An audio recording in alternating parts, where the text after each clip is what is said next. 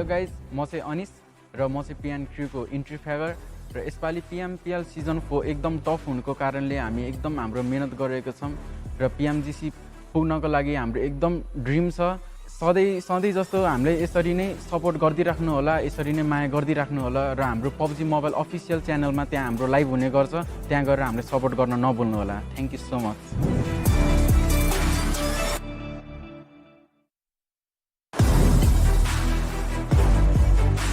Hello मेरो नाम विनय श्रेष्ठ अल्सो नोन एज र जोकर अनि अहिलेसम्मको हाम्रो PMPL को जर्नी एकदमै कठिन थियो अनि यसपालि धेरै नै टफ छ किन भन्दाखेरि सबै टिमहरूले आफ्नो बेस्ट दिइरहेका छन् अनि हामीले अरूबारे स्टडी पनि गरेका छौं र आफ्नो विकनेस पनि पत्ता लगाएका छौं त्यही भएर यसपालिको PMPL हाम्रो लागि अझै डिफरेन्ट हुन जान्छ हामीले PMPL सिजन 3 जित्न सकेनौं तर यसपालिको PMPL सिजन 4 मा हामीले आफ्नो अझै परफर्मेन्स बेटर दिन्छौं र जसले पनि हामीबाट धेरै एक्सपेक्टेशन्स अनि सपोर्ट गरिदिनु भएको छ उहाँलाई धेरै धेरै धन्यवाद आगामी दिनमा पनि एकदमै सपोर्ट गरिदिनु होला अनि यो लाइभ ब्रोडकास्ट हुन्छ PUBG मोबाइल अफिसियलको च्यानलमा त्यहाँ आउनुहोस् हामीलाई सपोर्ट गर्नुहोस् अनि माया सधैँ देखाइरहनुहोस् धन्यवाद नमस्ते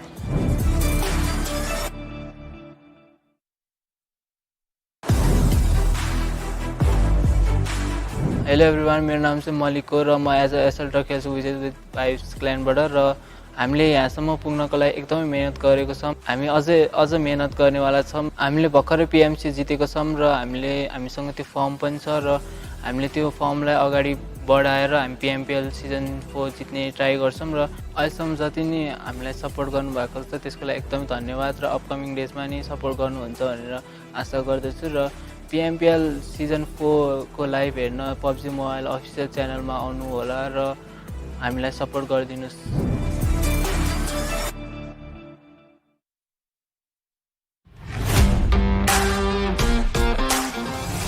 Business with vibes. This team has been playing against the odds the entire time and they have been beating the odds again and again. So it's going to be quite interesting to see what the team will be able to accomplish once they actually do start playing in the PMPL South Asia Season 4 because I expect quite a lot. I mean, the underdogs, the dark horses, no matter what you call them, they know how to bring the aggression and the action to the table.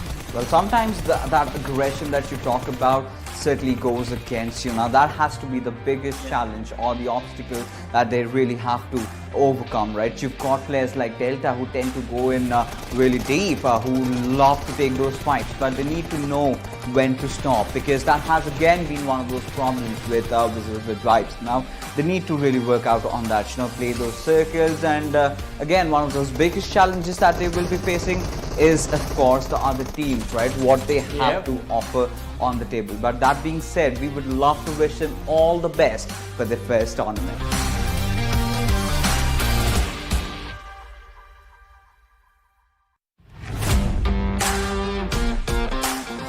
Team 7Cs. Yeah, I mean, of course, talking about surprises, we did see that massive roster swap. And this has to be one of those only teams that has a mixed roster. You've got Bangladeshi players, you've got Nepali players. The biggest issue here is the communication that they need to develop. And I think somewhere down the line, this all comes down to Smokey to OP, right? He's been really consistent.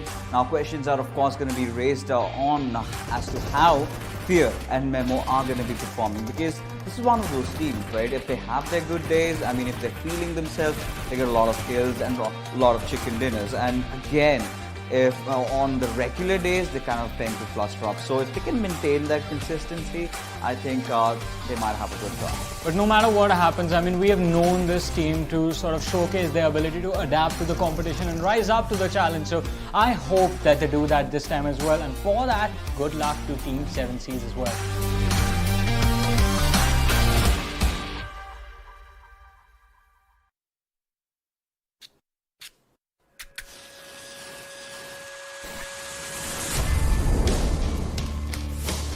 What is victory? Is it crossing the finish line? Is it beating your opponents in that final circle? Is it holding that trophy? No. It's when you defy your boundaries. Your first enemy is your inhibition.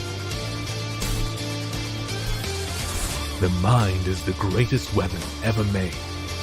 Use it to defeat your limits and push yourself to the real victory. This is your chance. Season 4 of the PUBG Mobile Pro League South Asia is here.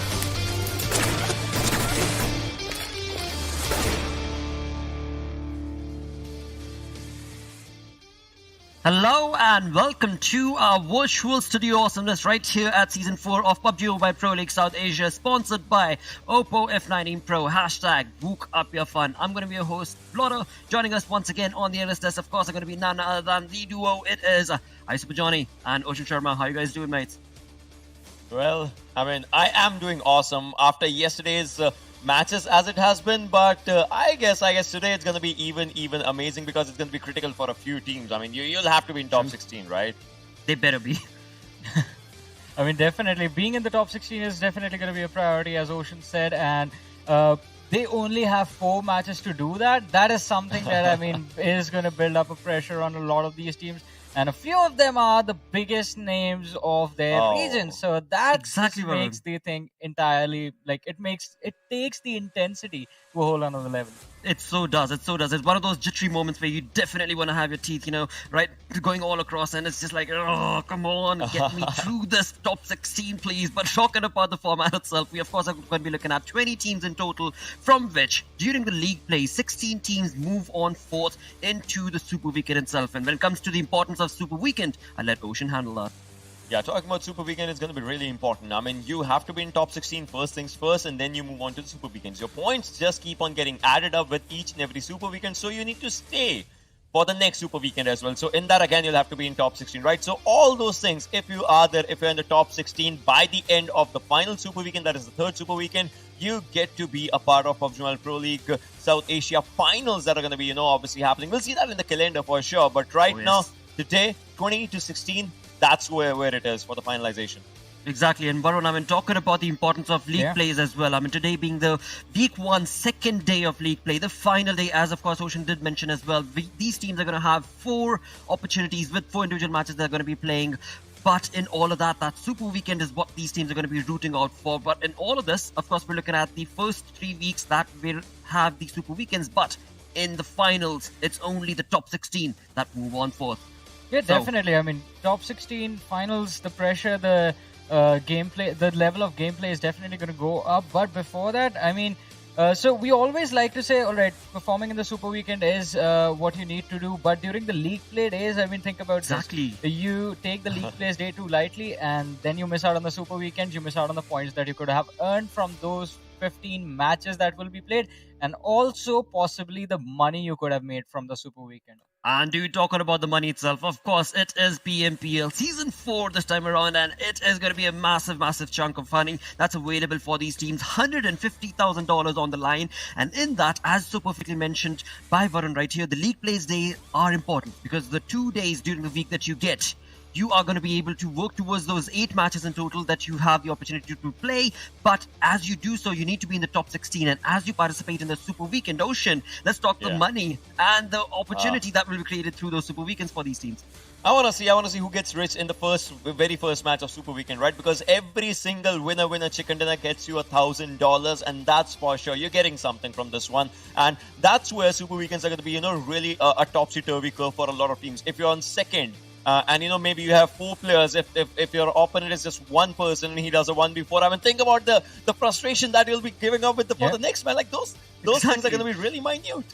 That is so true. But in all of that, of course, every single game that you participate in, you're working towards those points. Those points is the gateway that lead you down towards those Super Weekends itself. And in that, well, it is the kill point that's going to be so very crucial. Of course, with that, the chicken dinner winner team walks away with 15 points. But alongside all of that, as we just mentioned, we've got 20 teams in total who have been subdivided in 5 individual groups. And starting right off the bat, it is going to be the real soldiers joining us from Group A. And this team had a miraculous run, Ocean, yesterday with 2 chicken dinners.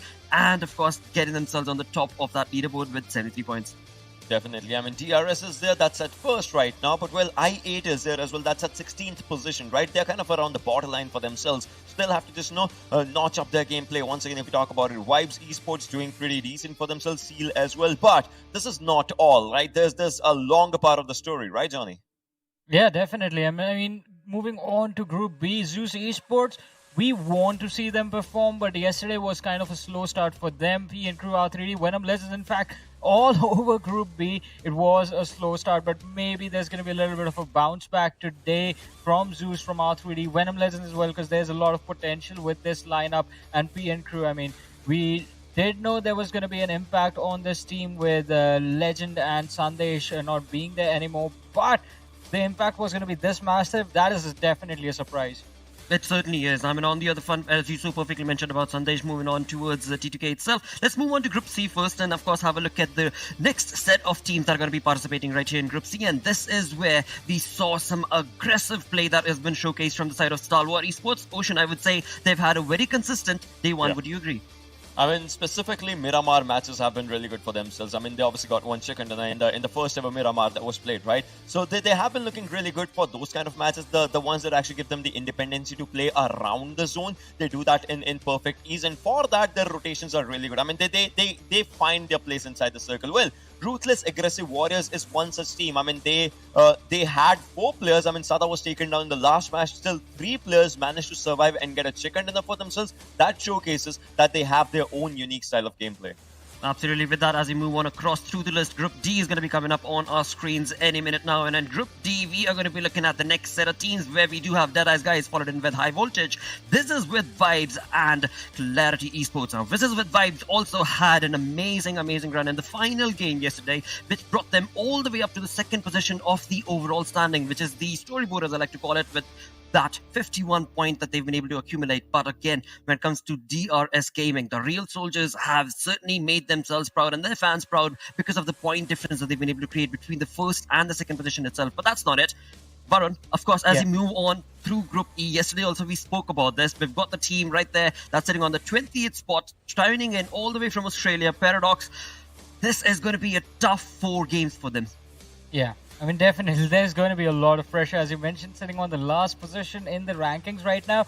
And all they need to do is be in the top 16. But hey, I mean, I believe in them, and I know their fans believe in them as well, Paradox. Let's see if they have gone back yesterday, went back to the drawing board and figured out exactly how they want to take on the challenge that's being put up upon them by the rest of the teams from this lobby. Along with them, another interesting team is definitely going to be Future Station as well, because yesterday we did see them play quite unlike themselves, right? Because we saw them go heavily for those placement points, and it is going to be quite interesting to see how they are going to come into the matches today. So true, mate. So true. Because again, I mean, Future Station, they've walked away with 31 placement points, 6 kill points itself. That has resulted in them finding themselves on the 8th spot. So looking pretty decent for now. Of course, that play style that they played yesterday worked out for them. But with that, let's move on to the overall ranking. As we are talking about points, we did discuss the real soldiers found themselves on the top of the leaderboard with 73 points. Look at that difference, Ocean, that they've created between themselves and the second, or rather all the teams in fact. I mean, an average of 18 points per match, that's just incredible, right? That's ludicrous, the way DRS has been just moving forward with the gameplay. Versus with Vibes, the last match was good, and right now, obviously, it is the league stage, so staying in top 16 is the main motive, and that's what they are doing with East Stalwart as well, T2K. But still, moving forward, that's where I would say trouble start up, Johnny.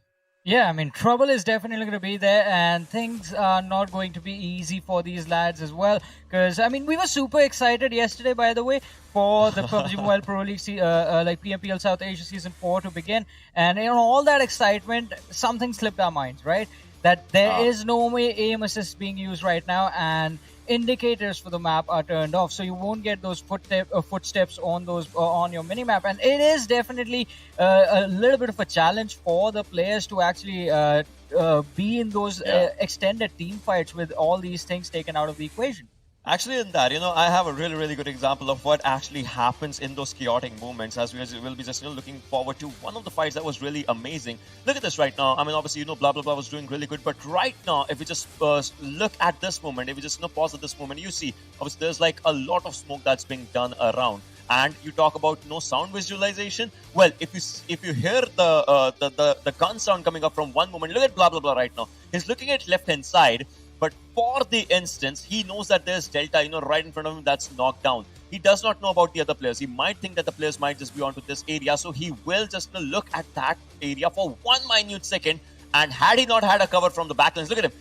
He looks on the right and then he looks at rules right now. And this was the most important part. No doubt, this lad is fighting, but he's getting cover from the backlines as well. And that is Vishal, where it just, matters a lot. I mean, rules would have taken blah, blah, blah down right now. Otherwise, had he not had a cover. And let's talk about aim assist as well right now. Had the aim assist been on, Delta would have been the first one to be finished down instead of his own teammate, because aim assist works on two things. First things first, the person with the lower amount of HP will be taking the damage first if both the players are pretty close to each other. Well, that did not happen because of aim assist being off. And I mean, that's the most minute detail, and that's what actually made blah blah blah survive in that one minute inch of a fight.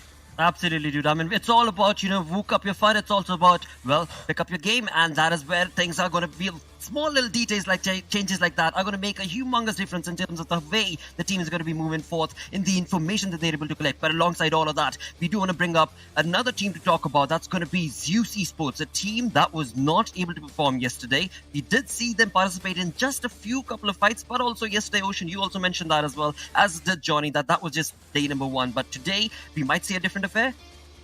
I mean, we would want to see a different affair from this team. I mean, IC is in the top fraggers, right? In the top 10 fraggers, if we just say. But the other lads, well, they'll have to step up the game, because if you remember last time's PMPL, obviously we're talking about Super Weekends and the finals, it was Joel, Godless, ABDE, like all of them were in top 10 players, right? So they were trying to mark up their impact. It's like they were trying to play a normal first day game. We know Zeus likes to just, get the information first from their opponents, and that is, the play style, the aggression and all, and then they bring up their own spark in the lobby. So maybe today, I would say we might just see a Zeus domination, maybe in 1 or 2 games. I mean, that's what they need for staying in the top 16, right? Or, Varun, there's a different question at hand. I mean, they're already finding themselves in the top 16, right? They have nothing more to discuss. They can just bring in that sort of a playstyle as well, stick it into the top 16, and then comes the Super Weekend. That's where it's going to be burst out damage all across from Zeus Esports, as we've seen. What do you think? I mean, I agree with that. It is Zeus Esports, so you never know what to expect from them. We know the lads are really good with their gunplay, but in the league play days, maybe they're just trying to collect a lot of demos for themselves and see exactly what the other teams are doing. And when we jump into the Super Weekend, Zeus is going to be like, yeah, we studied you guys in the last 2 days, so now it's our time to shine. And now you better beware. We are here, we're prepped, we're ready, we're going to be jumping into the action. But that's a different conversation for the Super Weekend. Right now, let's talk about the next 2 set of teams that I do want to bring up on our streets. That's going to be 7C Esports going against Venom Legends. These 2 teams also, Ocean, again, I mean, there's a lot of falling down, so to say, faltering down rather, from the performance of so many of these known teams. I mean, it's really, really bad for these teams in one way, and that is, look at the damage dealt versus damage received, Johnny. I mean, whenever we have had this conversation, it's like, your damage dealt should be higher than the damage you received, but looks like these teams have been on the receiving end more and more, and that's because, first thing, they picked up bad fights, and secondly, they were not, progressive around their rotations. I mean, we talked about it, right? 13 minutes, 14 minutes of survival time shows only one thing, and that is you might be having 1 or 2 players surviving till the end of the game, but hey, you're 1 player versus the entire squad. It's most of the times, the numbers game is in the hands of the other squad that takes you down. So you are not getting the actual result that you want. I mean, along with that, if I can add one thing, I mean, 7C, the reason for their weird sort of plays and weird team fights that we are seeing, I mean, one major reason is the communication issue that is going to be there with the team, because I mean, we know from the starting of the roster, it is going to be a different set of players from different regions coming together, and that is the unique point of 7Cs. But they do have some very experienced lads on their side, so I believe they're going to take some time to fix their communication issues, but after that is done, 7Cs, they're going to be back to their old ways, and they're going to be charging to the top. Most certainly will be, but along with that, well, roster changes as you bring up, right? Roster changes is where I do want to bring up the conversation for the next 2 teams, where we do have I8 going up against the performance that was showcased from R3D Esports. Varun. Yeah, I mean, for I8, I said this yesterday as well, they're just taking too many fights when there's no need for them to do it. Every single game they played yesterday, we saw them like they were trying to take those fights earlier on in those on those edges of the circle when they had the option to just disengage, get into a better position, make it to the late game stages. We know these guys, they're really good with their gunplay as well. I8, again, a lot of aggression, and they know how to get those kill points, but surviving to the late game stages is definitely going to be a priority for them.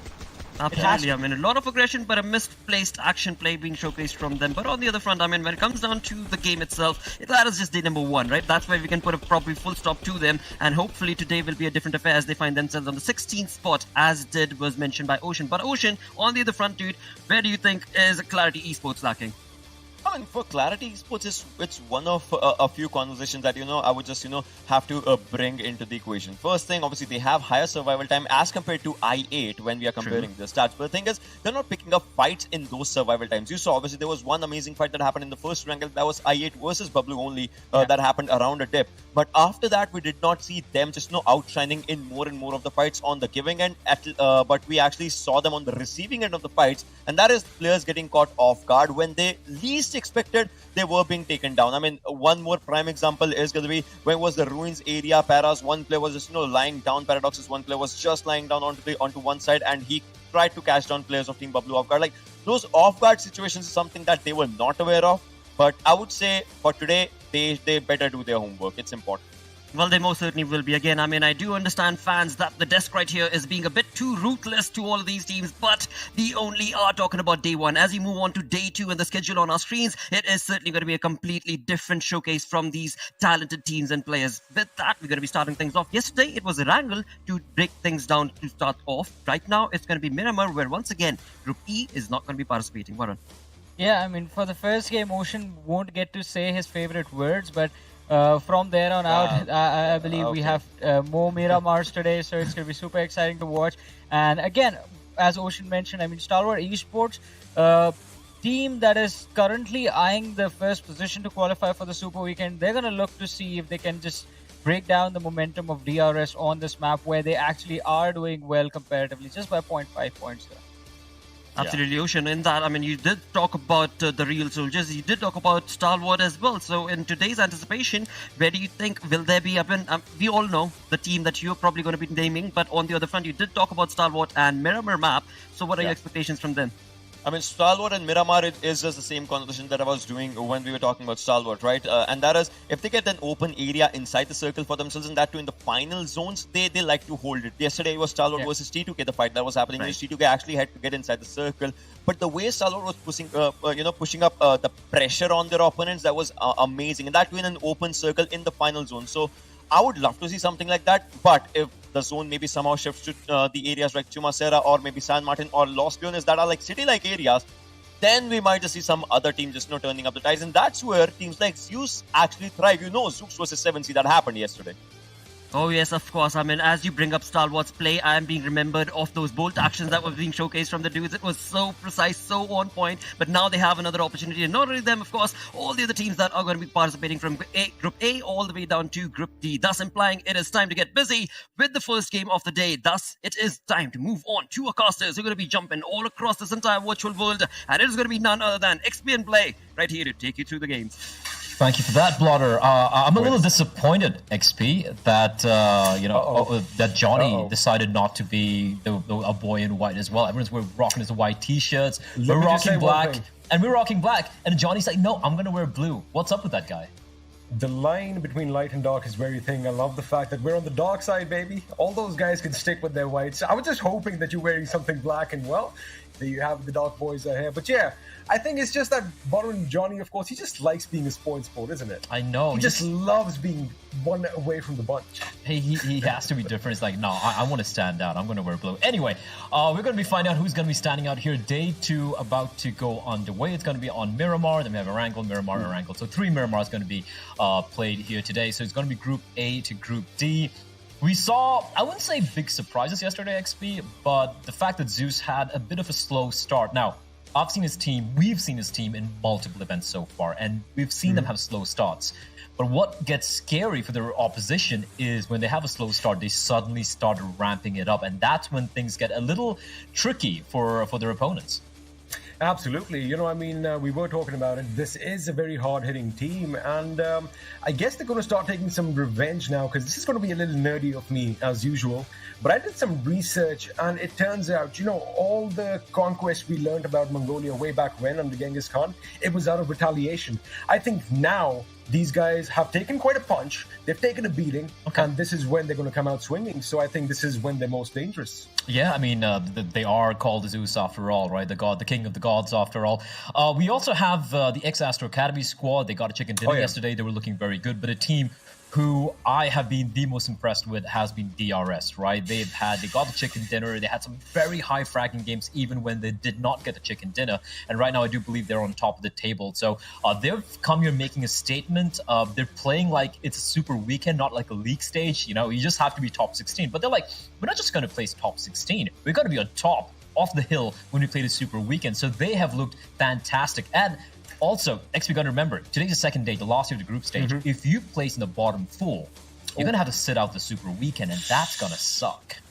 I think what hurts a bit more is just watching everyone, you know, racking up those points, and you're just looking, making notes. I mean, I hope people do make notes, you know, when they are sitting out.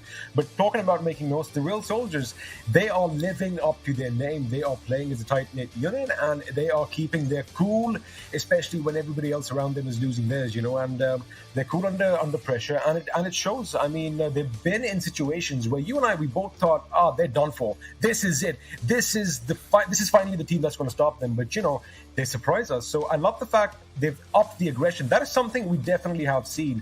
And I guess kudos to the Mongolian teams for, you know, letting everybody know that it's okay to be a bit more aggressive and go for those kills because, well, it makes everything so much better in this world of PUBG. Absolutely. I feel like DR's aggression coming in has been a complete game changer for me as well. I do believe we have everyone in the server, in the lobby. They're going to find the other on into the map anytime right now. But a couple of other teams we do want to touch upon. Usual suspects have High Voltage, again, known names, right? They have been comparatively a little quiet.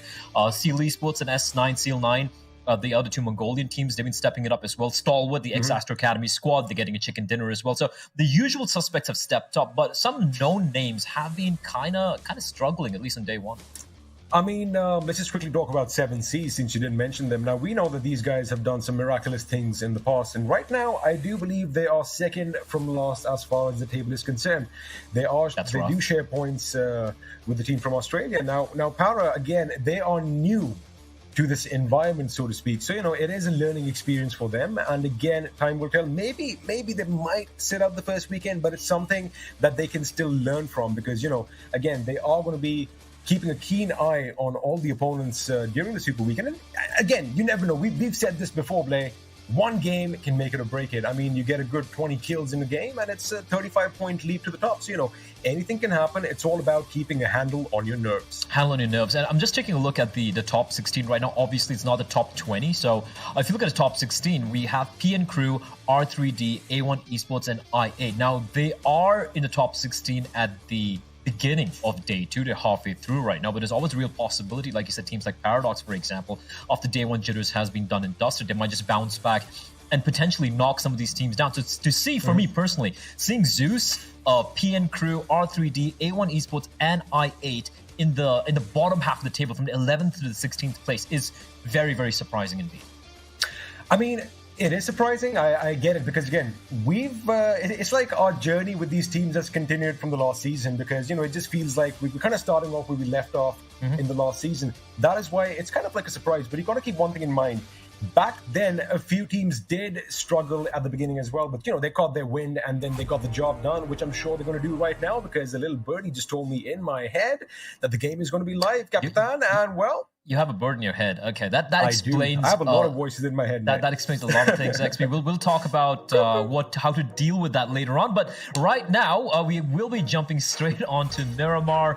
It's going to be starting all the way down south, unless I'm very much mistaken. Yeah, it is going to be down south. It's going to be starting from the Prison Island and basically just going up straight north towards Torre Ahumada. Taking a look at the overall rankings, as I stated just a while back, XP, DRS, well ahead of everyone. We have Wizzies with Vibes looking fantastic. Stalwart, the Mongolian team as well. T2K, Seal.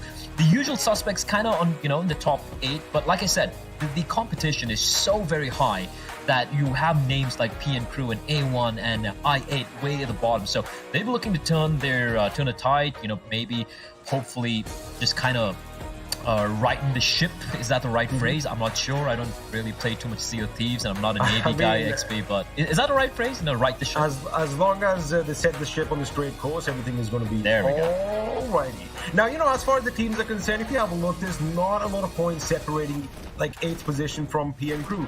Of course, 17 points does seem like quite a bit, but again, it's doable in one game or two at max. So, again, I guess we're going to give them a little benefit of the doubt that it is day 2, so things are going to be a little slow, but at least one thing is for certain. The action is going to be never ending, as of course the first circle is going to form. Blay, what do you think it's going to be?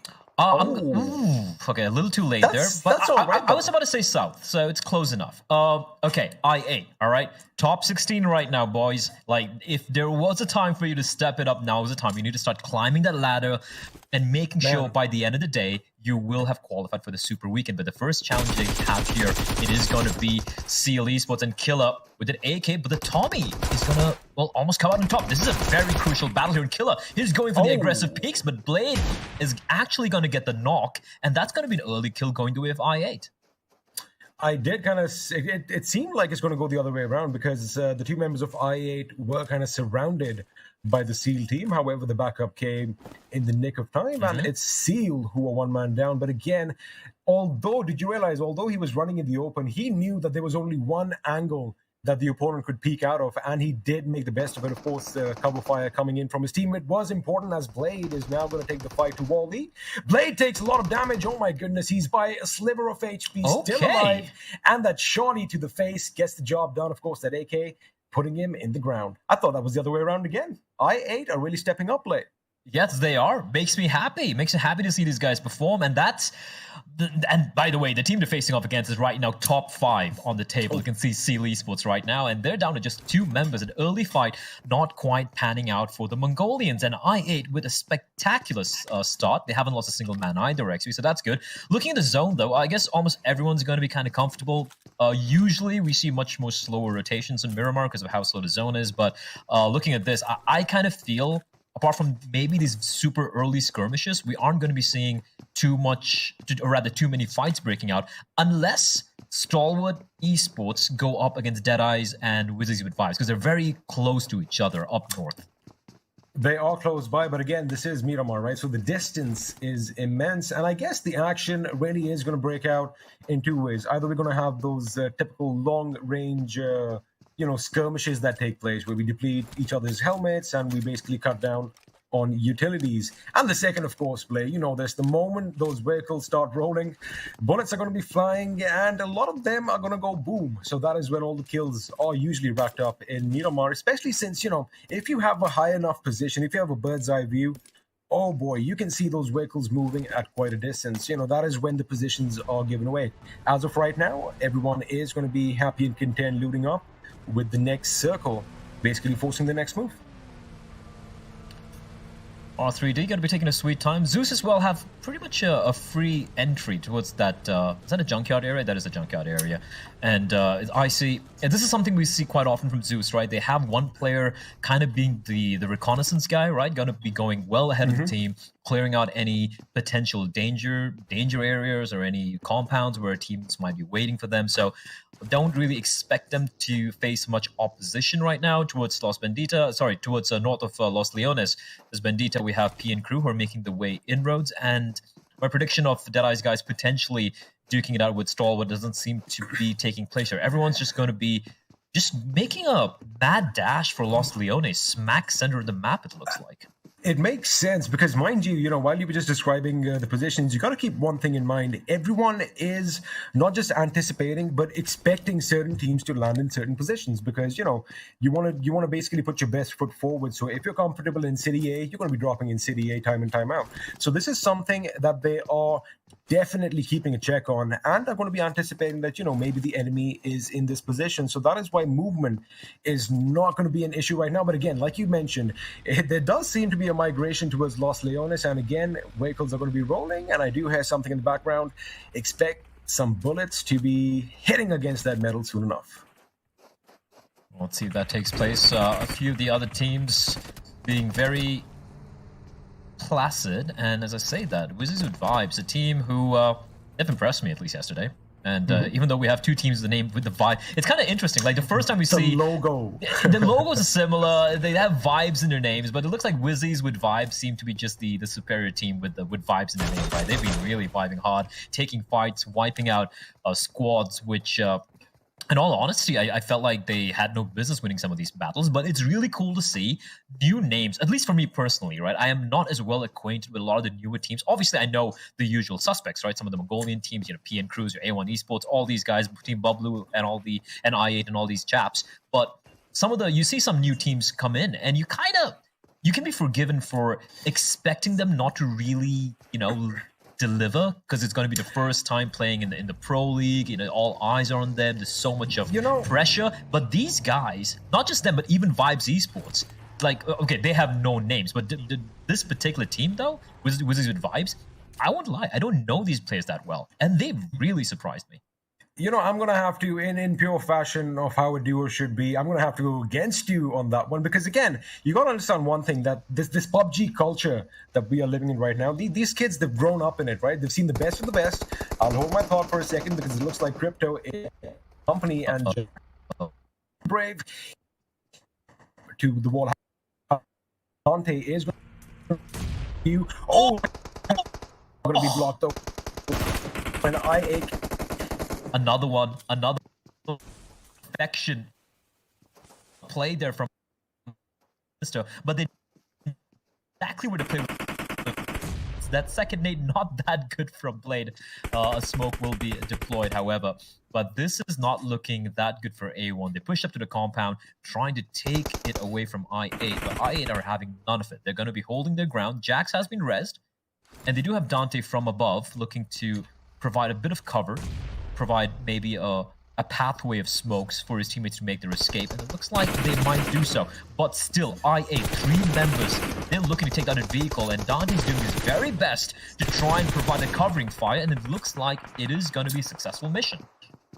They do make it to safety after all, and elsewhere, a man after my own heart, PN Crew, took a sniper shot at Godless and got him with an M24 headshot. I just had to put that out there. Finally, some sniping action for me, as Blade is going to be taken apart from distance, and it's going to be Sinister Scarrel that does all the talking. Now, A1 Esports, Blade, they have kind of regrouped in this building, so we're basically back to even Stevens. It's a stalemate once again, and now it's going to be a war of attrition. And there you have it.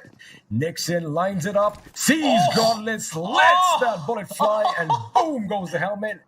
That's beautiful. That's a pixel shot. That's the tiny pixel shot. Even with the X-ray on, I could barely see his head.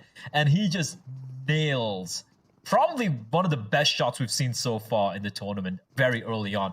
The zone will be closing in. Now, you got to bear in mind, though, I8, we have 3 members there. Where's the 4th? You look at the map, you can see him somewhere a little bit outside. He has eyes. He's in a vehicle as well.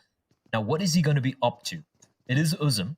And he seems to be grouping up with his teammates, which is interesting. I feel like his position, since it was unknown to A1, he could have provided extra information to his teammates. I disagree, because right now there's a plethora of teams heading towards Los Leones, so he doesn't want to be caught out in the opening. There you have it. I mean, A1 could get a few shots on him, but there are multitudes of teams coming in. So I think maybe not the same building. They might want to set up a crossfire, and oh my goodness, would you have a look at that? It is Sniper's Paradise, ladies and gentlemen, as an AWM is going to be dropping in a field all by its lonesome with no one once again to pick it up. I mean, that's just how it goes, right? I think that's the law. If an AWM drops, no one picks it up, right? Am I getting it confused, Play? I don't know. It's just sad. We do have Venom Legends who are right now languishing kind of the bottom half, but right now this is a good position. Yeah, they're not in a good position on the table, but they are in a good position on the map, and they have eyes on Zeus. If you can quickly bring up the minimap real quickly here for a second, production. There we go. So this is something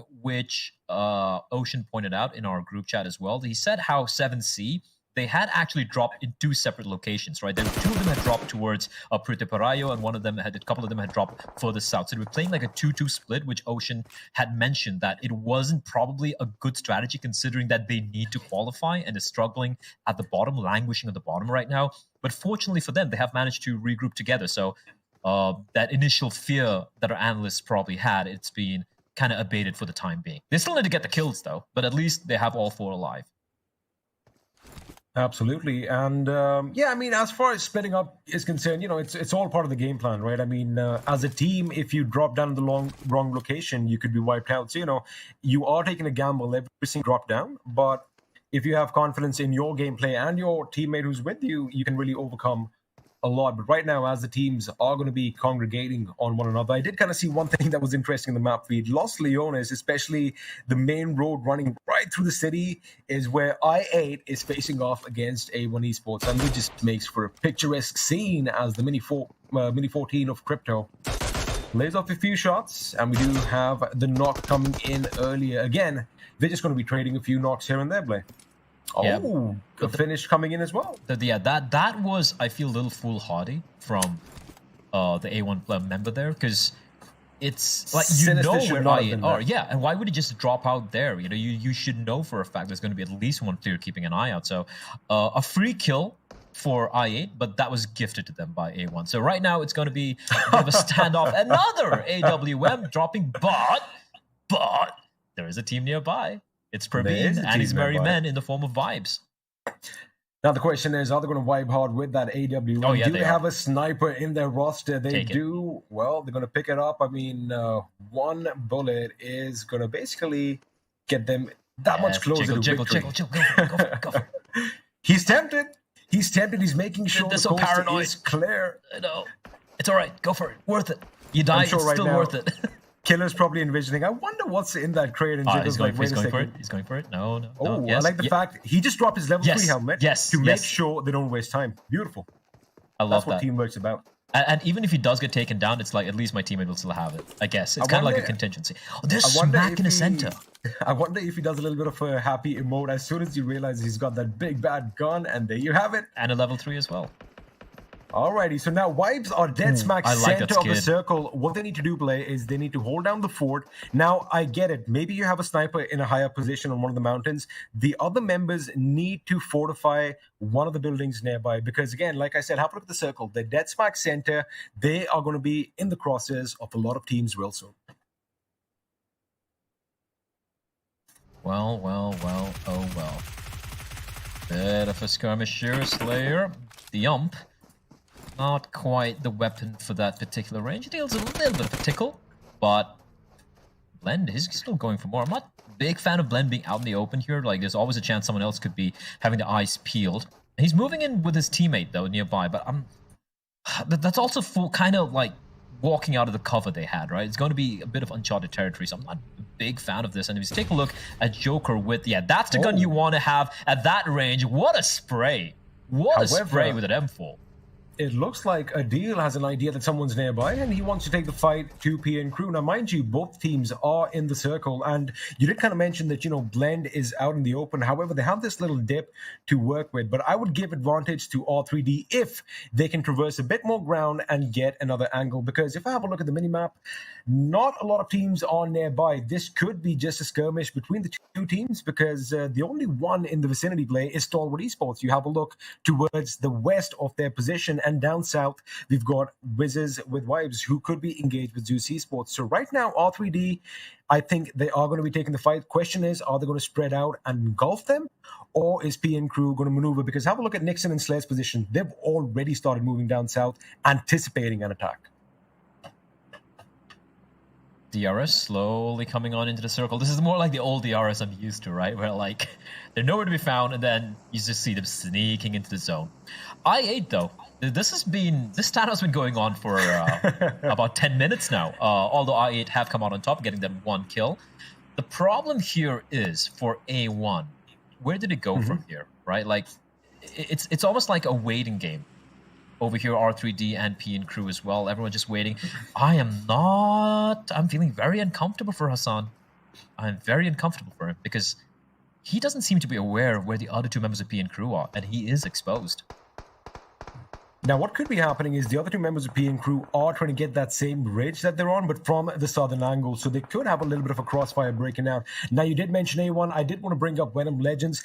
They could have been a little bit of a thorn in the side of I8. However, have a look at that. They've stopped just a little bit short, right at the edge of the circle. Ooh. And lo and behold, Blay, the next circle is going to favor their position as well. So again, this stalemate shall continue. Look at 7C. Look at 7C. They're going to brave the blue, but that means Fear, I believe. I'm not sure if he got shot or if he got taken down by the blue. I'm assuming he just got shot there, but things aren't looking that good for 7C right now. Meanwhile, Blend will be taken down. The PN Crew losing a member in a vehicle, and they need to make up their mind. They need to regroup ASAP because they're playing a very dangerous game, and considering how low they are on the table, they're a team who needs to try and play for the placement points and ensure they get top 16 by the end of the day, or else things are going to be pretty rough. Vibes are still vibing hard, XP. They are not smack center of the circle, but in a very comfortable spot. But looking at the plays, and we can just bring it up real quickly. We can just take a look at the map.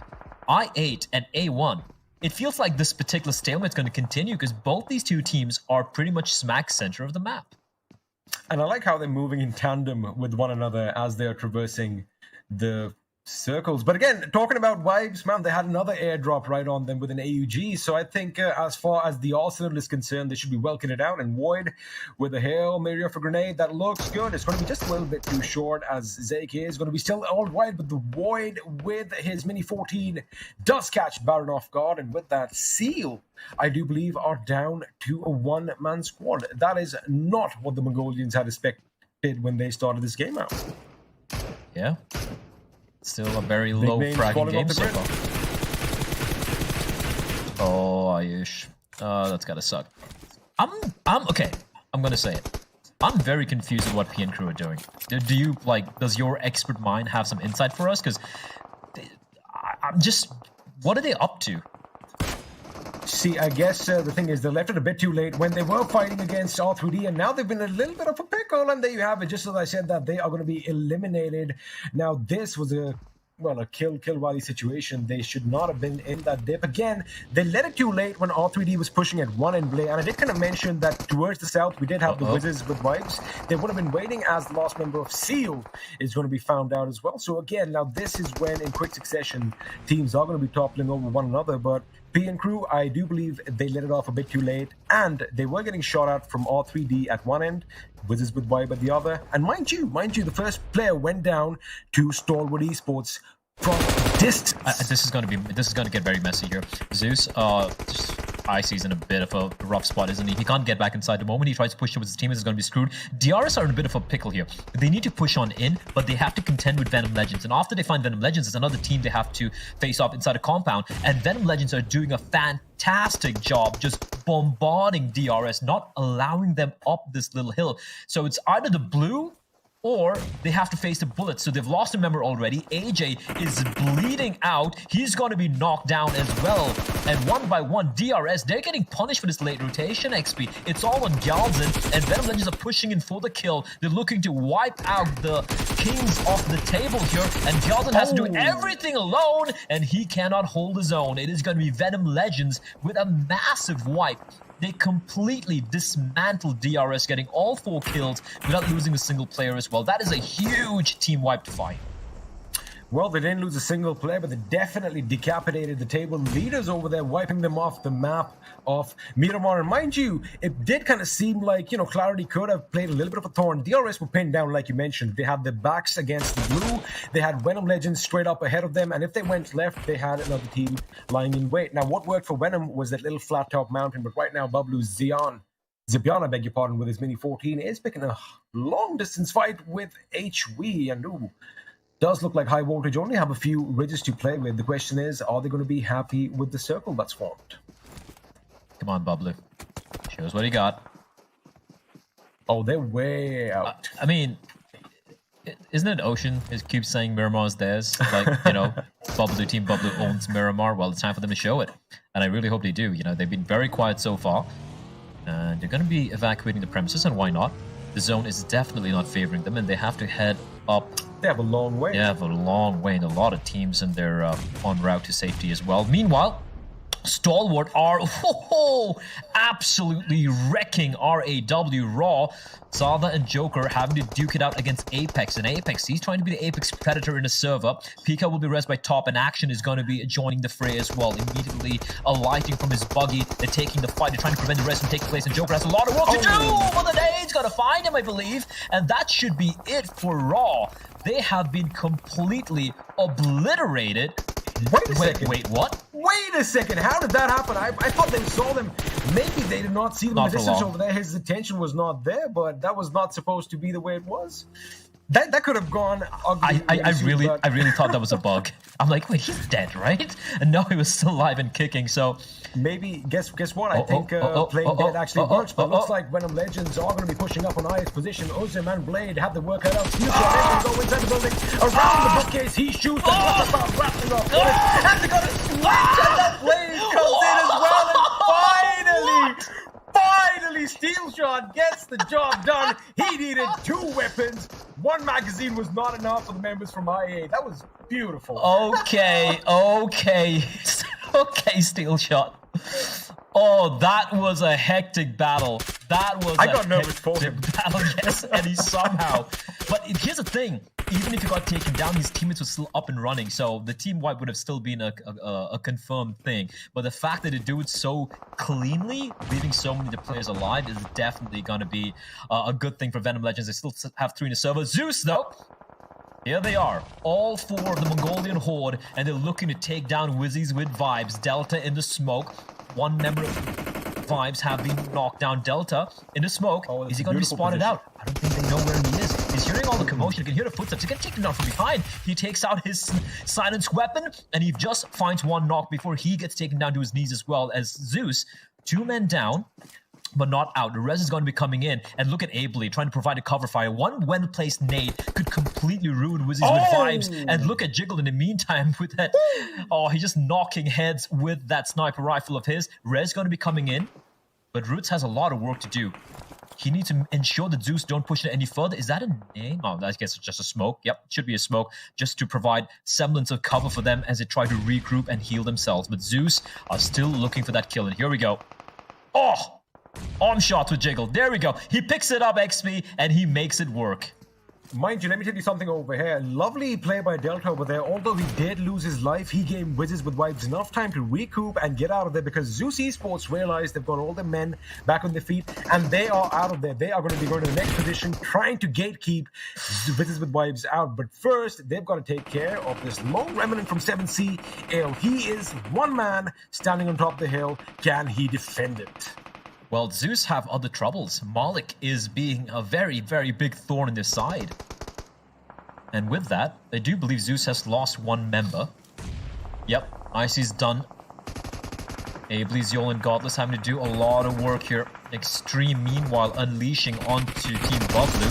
And Bublu having to take the fight, and it's going to be Zibian who's going to get the knock and the elimination. Venom Legends will bid us adieu, but what a game they had here, XP. 10 points, and they will be reasonably happy with the performance here.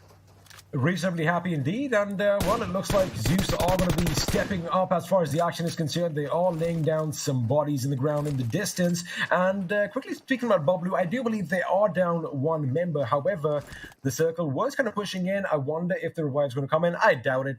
3-man squad at this moment is still going to be alive, because we've got 6 teams in contention for the first chicken dinner. 14 players still alive, and ABDE, I thought he almost had an angle up top, because if he looks down below, he might just spot Malik and Rules surviving by a thread. Malik is already down on his knees. There is no way he's getting back up, and Rules does spot the enemy up top, but it's not going to be enough, as 2 weapons were trained on him, and with that, I do believe another team bites the dust.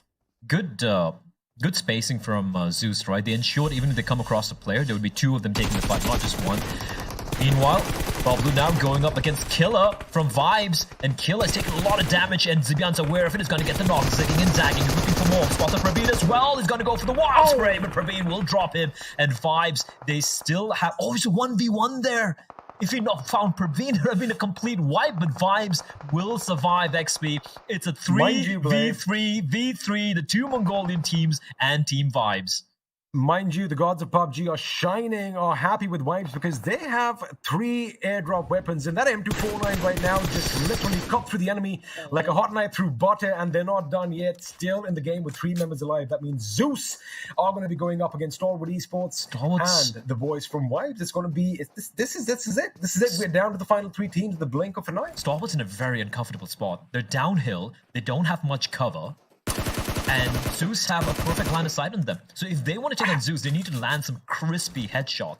However, Zeus are going to have to contend with Vibes before they can take the fight with Stalwart. So Stalwart can actually capitalize on this and be a little parasitic. Yeah, they could indeed. They could try and sneak on in. But Zeus can be very cognizant of that fact as well. They have control of not just the hill, but the zone as well. Half the zone is in control with Zeus Esports right now, and they have the cover of that ridge. So if Vibes want to go and try and flank from the left-hand side of where we see, it could be perfect for them. But look at Zeus. They got the one knock, and are immediately going to be unleashing a barrage of nades on towards Vibes, hoping to find another knock or maybe at least confirm the kill.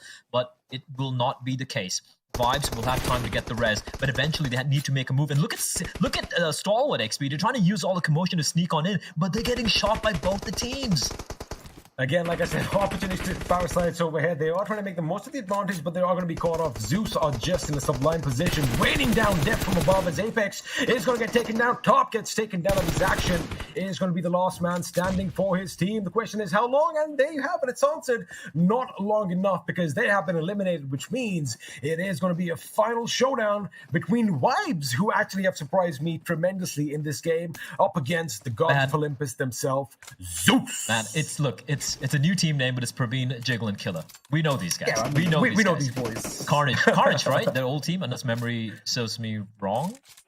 I do not want to be incorrect. I do believe it's Carnage Esports. I could be completely wrong, but I really believe it is. And yeah, I've seen these guys clutch time and time again, so we'll never count them out. I've seen Jiggle do his thing. Jiggle especially. Jiggle is a clutch god. The guy is his sheer game sense and how to approach a situation is fantastic. But now this is not about game sense. You're going up against goddamn Zeus, and they're on a mountain.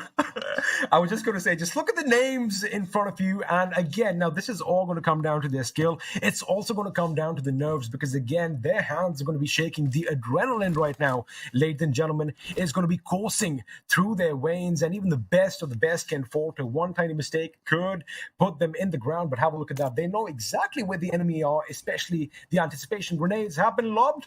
Question is that a good trajectory? Because if you have a look at Zeus's point of view play, they don't have a lot of cover. They have that one little tip where ABDE is currently behind. However, Godless in a good position, but that slope could be a bit problematic. As far as Vibes, they have the higher ground, and well, that little extra box for cover never helps. Never does not help, does it? It doesn't, but this is the problem. Zeus still have the zone, right? So Vibes need to move on in, and they've deployed a few smokes to try and obscure the vision of Zeus. ABDE. He's in small. Oh, look at Joel pushing in from the side. Don't be expecting this. He's got a silence UMP as well. In the meantime, ABDE changing the fight with Praveen. He's going to get the knock. No, he's not. He's going to get knocked down. But then Godless has a lot of work to do. Joel will be finished off. And somehow, wait a second, they managed to knock down the gods from the heavens.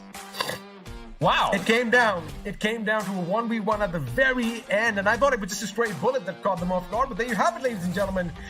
Winner chicken dinner is going to go the Vibes way.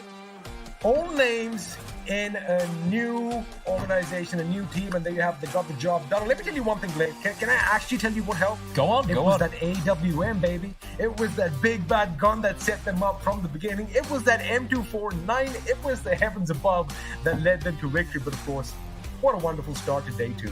I love it. Yeah, what a start. And it looked like Zeus had it right. They had like, I think 10 kills and like 11 kills in total. And you're like, all right, here we go. It's the Mongolian boys coming on top. But no, Vibes, they defy the odds. It's a 3v3. And instead of waiting, I think the biggest mistake a lot of teams make against something against Zeus is you wait for them to go for the push. And you try and hold your ground. But you just get swamped and overrun just with the sheer firepower Zeus possesses. Here, they took the fight to Zeus and they come out on top. It did come down to 1v1, but what a play. We're going to be going to a very quick break, ladies and gentlemen, and then of course we have the desk to break down that fantastic map of Miramar.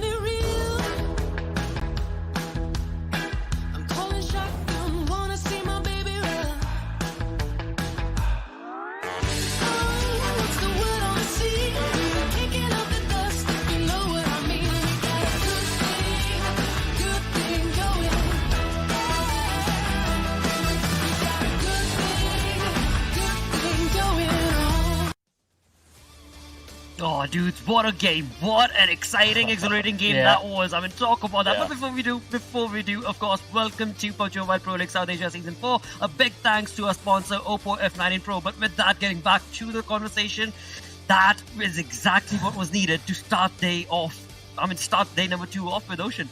I mean, exactly. When we saw the early fights that were happening, not exactly fights, but around Los Leones with I8, A1 Esports, it was kind of a skirmish happening, and the circle started moving around that direction. That just helped these players, Johnny. Exactly. I mean, there was a lot of things, as you mentioned, along with the circle that was there to help these lads out. But hey, let's not forget, Zeus is back in action. I mean, slowly and steadily, the boys are bringing themselves back into the lobby, into the rankings, and well, the MVP of this game, it is going to be Zol from Zeus Esports. 4 kills secured.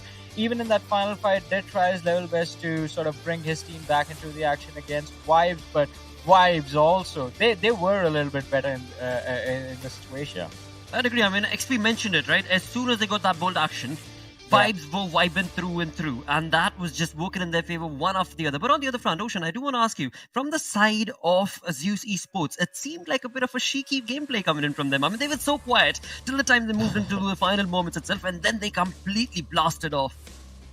I mean, even in the final moment, I mean, there was Stalwart, there was, Clarity Bubbler, there was Vibes, and there was Zeus, right? These 4 teams were surviving. But for Zeus, I would say, especially Zeol, one thing that he thought will work out in his favor was, the minute rotation that he was doing with that ump in his hands, moving around to the backlines of his opponents. Yeah, he did try to go that way, but he was caught off by his opponent, right? They did see him coming. They might not have expected him, but when they saw him, they took him down as the first potential target. But not him, just Godless. I mean, the lad, the major thing that went wrong for Godless is he did not have a helmet. His vest was completely damaged in the final fight where it mattered the most. It absolutely did. But talking about the plays itself that was created right here, this has been a phenomenal change of strategy altogether coming in from the side of Zeus Esports, because they have started up. But on the other front, Stalwart, top 2A. Dude walked away with 0 kills, but 956 damage. Now that, it's debatable, Ocean. A good game, a bad fight, what?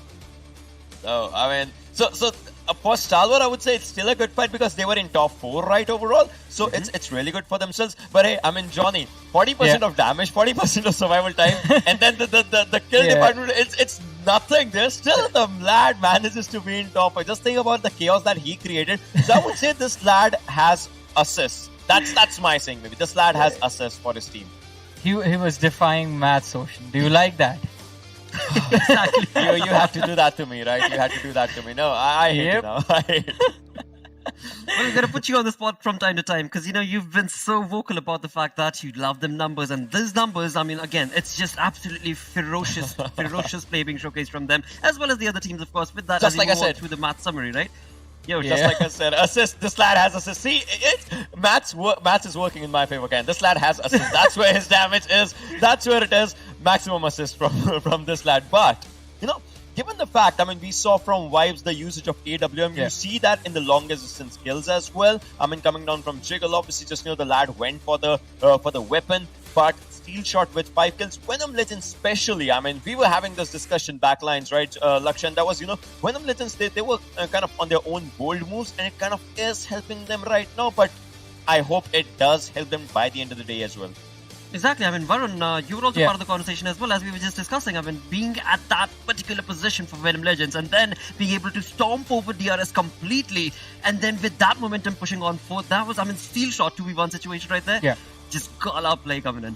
I mean, it was definitely a play that was quite required from Venom Legends, but they need to be consistent with this sort of performance, because this is what I wanted to talk about. Even though they got all those kills in the early stages of the game, I mean, had they survived a little bit longer, they could have walked away with a lot more points. 11 points coming in, it is definitely going to be a boost on the overall leaderboard, but still, we need them to do this at least 2 more times, and then they're good to go for the Super Weekend. They most certainly are. On the other front, Ocean, another team that we were mentioning about was the side of course, Zeus Esports and their rotation. I mean, 7C, I would just go for the zone for sure in a while to just discuss about their rotations because they had so many bold moves right from the start. They dropped, like 2 players dropped in Puerto Palacio. Meanwhile, 2 players dropped right next to DRS, and Seal was moving from those lines as well. Just think about it, 2 players versus maybe 8 players. If anyone would have spotted them, it would have taken those 2 players out. Well, they did not get the placement point. They did not get the kill points because of that they were not taking fights, and they were away from the zone. That's where the chaos is, right? They were away from the zone for the maximum amount of time, so it kind of changed a lot of things. But A1 Esports and I8, one team did get pretty good numbers for themselves in the kill department, whilst the other kind of suffered around the areas of lost learners. Yeah, Exactly. I mean, it was required as well. Sorry for I8. Yeah, I was about to say that as well. I mean, it's I8. Them getting kills is not unusual, right? I mean, they love that's those their numbers, thing. Yeah. But we need them to start picking up those placement points, because that is the thing that's lacking for the side of I8. And also, I have a question for both of you. What's going on with PN Crew? I mean, I was exactly going to talk about that. You remember PN Crew? It was a team that used to clutch around in Miramar, right? But I would say few bad decisions. That is just one game of it. It might not happen again. It won't happen again. That's my thinking. And now, if that's your thinking, mate, it is time for you to take on the show through with the zone analysis. Well, because there were so many teams making some crazy rotations in this game. Yeah, in this one, let's just keep it here. Let's just pause it here right now. All of a sudden, let's just not move forward. And for my thing, it's going to be, look at where DRS is right now, right? And look at where 7Cs. This is what I was saying, right? 2 players were just here previously. They started moving towards their own teammates, and they were met by Seals players. Now, first things first. You see the circle, right? DRS starts moving, and their movement is so unusual that they actually come down to this side. But as soon as they actually come down to this side, the zone shrinks and the zone is around this area, so they'll have to move again, and they move from the backlines. So for actually Venom Legends and DRS, they were never able to hold the zone, as we'll see in the upcoming circles. You'll see where the team is. Right now, yeah, they have the circle for themselves. They have the rotations for themselves. This is the standard shift. In these kind of circles, it's Raw and R3D that were kind of just struggling. But look at now, at this moment, look at where DRS is. And look at where, from where they'll have to move. Like, these southern teams had so much on their minds whilst they were rotating to actually get inside the circle. For DRS right now, because we know the circle, right? For them, the best zone is this. But they decide to actually change the pace. They rotate from the entirety and they move here. But let's move on to the next circle to see, what happens as soon as they actually just try to go for that. Same goes for 7C as well. As soon as we see the next circle coming up, the zone kind of just throws them another curveball. As right now, DRS is still, just trying to get inside the circle. They are in the zone, but they're not in the entirety of the fight. And this is where, Vibes had the best area for themselves. They had a ridge. They had this minute range for themselves. They had the fights for themselves. But now, moving forward, in the next zone, we'll see a lot of changes happening around DRS again, as they are again thrown outside the circle.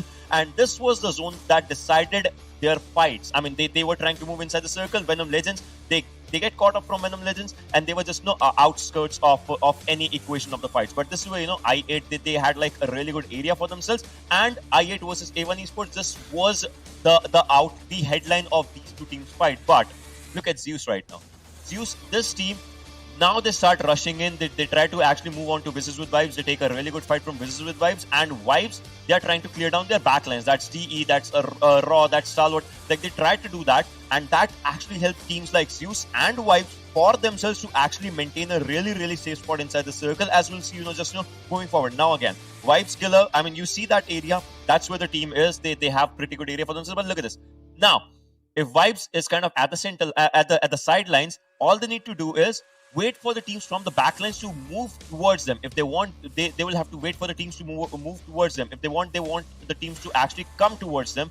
And that's why they kind of had every fight just, gifted them. And they did not have to worry about the fights to just, happen. It was happening around them. So, yeah. Absolutely. And that worked out perfectly and gracefully for them, of course, because that has resulted. I mean, again, Johnny, so talking about that final fight itself as well, right? That final fight was so chaotic between Zeus and Vibe itself. That completely threw me in a loop, because it almost felt as if Zeus were looking very much in control, the way that they had created the flank and pushing on across. But I believe, as XP did mention, it was a 1v1 situation, right? Yeah, I mean, over there it was a 1v1, that's what it came down to. But talking about that final fight, we're all forgetting there was a third team over there as well that we all feel bad for. It was Stalwart Esports. But they were a major reason that Zeus, Ocean mentioned out that Zeus, they had their armors damaged, Godless in particular, who is a key player and a frontliner for his team. So while Vibes was on the back lines and they had finished off another player down in a 1v1 clutch, Zeus and Stalwart are actually going at it, and that extended fight took a lot from Zeus Esports before that final situation against Vibes. Just to sorry, stop you right there. As we're talking about all of this, it is getting me that much more exhilarated about that final fight. Let's, of course, cue in the Oppo F19 Pro moments that are going to be taking us through not only that fight, but to start things off, I8 Ocean. Oh well, they are just hopping up on those chaotic gameplays that we know them. But this one from Nishanoman, this was so clean of a shot, and this was a blunder mistake, right? You would not want to drop down onto the sidelines where you know your opponents are watching you. They are watching each and every move that you make, and that kind of just helped I8 once again. But this is Miramar. This is those long range extensive fights. If we come down to DMRs, if we come down to close range, just like Pixis told yesterday, right? That's where you know. Weapons like UMP and all are going to be really handy, because aim assist off, you kind of just don't need these kind of weapons. And look at this, they were delivering results with these weapons. Now again, watching these clips, you realize how important those indicators were. You continuously see players getting caught off guard just because of the sound cues that are coming from every single direction, and you don't have an exact idea of where your opponents are going to be. As you mentioned, players jumping out of the window, the vehicles that were being parked on the backlines, and this is where we saw the players from the side of I8 getting taken down, and Steel Shot just putting up an amazing display of what he was made of. If you actually look at the kill feed, right, it was not Steel Shot as a whole. It was Frypan who was just behind the lad, and Steel Shot just had 9 bullets, and his aim actually kind of shaped down to the last moment. But Frypan was the one who actually did the maximum amount of damage from the backlines, and he was the main reason. Steel Shot as well survived, and that was just so close of a fight. Just think about it. That was close. That was things are going to be different. What Yeah, and that was unbelievably close, but that resulted in, of course, moving away. I get it, caught off guard by the players of I8 as soon as the game started, and were starting. They were picked off one by one. Down a little bit, but hopefully, as the games progress on, things are going to be different. Yeah, and we have 5 teams with no kills to their name. R3D Esports, I get it, caught off guard by the players of I8 as soon as the game started, and were starting. They were picked off one by one. But 7C Esports, the recovery that we are expecting, I hope it happens today. Otherwise, the team is definitely going to be in a lot of trouble. And not just today, but in the next match itself. Because again, most of these teams will just have 3 more matches left. Absolutely. All of them. And that's going to be crucial. That's going to be so very crucial for them to be able to capitalize on that opportunity. With that, let's move on to the storyboard. The storyboard is going to be dictating what these 20 teams are looking like when it comes down to the overall ranking. And that, of course, still does indicate that the Real Soldiers lead is working out for them. But hopefully, it does not far away the gameplay does not go far away from them, Ocean. Yeah, that's the thing, right? DRS, now this bad game kind of just took them down to one place, and that is, they had a comfortable lead when the day started, but now 74-66. Stalwart, they can just climb up. Vibes, they can climb up. Wizards with Vibes, they can climb up. Like, top 4 is kind of a close affair right now. Yeah. One good game for one team will actually just shoot them up at a really good pace. And Zeus, well, they are in the top 5. Well, talk about climbing, Varun. Zeus, just that one good game on the 7th, they could very well climb all the way to the top. And it's, sure, they can actually try and take up a competition against DRS right now, but, this is just the time to qualify. You will have to display your gun skills in the Super Weekend. But talking about climbing, Bublu, Clarity, and Venom Legends, look at them moving up the leaderboard, sitting on the 30th position. That is Team Bublu, and Venom Legends moving up to the 15th. Now, the pressure is definitely going to be on Paradox, A1 Esports, 7C, and I8. Again, they need one good game. One game with a top 3 finish and at least 6 to 7 kills, and you will be able to, barely clinch a spot in the top 16 and also the Super Weekend. Well, most certainly. And for that, of course, let's not wait on any ceremony. Let's move on along with the perfect schedule that's been set up. We've got 5 games going to be taking place. 1 is taken care of. Let's move on to the next one, where they actually are in Erangel. But this time around, Group E is going to be tuning in, and Group D is going to have to sit out, Ocean.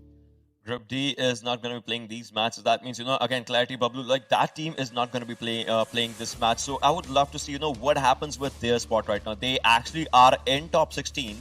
Exactly. So they just want to stay there. And we saw, 15, 16, 17, 18, those positions are just around like 18 points, 16 points. Like it's really close. So One close. mistake can actually just again take you down. So Absolutely. With that, it's time to get busy with the second game of the day. It's time to, of course, go back to XP and Play to take us through the second game of Erangel. Well, thank you for that once again, Blotter. And yeah, I'm ready, XP. Like, that was a hell of a game. Vibes really stepping it up, showing what they're made of. But the fact that for Zeus Esports, they look like they've finally woken up. They've come to play, looking to get their first chick. It was thrown around quite a bit. If you're on the other side of Zeus, you're going to be a little scared. Well, I guess that statement does hold on its own. However, we did kind of see Vibes go up against Zeus, and now, I was kind of just checking out the comment section, as one does, and this one word was thrown around quite a bit. They over-exaggerated a bit, and they were overconfident. I don't think that is the case in the situation, because both teams did well, and it came down to the lost body and a few stray bullets flying here and there that got the job done. I love the fact that we did kind of brush up on this area. Aim assist is off, and we don't have all those visual cues as far as footsteps and gunshot direction is concerned, which I believe is the way it should be. So I guess it's just. Anything can really happen. The RNG factor may come in a bit, but as you said, the gods of Olympus have awoken, so you better watch out if you are in their palm. You're a very brave man for reading the chat. I Trust me, I wouldn't do it. There were a few things I was like, oh, it was happy, and I was like, oh. Listen, I'm not saying everyone's everyone's bad or anything, but yeah, there are a few comments you read on the chat where it makes me lose a few of my IQ points. I'm already not a smart man. I'm not a smart man anyway, but my IQ drops from like double digits to single digit, which is not a good sign. But anyway, we're going to be jumping into match number 7 of the group stage, the second game of day number 2. Of course, it's going to be an Erangel again, as our desk pointed out. Your opportunities to ensure you place top 16 is slowly dwindling away. You have only 2 or 3 games actually remaining for the majority of these teams. And let's see how they are going to be faring over here. Of course, looking at the playing path, it's nothing too crazy. Military base, it's going to be ending towards Kameshki. And since we don't have... Do we have I8? I guess I8 should be there. Yeah, there we go. I8's there. We do. And they're going to be dropping, obviously, towards military base. But I8's not present in the top 16. Yeah, go on. Sorry. Suppose you're playing a casual game of PUBG and you have a really bad game and you're still playing some more, right? So what are you going to do? You're going to start the game again and you're going to just try and play a bit harder. You're not necessarily going to be, hunkering down in a corner. Look at Stalwart. So again, look at Stalwart. I'm so sorry. I'm so sorry for cutting you off. I love it. But look at Stalwart. I love it. I love it. That is it. Oh, We won yes. this. What you got? What you got? Ladies and gentlemen, stay tuned for some military action because, I8's hometown has been contested. I mean, you're talking military action with action from Stalwart Esports as well, because he's there. It's going to be epic. And, that's an interesting zone. That is an interesting zone. We rarely get to see eastern circles, but it's an eastern circle which also encircles Novodepnoy, which is... quite rare, actually. Of all the games I've seen, I've never really seen that. And here we go. Uzum, he's picked up an M6, he's picked up the M4, he's going to be bursting away, trying to find action. And does action have wings? Could be. He is gliding. gliding. He's gliding. Okay, like never mind. He does have wings, so Yes. There you have it. Action is the amount of action, just having a good time. And right now, who's not having a good time is Wally, because he was caught out in the open without a weapon, and Senor comes in and puts him in the ground as action. Well, was that a Scorpion? Question is he going to land a steady landing? Oh, yes, no, he does. no, he's not taking it in. Oh, he crashes it, but it's okay. It's okay. He survives. He survives. Aha. And he's got and a there's a body right next. Oh. Makes sense. Monkey with the gun, and he's looking for the Baron. And unfortunately, all right, these two Mongolian teams, they have no chill. They're like, yeah, we don't care if you're from Mongolia. We're just still going to find you. So it's a battle of the Seals. Seal 9 versus Seal Esports. Usual spot of Milta, because sometimes they like dropping down, but then sometimes they like heading up north towards Stalwart. A lot of other teams, and they are out in the open. One thing that did kind of stick out for me when I was having a look at the minimap was, Train to Kill would have had the perfect circle had they dropped off at the usual spot of Milta, because sometimes they like dropping down, but then sometimes they like heading up north towards Stalwart. And Baron over here, boy oh boy, hit the deck. Got a couple of knocks now. Umra is very far away from the rest of his teams. Now, the res is going to be coming in for the other one, and Seal, it's going to be a 2v3. And at least for the time, if they make a move right now, it's going to be a 2v2. The question is, did they go for it or rather just play a little bit more? I think they should back out. Yeah, they're backing out. I think they're going to be going for a much more safer route. And so Amra will be rescued as well. Senior has managed to heal himself up. So from the initial skirmish, Seal 9 coming out on top quite spectacularly. In the meantime, I am also curious. Oh, that's a nice control laser beam of a spray there from Zake with that M4 of his. Do you want to take a look at what's happening between Stalwart and I8 down south in the military island? And Stalwart have headed towards Nova. I think that's the right call, XP. I feel that is absolutely the right call. Absolutely, and judging by the way IA kind of traversed the map in the games yesterday, if they do take that eastern bridge, it could kind of spell trouble because Stalwart definitely knows that the military base is occupied, right? So they might try and set up a blockade again. We haven't seen enough bridge action in this season. Future That's Station, something 1952. They're there. Definitely looking. Again, they're going to be moving deeper into the circle because we've seen this in the last couple of Erangels as well. They haven't really stayed at the periphery. They've kind of changed their gameplay as far as, how deep they want to go inside the circle. And it's actually kind of working in their favor. Question is, are they going to rack up a few more kills today? Because now I was going to possibly north definitely have a few. See how that... as you pointed out, bridge and look, or like you said, the danger ahead from the but Future Station, it's a tale as old as time. They made crossing the bridge very miserable for IA. Now IA have a lot of time to work with. They could buy the time, they could wait for the blue to come in, and then they could cross on over. But Future Station have shown that they don't necessarily want to stick around at the bridge and just camp it waiting for IA. We saw that yesterday as well. Instead, they just want to play their own game. And looking at the zone, I wouldn't be too surprised if they actually just said, you know what, screw it. We'll leave you guys the bridge. We're going to be pushing on ahead. And when you make your way into the zone, that's when things are going to get messy for you. Looking at the rest of the zone, though, XP Zeus have gone for the shelter drop. Unlike their South Georgie, they always have, it's either shelter or it's the call. And because of the plane path, they opt to go for the shelter drop. And it was the right call, the smack center of the play zone. And I like the fact, since you are talking about the center of the play zone, A1 Esports haven't budged in some time because they have the double warehouses right at the edge of, at the waterfront, in fact, under lockdown. So, they don't really have to move around as of right now, as of course we do catch 7C traversing this mountain, trying to make it inside the circle. Again, not a lot of blockades or teams or any obstacles, rather, in front of them.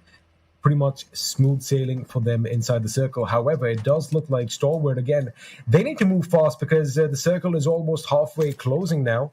And they have a decision to make, Lay.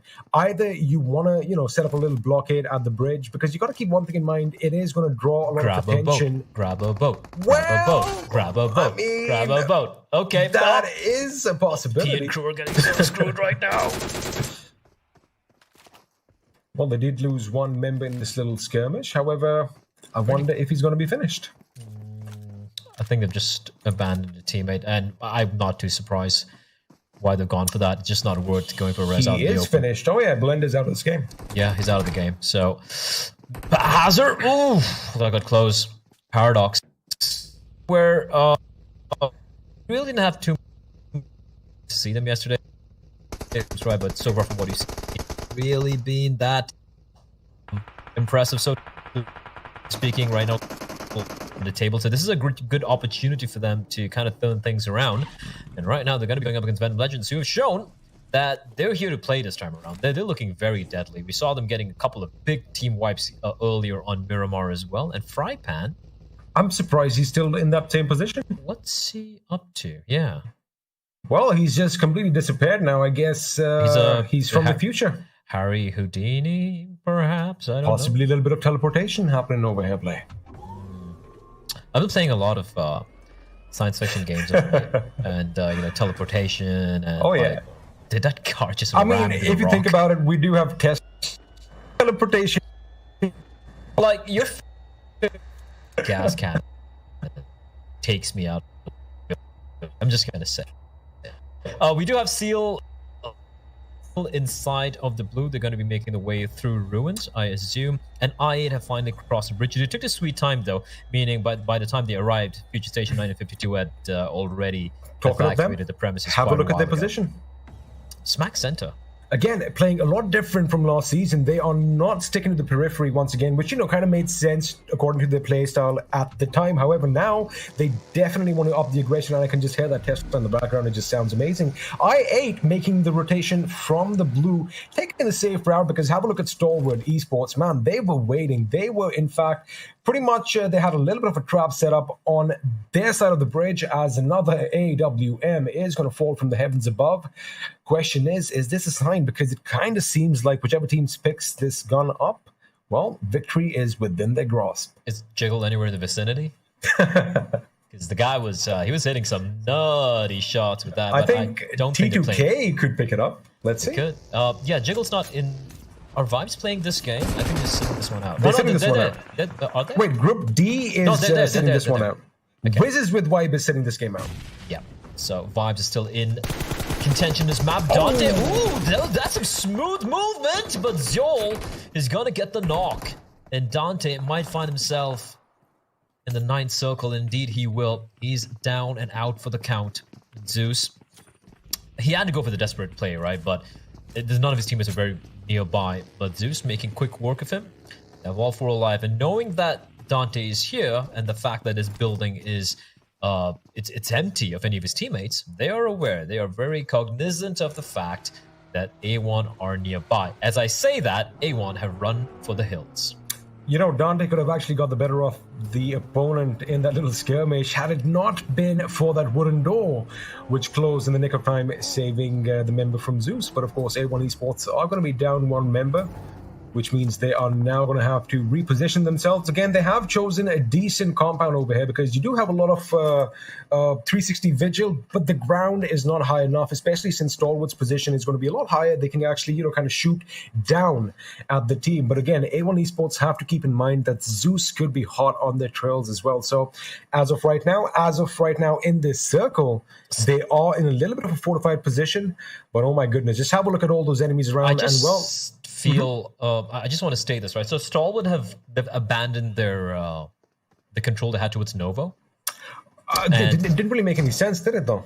Yeah, like they could have sent like one player over to get control of the bridge, and then they could have, they always have the opportunity to go back towards the southern island if needs be. But the question for me here is like, if more teams congregate on that position, they won't have the opportunity to head on back south. So right now, Pika's position, this particular building gives an amazing 360 visual all around. You can look deep into Milta. You have a proper bird's eye view on the bridge, even the other side of the island. So right now, their position, if anything moves behind them, they will know. And I'm talking about boats as well. So, I think if they keep looking around, they can eventually fall back even to the gas station. I think that is what you were trying to infer over there. So, their backs, in my opinion, are still secure. However, teams like, I do believe A1 Esports, they moved around. They need to jiggle around their position, but they are going to, again, right now, they are taking shots, but you got to keep in mind, they are in the center of a lot of teams. And sooner or later, someone's going to come knocking.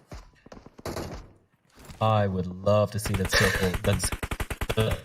Love to see everyone's dead. You want the drama? How cool is that? By the way, 16 imagine 16 teams just rushing on down. We're going to be seeing the new zone coming up in the next 5 seconds. 3, 2, and the 1. And oh no. It's okay. The right columns. The zone have moved up. Down south, chaotic. Unfortunately, going to remain on the majority as well. As I say that, but just 2 all the way to in the sweet, hoping shut up.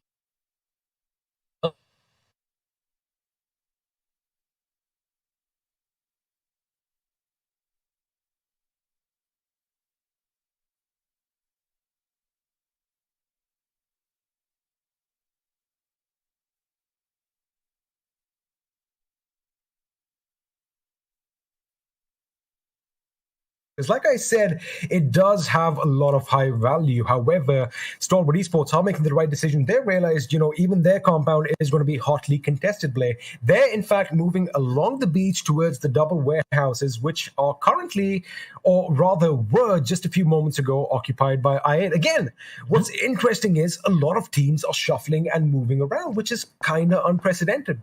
My question is, A, why? Do they see something that is tactically, far superior for their game style? Because it's like they're just exchanging positions, which is kind of, not uncalled for. It's kind of weird. It is. It's a bit strange. And I feel like it could be nerves. It could be them just trying to make calls on the fly, just paranoid. Because, again, you got to remind everyone, we have... Including this game, we have only 4 games remaining to decide which top 16 teams are going to be making the Super Weekend. So some of these teams are very paranoid. Teams like Paradox, for example, they have a lot to lose.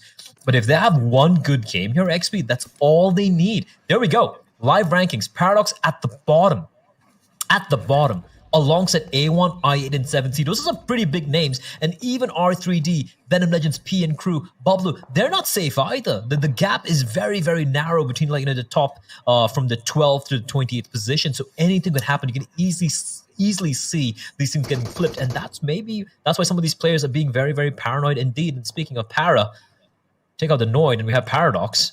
They're taking a bit of fire, but they are in a very comfortable spot at the moment. They have that compound, they have those buildings for cover, and they won't have to rotate at least for one more zone. So they're going to be feeling a little comfortable, but they need to stop playing very passively. This is one thing we've said earlier as well, XP. In this particular tournament with the teams you have here, I feel aggression, tempered aggression is key. I am not going to disagree with you over there. That is, well said. And have a look at something that I noticed on the map. So on the southern hemisphere of this circle, everyone pretty much has a compound they're taking cover in.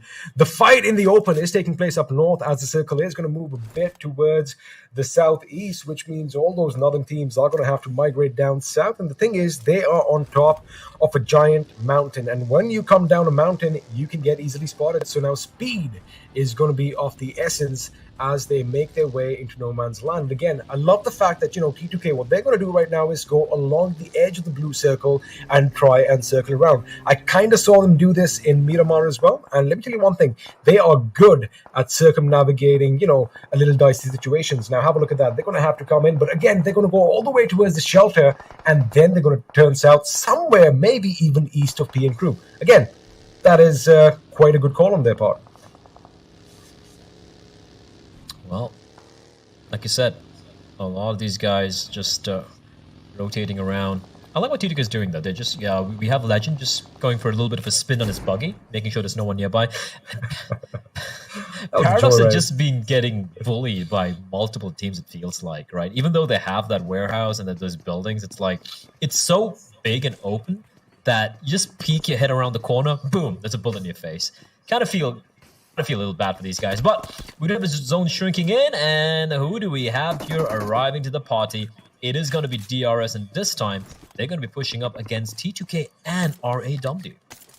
And it does seem like DRS kind of thwarted T2K's position as they've suddenly made an abrupt turn, and they're going to be actually lighting off their vehicles, possibly taking a fight, because Stalwart Esports are going to come under fire, courtesy of Steel, as I do believe one of their members has been blown to smithereens, courtesy of a grenade, and Zake is so close to the enemy, only a wall separates them. Now, Killer is going to make his way. Remind you, there are only 2 members of Steel going up against, I do believe, a 3-man Stalwart, a 4-man Stalwart Esports, and now he comes inside. Killer is going to get spotted out.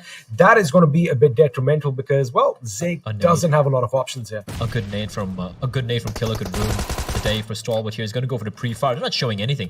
They're not giving him any opportunities. Nades getting tossed. He's getting shot as well from the distance, and it's going to be Sinister. He's going to get the knock onto Killer, and should be the finish as well. It's going to be Nineboy actually steals the kill away, and with that, Zake is going to be left alone in a 1v4, and that's a very endangered seal. Very endangered seal. Action. He runs past him. No clubbing allowed.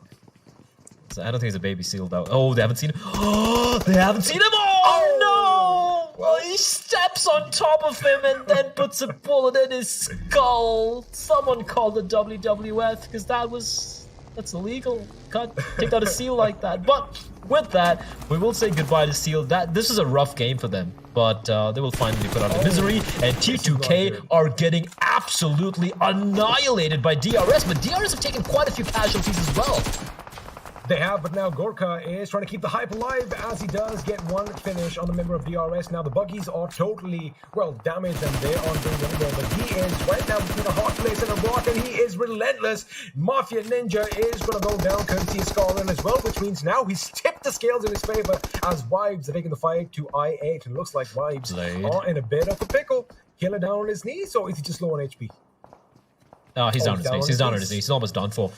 I8 making quick work of Vibes, and Gurkha on the other hand, he's just channeling his inner Gurkha and just yelling Ayo Gurkhali and just going for it, right? He just completely dismantled DRS. They've been knocked out.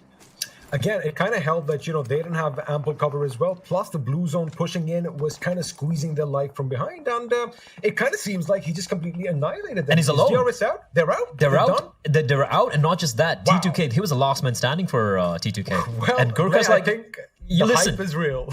Listen, if there's any IRL, real life clutch situation, you don't want it to be a Gurkha. And he delivers. He delivers. Completely dismantles them. If he had his cookery, he could have probably just stabbed them between their shoulder blades as well. But with that, DRS have been taken out of the server courtesy of Gurkha. In the meantime, Zeus are putting the pain into P and Crew, and with that, P and Crew will also kiss us goodbye. Vibe, DRS, P and Crew, and Seal, some big names there, getting taken out pretty comparatively early, and we're down to the final 12 teams. Stalwart taking a bit of damage. Top is down to a very low amount of health, and now they know where R3D or Apex getting shot at as well. They need to find him cover ASAP. Stalwart Esports are taking a fight on two fronts right now. R3D at one end, and there you have it. He is going to get blown to bits as Apex is going to find his maker. Pika goes down as well, which means Stalwart's top. He needs to get that first aid in, which he does. Take the first aids from his teammates and skedaddle out of there. There goes the bug. The question is he going to make it to safety? Yes, he does. Stalwart's hopes are still going to be flying high with one last member. But now, well, two members. Looks like Action is going to make it out of that kerfuffle as well.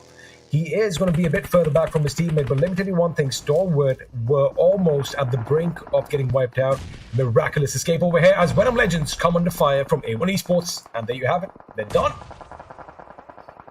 Easy. They're done for Esports. You can actually save your grenades. Yeah, finally he falls. Venom Legends, well, they went out with a bit of a whimper there. 7C though.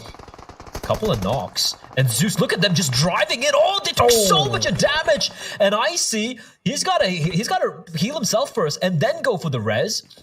There's just two members alive for Zeus. A well-placed nade, that could be it. That could be it! As Zeus will be knocked out by 7Cs, swept aside as another team's going to join the fray, and it's A1. Jax Sinus is going to get a knock. Thapa with a nade up close. Jax won't take too much damage though, and A1 just going to be pushing on in, trying to take advantage of the fact that 7C are still recuperating from that fight against Zeus, and trying to find the knocks. Fear has been knocked down. One of them has been taken down, so Thapa and Mimo have a lot of work to do. Thapa getting pushed though in the smoke. He's going to use the first aid kit. Is Jax before he takes the fight. 9boy finds Mimo, and Fear is going to be taken down as well. A nade for the ages, and I do believe that it should be it for 7C's. Tapa's going to be left alone in a 1v3, and he is going to be alive no more. A1, opportunistic Parasite just coming in at the perfect time, and they completely dismantle 7C. They evaporate them. I christened that house the House of Horrors. That is what it's going to be called henceforth. But right now, the horrors continue for R3D as Anubis, the god of death himself, gets brought down. A deal is going to go boom as well. The grenade barrage is relentless. We have mortals flying in. Assassin is going to get blown off his feet as well. Joker is the last man standing. I8 are moving in. They want to run over the enemy. They want to add insult to injury. Assassin gets back up on his feet. He is going to be laying down some cover fire, but that's going to be enough for Wisdom.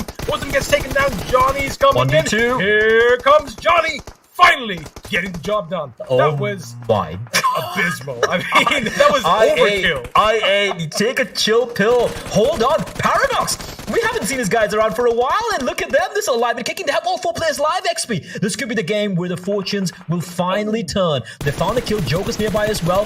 Does he get the knock? Yes, he does. RAW Raw. They're getting bullied by Paradox. They're down to 1 member. And Hazard not going to be sticking on around. It's going to be falling back to safety, regrouping with the rest of his teammates, and it's all down to Shada. And he's far away in the blue, taking a lot of damage. And I gotta say, that might be it for Raw.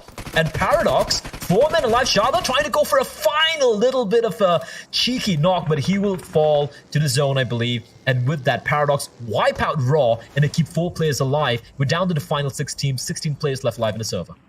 Well, the team from Down Under is definitely stepping up to the plate. 6 kills to their name already. They are feeling good. Now, they do have a little bit of a position in this new circle. They've got plenty of cover as far as those walls are concerned. But mind you, A1 Esports at one end, Future Station, Deathsmack Center, and, well, the boys from Sealed 9 are going to be a thorn in their side from the right as far as they're concerned. So now all the teams are going to be spread out. As Salva, we did kind of see him go down earlier as the kill feed is finally going to catch up with all the action. But that means 5 teams are alive, 15 players still in contention, as the grenades are still going to keep going off every which direction. And now this is going to be interesting. Now, Seal9 play, they are out in the open. They do have this Transformers base for cover, but those grenades coming in could be a bit devastating. Question is, does Future Station know that the enemy is so close right next to them?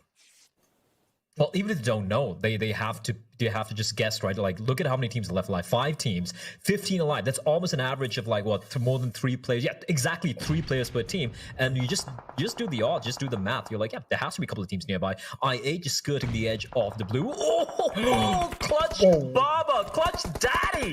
What an aid! He's just gonna completely dismantle Seal9. Hit the nade of 4. Oh my goodness! And they have just gone extinct. Seal9 once still alive though, and I8.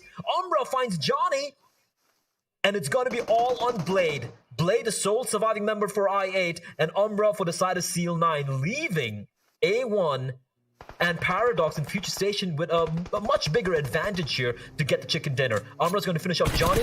Now it's a 1v1 between those 2 teams. Clutch Bob in the meantime is going to find Parakeet, and G1's going to be found by C1. Relentless. And Paradox just getting bullied by 2 teams. I mean, they are just trying to give it their all. They are giving all the lead they can now. Hazard is going to be spotted in the building, takes a little bit of damage. Entry, trying to make sure he puts it in the ground. But mind you, A1 Esports is going to be moving up. They're going to take advantage of this commotion as well. Now, Paradox, there are still 2 members alive, but now it looks like Hazard needs to get out of harm's way. He ducks and dodges and weaves his way out of harm's way. However, the final bullets are going to find him, and Clutch Barber is going to put him in the ground. Mind you, A1 Esports could come up from behind and literally throw a wrench in Future Station's plans. But oh my goodness, 3 members still alive. These boys are in it for the win. As Parakeet, of course, they are going in for the res. The reses have come in, but they need to stay alive here. Oh no, another knock takes place. G1's going to be down, but at least the second res is taking place, so they can heal themselves up. But Future Station, they could smell out this opportunity to push in and finish off the job, take down Paradox. But Paradox, Wiz has a lot of work to do. Oh! Nade's gonna find Kate. They're just getting no luck XP. Every angle, everywhere they go. Future Station are lying in wait, and Paradox will finally bid us adieu. Final 3 teams, 6 left alive. I mean, this is Future Station's compound. They've been here for a while, and they know the nooks and crannies. As we're down to the final 2 teams, it is going to be Future Station, a 3-man squad up against A1 Esports. Now, it does look like it is going to be in Future Station's advantage. They have the buildings. Both teams have the zone, but that is going to change in about 3 seconds. Question is, who is going to have to make a move? And it looks like Future Station are going to have to bolster out from their little barricades. But again, smoke screens are going to be deployed. Sinister is going to be burned to a crisp. And that is it. That is done. That means they only have 1 obstacle in their way for a chicken dinner play. This late game play from Future Station has been absolutely pristine. There we go. They got a chicken dinner. There's no way Jack survives this. There's no way they survive this. Future Station 1952, take a bow. That final couple of circles was played to perfection by them. Again, shout out to Paradox as well, XP. Considering how they've been languishing, struggling the entirety of day 1. And today, they've come to play, right? They were very quiet, but they're able to get a team wipe, get a few kills here and there. And even though they don't get a chicken dinner or a top 3 placing, the amount of points accrued over here is definitely going to place them in the top 16, at least for the time being. I mean, that's what it's all about. It's about making sure you get to the Super Weekend, and well, looks like Future Station are inching that much closer, well, to the coveted Super Weekend. But again, what a lovely play. Again, you did kind of mention they held their ground. They were in that compound for quite a long time, and I was, the moment the circle changed, they had a couple of teams just rushing towards them. The way they dealt with Paradox was just absolutely amazing. It was a clinical finish, and then of course finding A1 Esports out in the open. I mean, that is the way you end the game in Erangel, making a statement. And with that, of course, it is going to be an end game too. However, the action is going to continue on the other side of this little break.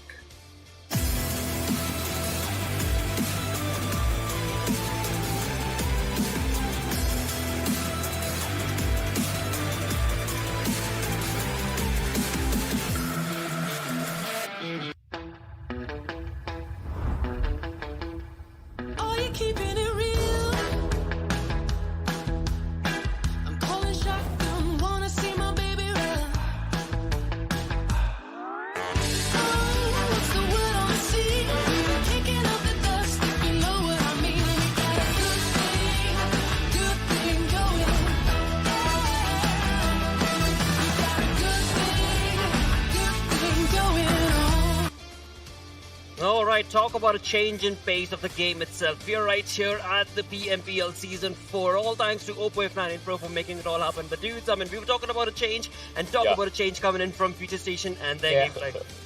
I mean, this was a happy game overall for, quite a lot of teams in top 5. I would say, Johnny, you're going to be on my side when I say, Future Station, in fact, Paradox, if we talk about that. Yes. Like, these teams kind of needed, Future Station, obviously, they were in good numbers, but Paradox needed this game, and they have it. They have it in the bag. There's nothing taking it away from them. Exactly, and it wasn't just these two. IA did pretty well for themselves as well in this match. Yes. Well, A1 Esports did pretty good. I mean, talk about Sinister, right? 8 kills, 599 damage.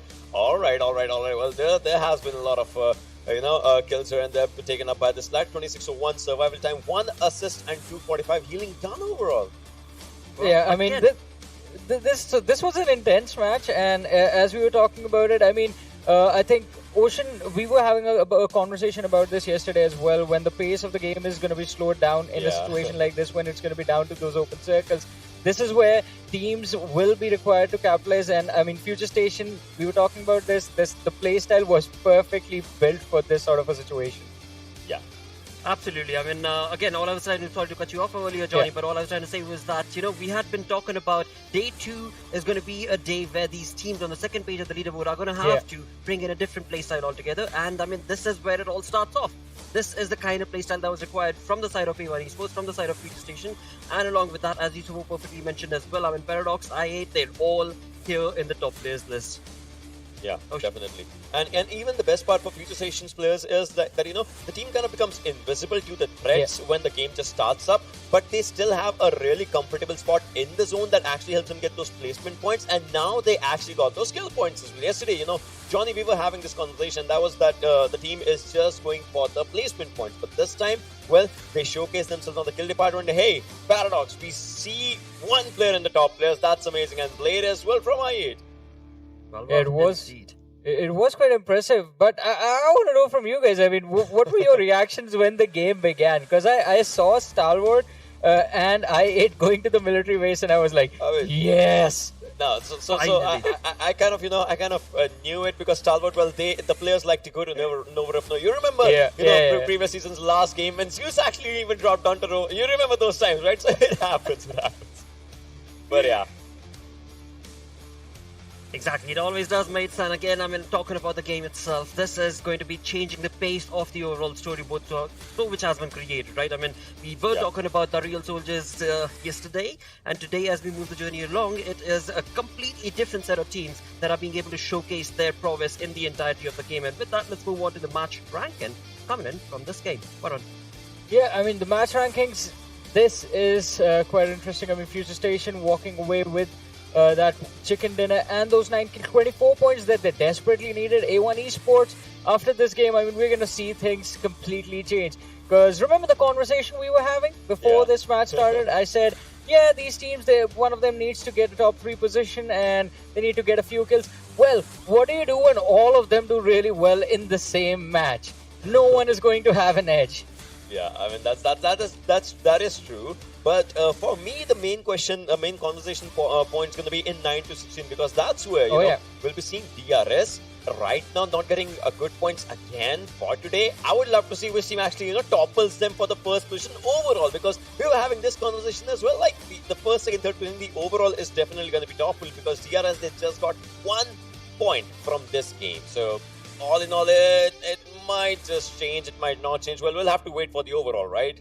Exactly. The storyboard, like I said earlier as well, is certainly going to be changing. And that is the name of the game. It better be changing from one day to the next, from one game to the other. And that is what makes things that much more interesting for the players as well as us, as well as the audience and the fans themselves. Because, I mean, talk about R3D Esports. We saw that they were missing out for so many of the time, but now here they are on just the second day. With that, Ocean, it's time to give you the reins, mate, as you take us through zone analysis.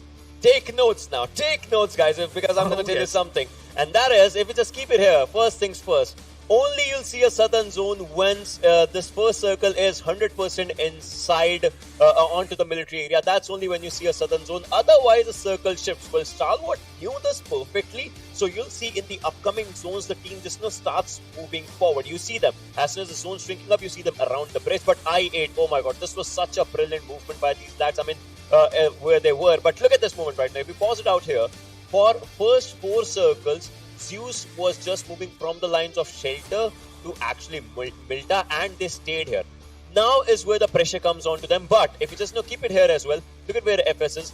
Just an area where they had to defend, and Paradox as well, an area where they had to defend. But I don't know, so this was kind of a hectic situation that Paradox thought in the later stages, and that is, obviously, they'll have to take up the fights, so they started moving on to FS's side, which was actually a completely open rotation from one direction, which kind of just backfired against them. But I8 from the sidelines, the fight that they were taking against R3D, this was such a brilliant fight because this actually gave them.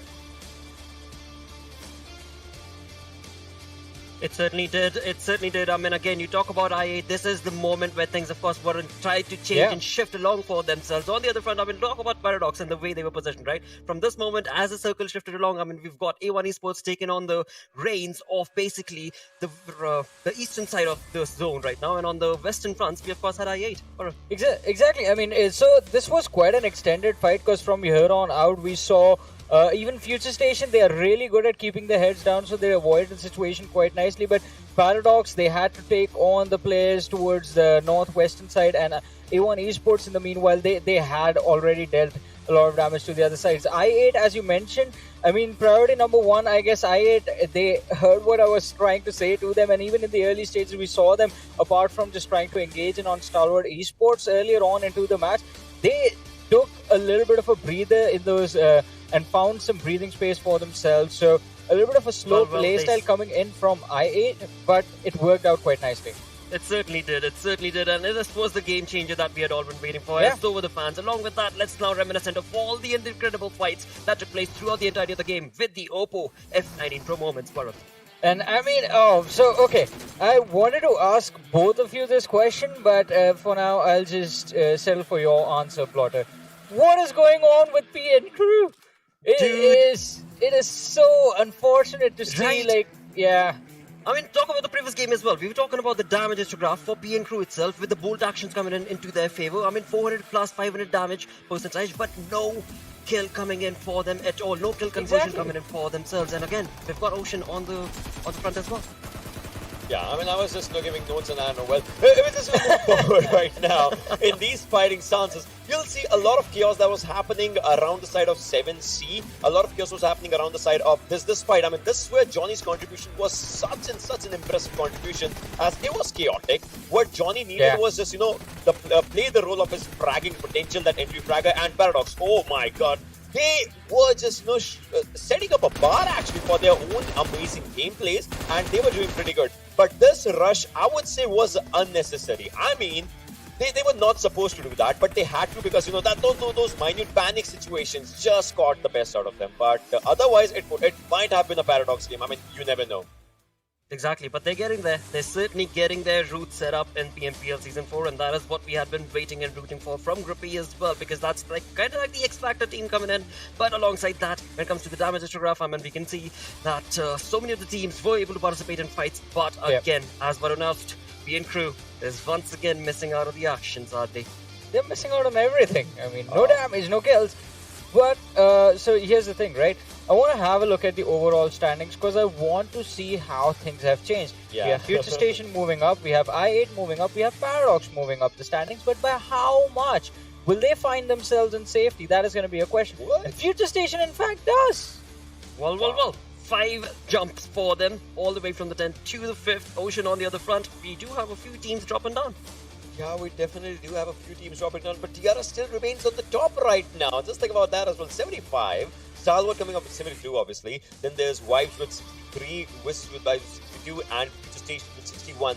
It sounds like, obviously, these teams have had their marker for the Super Weekend ready for themselves. Zeus Esports, I mean, they did fall down, but then again, we know that this team will just maintain their top 16 board right now. T2K as well. And T2K especially, we saw Gurkha playing in for the team, and we know the command in the chart that lad has for the team as well. But now, moving forward, 9 to 16 is going to be the main question line, because we are done with 2 games, we are left with 3 more, and there might just be a few teams that are left with just 2 more. So they'll have to have the impact in those 2 games. Otherwise, it's, GG's for them. GG's indeed. On the other front, GG completely for a different reason for A1 Esports as well as I8. Varun. Yeah, I mean, A1 Esports, I8, they have found themselves in the top 16 right now, but I believe the cutoff at the end of the day to make it to the Super Weekend, it's going to be somewhere around 42, 43 points. So that is something that these teams need to accomplish in order to be safe. Paradox, they still have 3 more matches to go. Also would like to bring or shine some light on the fact that Future Station are sitting in the top 5 with just 15 kills to their name in total. Exactly. I mean, we spoke about this yesterday as well. As long as a plan works, why do you change it? If it's working for the team, it's working for them. Absolutely perfectly. Keep yourself in the top 16. Move on into the Super Weekend and just dominate over there. With that, as you move on through the schedule, as Ocean so perfectly mentioned, we've got 2 games done. 3rd game coming right up. And once again, Ocean, I'll have you take the reins because Group D is back.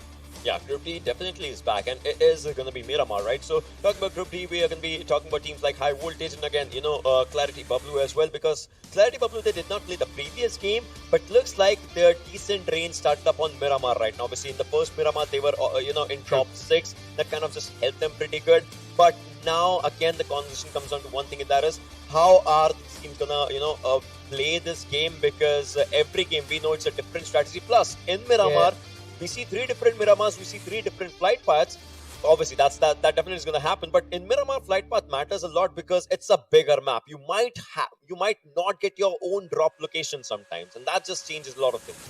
Exactly, but before we jump into the game itself, let's have a look at the map chance. That's going to showcase a different statistics as to what the prediction is going to be based on the stats that we've got. Warren. I mean, Zeus Esports, Stalwart Esports today, their day has started off quite nicely for both these teams. But I believe Stalwart, they're going to be looking out for revenge for what Zeus Esports did to them in the last match.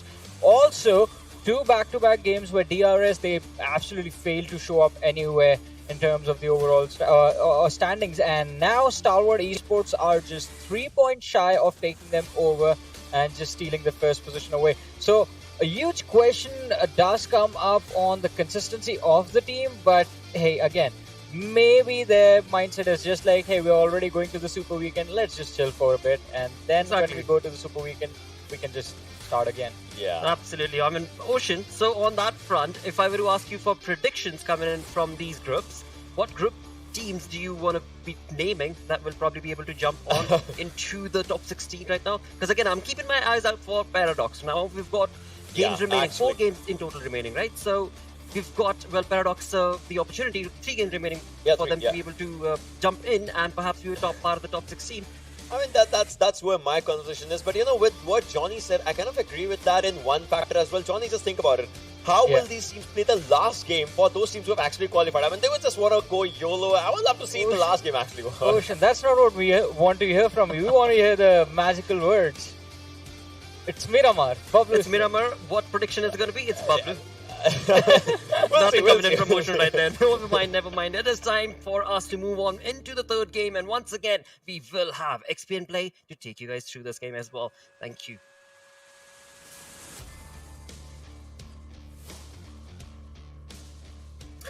Boo! No, Alrighty, I muted myself. I'm sorry. I saw was your saying- mouth move. Yeah, I was saying, You wizard. what a coward Ocean is for not picking Bubble to take Miramar. I'm going to pick Bubble to take Miramar. All right, well, let's see if Bublu does indeed. Are they playing this game? Wait, are they playing this map? They are. They are, I mean, okay, cool. that's I why was we're like, talking Miramar. about it, Play. Oh, I mean, I thought you were just muted for a second. But anyway, they are going to be in this game. And let's just quickly talk about the last Miramar. They did make it towards the last few handful of teams. And, again, they just got caught off from different directions. So I wonder if they can negate that. They can actually, indeed, go ahead and own the map of Miramar. But again, it's all speculation right now because... let's just quickly talk about the last game. I mean, we saw action right up until the end, and of course, we did kind of think that, A1 Esports, the way they were caught on the open, Future Station doing a wonderful job. Do you think Future Station as a team, they have been strong at Erangel? Can they carry this forward in Miramar? I want to answer that by alluding to what Ocean mentioned on the desk, that when it comes to a map like Miramar, it is a much bigger map. So depending on how the playing path is, you won't necessarily have the option of dropping in your preferred drop location, and it might force you to go for a bit more of a on the fly decision to go somewhere else. But looking at the playing path, it looks like it's just going to be cutting the map into north and south. So I'm assuming most teams are going to be pretty, there we go, smack in the center from right to left, and most of the teams are going to be very comfortable. And as you asked, Rex, but I feel like Miramar does play very differently, right? Like, you won't necessarily see a lot of these early fights, but if you're very passive and you take your sweet time crossing and trying to rotate towards the safety of the blue zone a little too late, how many vehicle deaths have we seen in this map, right? You just might get slaughtered by the M249 in the hands of any of these other teams, like maybe a DRS, maybe a Zeus Esports, maybe a PN Crew.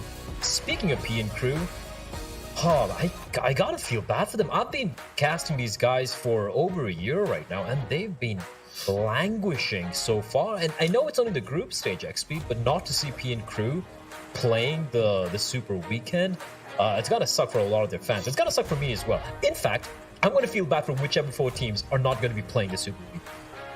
Well saved. But again, with PN Crew, I mean, they've had their ups and downs. In fact, last season, they were on a high early on, and then, eventually they started tapering off as the tournament went on. It seems like it's the opposite this time. I wonder if they are going to be, climbing up higher on that leaderboard, but now the circle is going to form. And again, something similar to what we saw in game number 1 on day 2, of course. Los Leones is going to be dead smack in the center, which means we are going to see those stalemates once again. However, Group C, I do believe, is sitting this one out, which means 7C, Stalwart Esports, A1, and Raw are going to be sitting this one out.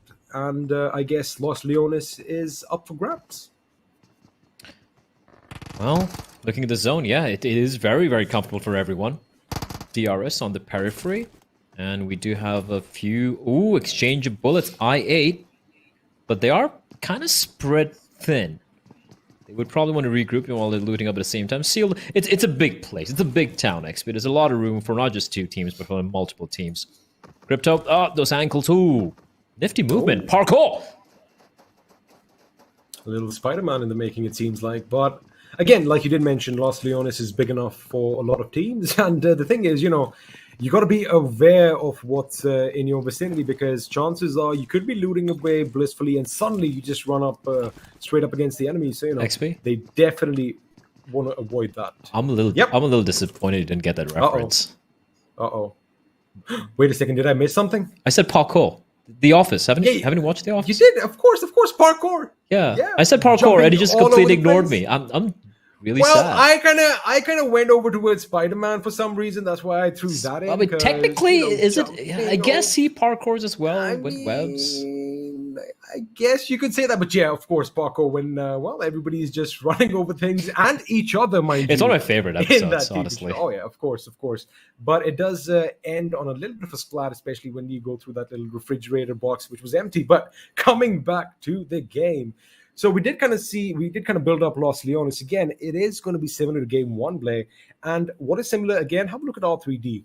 Up north, just south of Toria Humada, they're going to have a long way coming in, and chances are they might just brush up against with Vibes. Now, DRS, it kind of seems like they're going further away from the circle, but like you did mention, the magnitude of this map is so immense that they can take their time, and while they're coming in the circle, they'll have plenty of options. But what is not right now is that no teams are facing off. We need some action. It's not going to happen. Need some booms. I don't think it's going to happen anytime soon, though. All Eyes and Paradox, however, they have managed to accrue a decent number of points, and if they have another couple of good games here, the real opportunity of them qualifying for the Super Weekend, especially above some very well-known names, which would imagine like what a massive contributor it would be for these guys, right? And they'd be feeling much more comfortable as the tournament progresses. You want to have that good start to the tournament.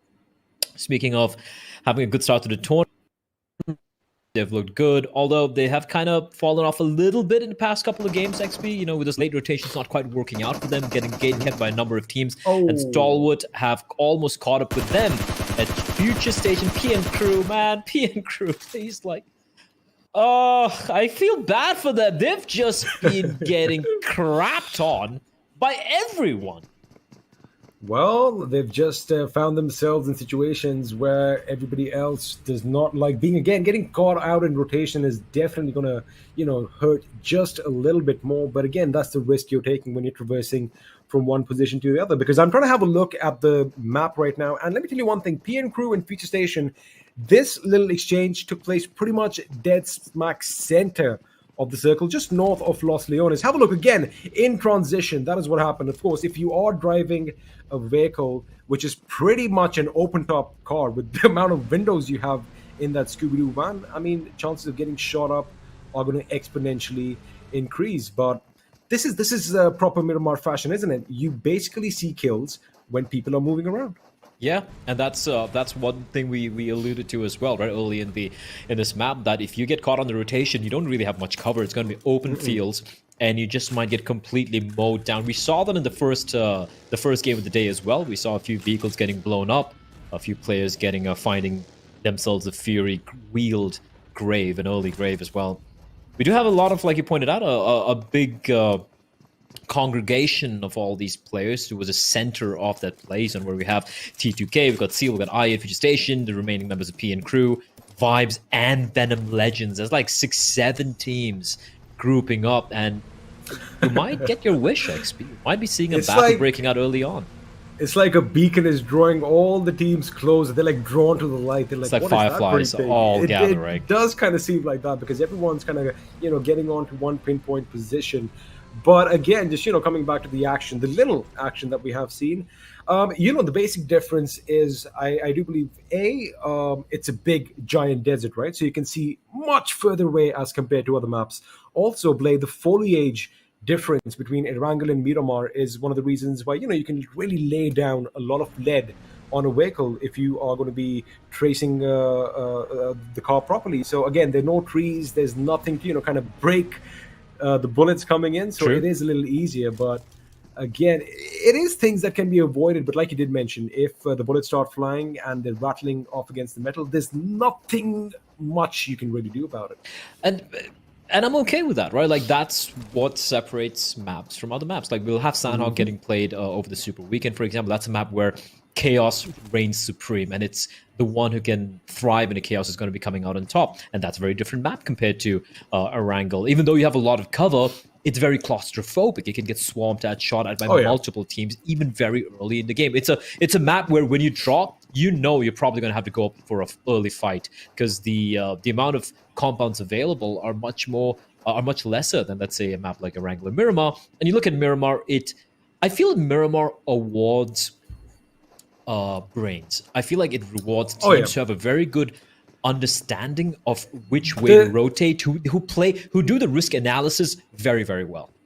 You can literally map out the course of action that you want to take in Miramar. You can actually have like a little bit of a visual grasp as to what you want to do. Like right now, Crypto is zigzagging his way out of harm's way, and he does because Frying Pan had to go in for that reload, and that gives Crypto enough time to take some cover behind that broken down vehicle. Now, smokes are going to be deployed.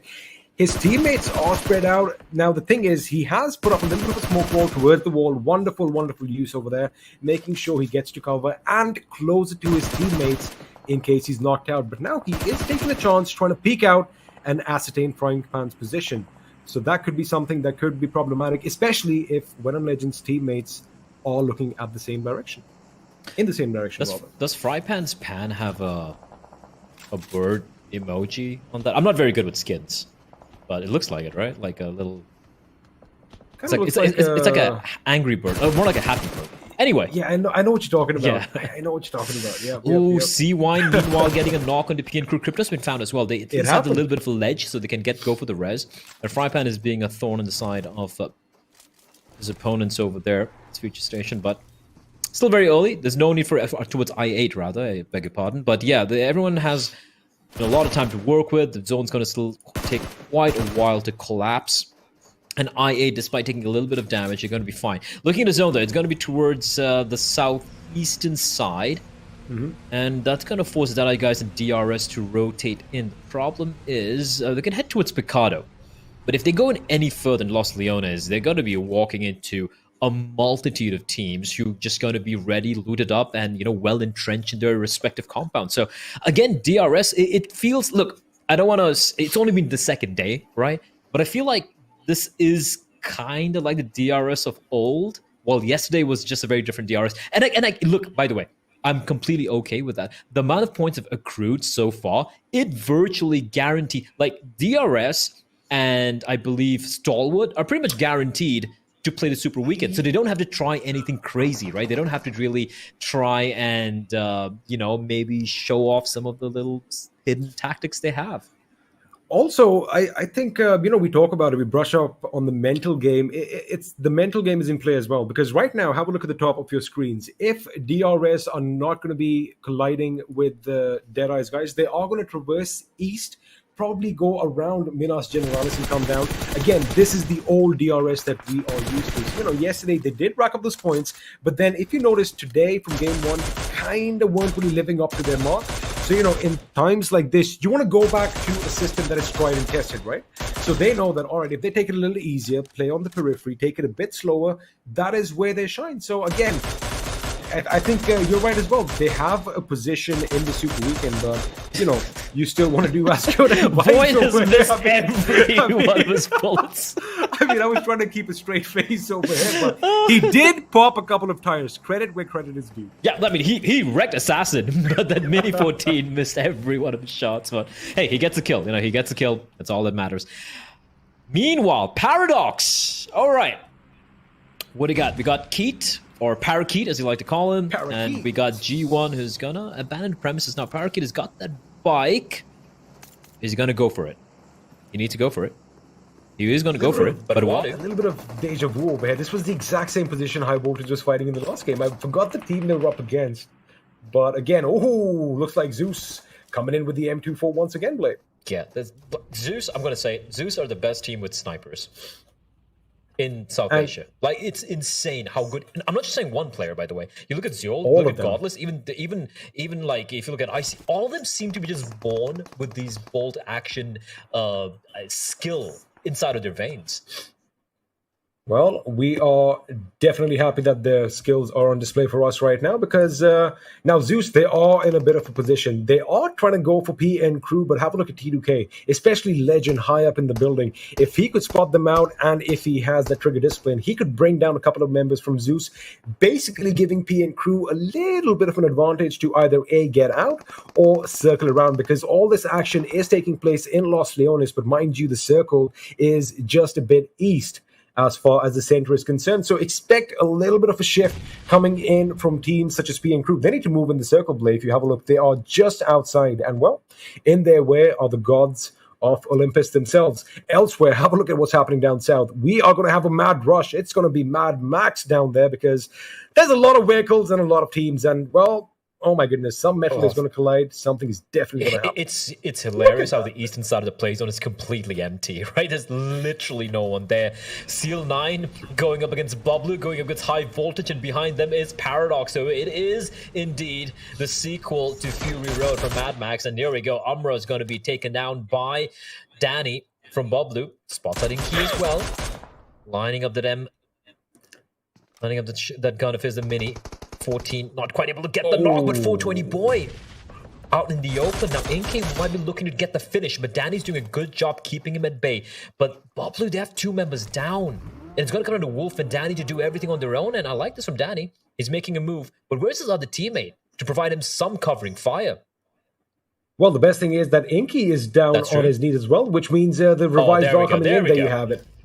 Wolf coming in, and he is going to make sure that his teammate is back up on his feet, which could be problematic for C9 because, well, as Inky bleeds out in front of us on our screens, his teammates are in a position far, far away, and, well, he is done for, which now means that as the circle is going to close in on one another, this is when things get frantic. And you did mention Dead Eyes, guys. There you have it, DRS Mafia Ninja opening up on the team.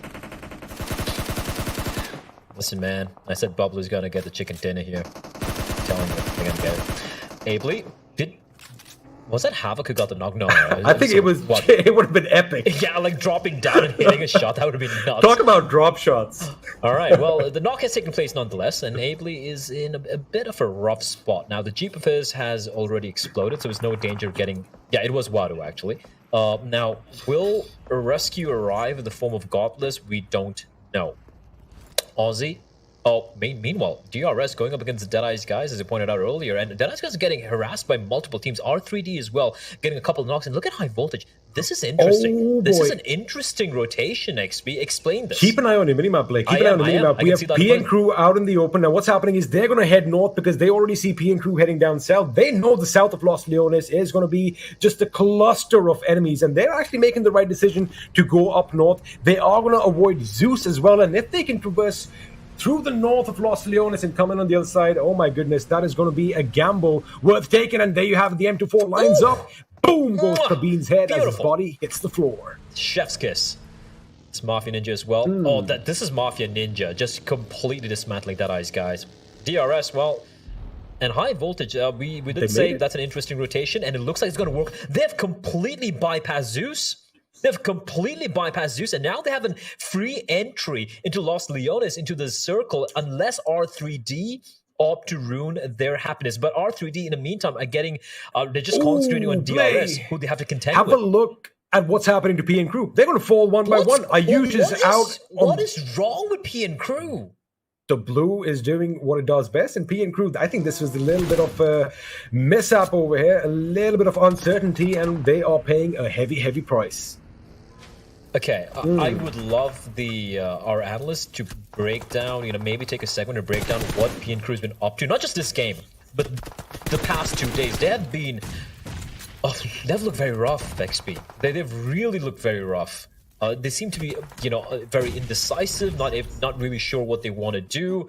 But what DRS want to do is take down R3D, a deal pinned down behind the rock. He's got the smoke for cover, but Galzen is going to be tossing in the nade in the wrong direction. But eventually, after clearing out some of the more obvious positions, he's going to be aware where Adil is. And there we go. A couple of warning shots through the smoke. Won't quite make contact. And R3D, even though they have 4 players live, they're not even breathing XP. They're being very quiet.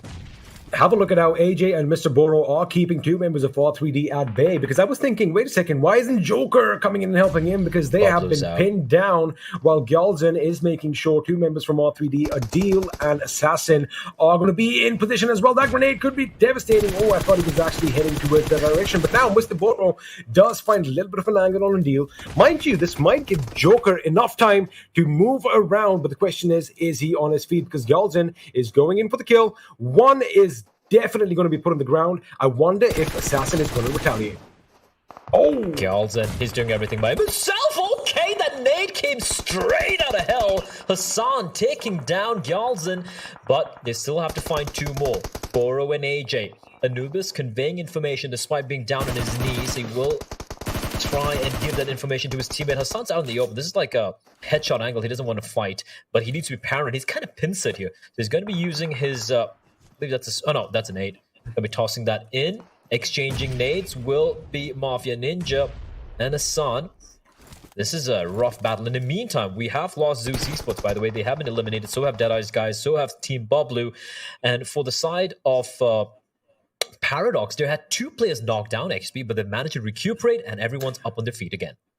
I like the fact that Assassin is making that move. I'm going to hold my thought because we're going to join the action as Praveen is just going ham on the opponents, takes one down, but is taken down instead. Killer going to FPP, almost gets the knock, but it's Jiggle from outside who's coming in from the squad wave. Coming back to this fight, have a look at how Assassin has moved in that little ditch, but he's got Joker's to position. Provide cover. Yeah. However, mind you, Joker's position is given away, so he only has one angle to peek out from, all he can do is assist Assassin. And I mean, if he even made it against the blue zone, there was an entire SEAL squad, a firing squad waiting for him. Sucks to be him. Sucks to be him. It's like, I'm going to make it, I'm going to make it, I'm going to make it. Oh, no. It's at that moment he realized he messed up. DRS zigging and zagging, they know Joker's position, and Galton's doing a good job keeping him pinned down behind that rock while the remaining members of his team just pushes up into the direction of Hassan. Hassan trying to use an opportunity to run away, but the smoke dissipates at the worst time possible, and Galton and AJ are going to team up to finish him off. The Joker is, I believe, is in the blue. He is in the blue. And I feel, there's not much you can do here. There's not much you can do here. He's going to be finished off by Mafia Ninja, and DRS will win a very prolonged battle at the end there against R3D, but DRS XP. 9 teams alive. They have 7 kills to the name. And all 4 members on their feet as well. I guess they took stock of what you just said, and they're like, hold on a second. We can shift up a gear, and we can do what we did yesterday. And, it is definitely working in their favor. However, Vibes are going to come under heavy fire. Have a look at Venom Legends shooting down from one end, T2K on the other. But again, you've got to be careful because as the circle pushes everyone closer, oh boy, you are pretty much bad neighbors for one another. Now, Vibes are going to take a little bit of damage out in the blue. They have to move ASAP as everyone is going to be a mad scramble for the finish line as vehicles are going to whiz by. But again, I like the fact that they have trigger discipline because if they shoot Blade, they slow down and, well, they give away their position. Oh, they get shot at by so many members here. Jiggle from Vibes jiggling around that fallen vehicle is going to do the job of getting the knock and almost finish as well. Second player, Burka, will fall too. I believe he fell to the blue. Frankie, barely alive. He needs his kit right now. That blue circle zone is dealing quite a lot of damage in the second. He gets the heal. The timing could not have been perfect, but they're still in a world of pain. XP, they still need to push it into the play zone, and Wizzies with Vibes are keeping them at bay. Then from above, it's I8 Uzum and Jiggle from Vibes. I believe he is the last man standing. No, they still have 2 members alive, but this is a battle for survival, and I8 are in the best position to take out 3 teams from where they are. Mind you, what we see right now, Wizards with Vibes are split up in 2 pairs. And right now, one pair is down. It's all right because the second pair is inside the circle as well. I8 is going to get the best of the opponent over there. And with that, Reaper is going to go down. Looks like Galzan is going to get the better of Havoc. As now I8, now their work is cut out. They have the high ground play, but they are at the edge. And all they're going to have for cover is their smoke grenades. Well, Johnny, I think he just made it. Uzum in the meantime is going to crawl away and he's going to be done for here. Seal should finish him off, or rather it's going to be, yeah, there we go, Hustler getting the kill for that. Crypto, M249 up close. He just went past him. Wizard Vibes, 1 member there. Rules, what can he do? He's going to get the knock. Can he find more? Looks like he will. He's looking to finish him off, and they're going to somehow stay alive. Johnny, he needs to get the knock here, and look at the way he's playing, jumping around. And but not before he takes them down. IA just got wiped out in a 1v3, and the moment he gets it, Zake with the nade. Oh my lord! What was that? Talk about timing. I thought they'd done each other in, but it was that grenade that came in and finished him. He must have been a happy man realizing he got that squad wipe, but of course, Seal Zake is going to be a pawn inside, and Nightwing is going to shoot down a little bit of a frantic move, a desperate move by Zake over here. He does know he's going up against the enemy. Those suppressive shots got the job done, and now he is going to make it behind cover. Meanwhile, Paradox, boy oh boy, these guys are still alive with 2 kills to their name. I gotta say, I kind of want Paradox to get a chicken dinner. Imagine being such massive underdogs and pulling off something miraculous, and Zake is going to be coming under heavy fire from above. He wasn't aware of the position of the player above there, and the knocks are going to be back and forth. Nightwing finds one, but a quick trade from Zake. Void will be knocked down as well, as Steel Shot is taking a fight with Paradox at the same time. And now Paradox, I believe, are down to just 2 members, Parakeet and G1 rather. And for the side of Seal, it's all on Zake. Can he get the res? He can find Baron. Hustler, I can't really see him. Oh, he's out in the open. There's no way he's going to be going for Hustler. So Seal's going to be down to 2-man squad. Parakeet still have 2 alive. And DRS XP, even though they can get the res, but they have 4 players alive. This is perfection. Did they just run over Hustler? They have 4 players alive. They have an airdrop falling right above them, and they have the entire side of the circle all to themselves, as Parakeet is going to get found out from distance. Of course, that was nothing that he could have done over there. G1 is going to take the fight up against Seal. Zake might just bottom out. I think he finally does. He ducks under fire, takes that UMP, puts in a few rounds, and with that, Paradox, ladies and gentlemen, are going to be exiting the game. I'm sorry, Blay. Your little dreams have been dashed. It's all right. I'm sure you're quite used to it, which means now I'm used to disappointment. I live and breathe disappointment. I mean, hey, brother, we live the same life. I get it. Our life is full of that. But anyway, and that's why we commentate esports, because yes, life is just disappointment. But right now, DRS on the cusp of getting yet another chicken dinner, as they have now 11 kills to their name XP. They found another knock and a finish, and this is it. It's a 4v1v1. It's Steel Shot, the last man standing for the side of Venom Legends, and Baron for the side of Seal. And DRS, they're just going to try and finish off the job very quickly. And I'm going to say it, a chicken dinner for the side of the Kings. Definitely well-deserved chicken dinner, as Steel Shot is trying his best to keep the enemy at bay, but he is going to get spotted out, and of course the guns are going to be ablaze, and looks like it is the MG, the big airdrop machine gun, that is going to be putting the final nail in the coffin. And with that, ladies and gentlemen, I'm sure you're not surprised, the real soldiers winning in Miramar. The real soldiers, the real slayers, the real... I can't think of any of the words starting with S because I'm very bad at my job, but what a performance from them. They had over I believe, 13 kills, chicken dinner, and it looked like that Stalwart were kind of catching up to them, right? There was, I think, like 2 or 3 points of a difference in the overall tally, but they have easily gone past Stalwart right now, and with like just a couple of games remaining for them to play, or rather 1 game if I'm not mistaken, pretty much guaranteed not only to, they are guaranteed to qualify now for the Super Weekend, but also the form they're in right now, XP. They're here not just to play, as I said earlier, but they're here to win the entire thing. I mean, we joke about the Costas curse from time to time whenever we say something and something drastic happens. It's like the opposite over here, because they're like, hey, wait a second, Blaze said something about us. He said, we're playing shite. Wait 1 second. All right, let's amp it up again, guys. It's going to be day 1 all over again. Let's show them how it's done. Getting a high number of kills. All 4 members alive right till the end. That is unprecedented. And of course, with that, it is going to be the midway point for all the action on day 2. 3 games underway. 2 games are still in store for you, so don't go anywhere. We'll be back after this quick little break.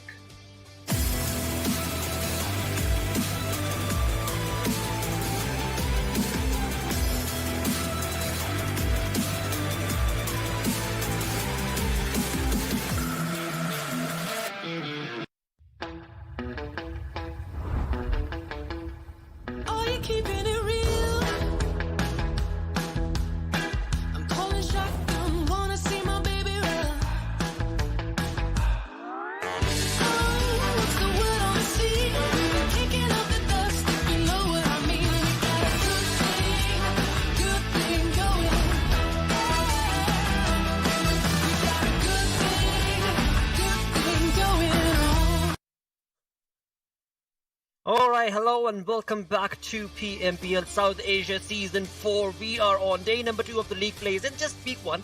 It's just week 1 right now. All thanks to, of course, Oppo for sponsoring the entirety of this event. But boy, oh boy, I mean, Ocean, Johnny, it has been an amazing start to day number 2. And every single game that we go through, there's just ups and downs, dudes. I mean, ups and downs, plus one thing is, last time when we were talking about Miramar, we were talking about how DRS was unlucky with the circle, right, for themselves. But this time it's kind of a turn up of a story, and Johnny, I mean, I agree with that. I mean, as Ocean said, earlier on in the day they were unlucky with the circles. This game just made up for everything. The gods of Pubgmobile were like, here you go, guys. Here you go. Every single shift of the circle was on top of DRS, and they had to capitalize. They had to, and they did so perfectly as well. With that, as we move on through to the most valuable player coming in from this game of, well, Miramar, we've got none other than Mafia Ninja from the Real Soldiers Gaming Arena.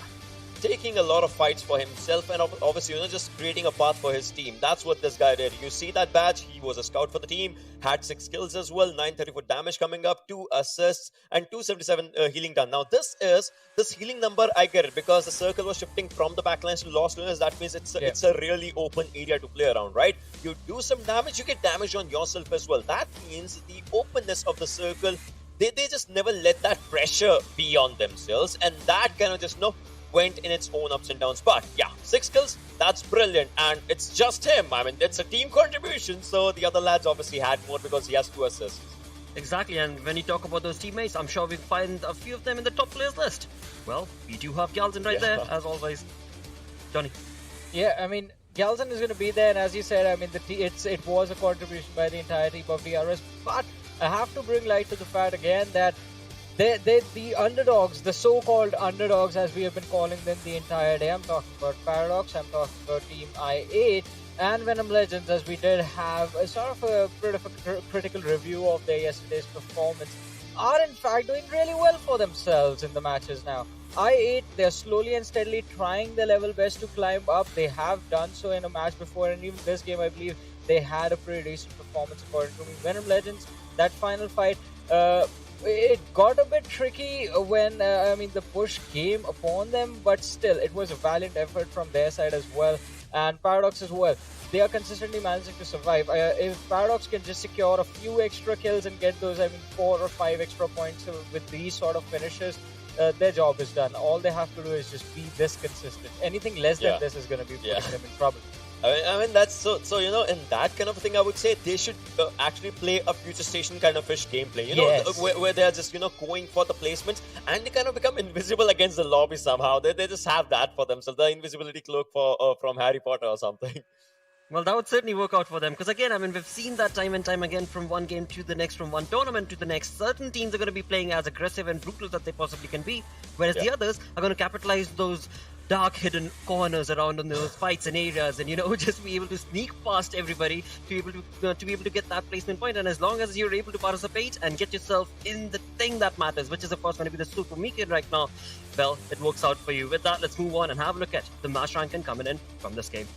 Yeah, I mean, talking about this match ranking, I mean, Johnny, you would actually agree with me on one thing, and that is DRS definitely, they had that fracking potential, they showed it, but Pablo Clarity, I mean, even on their drop location, from the movement that they started, they tried to go for the fights, but the early elimination, that kind of just became really bad for him. And I guess now with the game that will be remaining for themselves, it's going to be heavy pressure on this team for sure.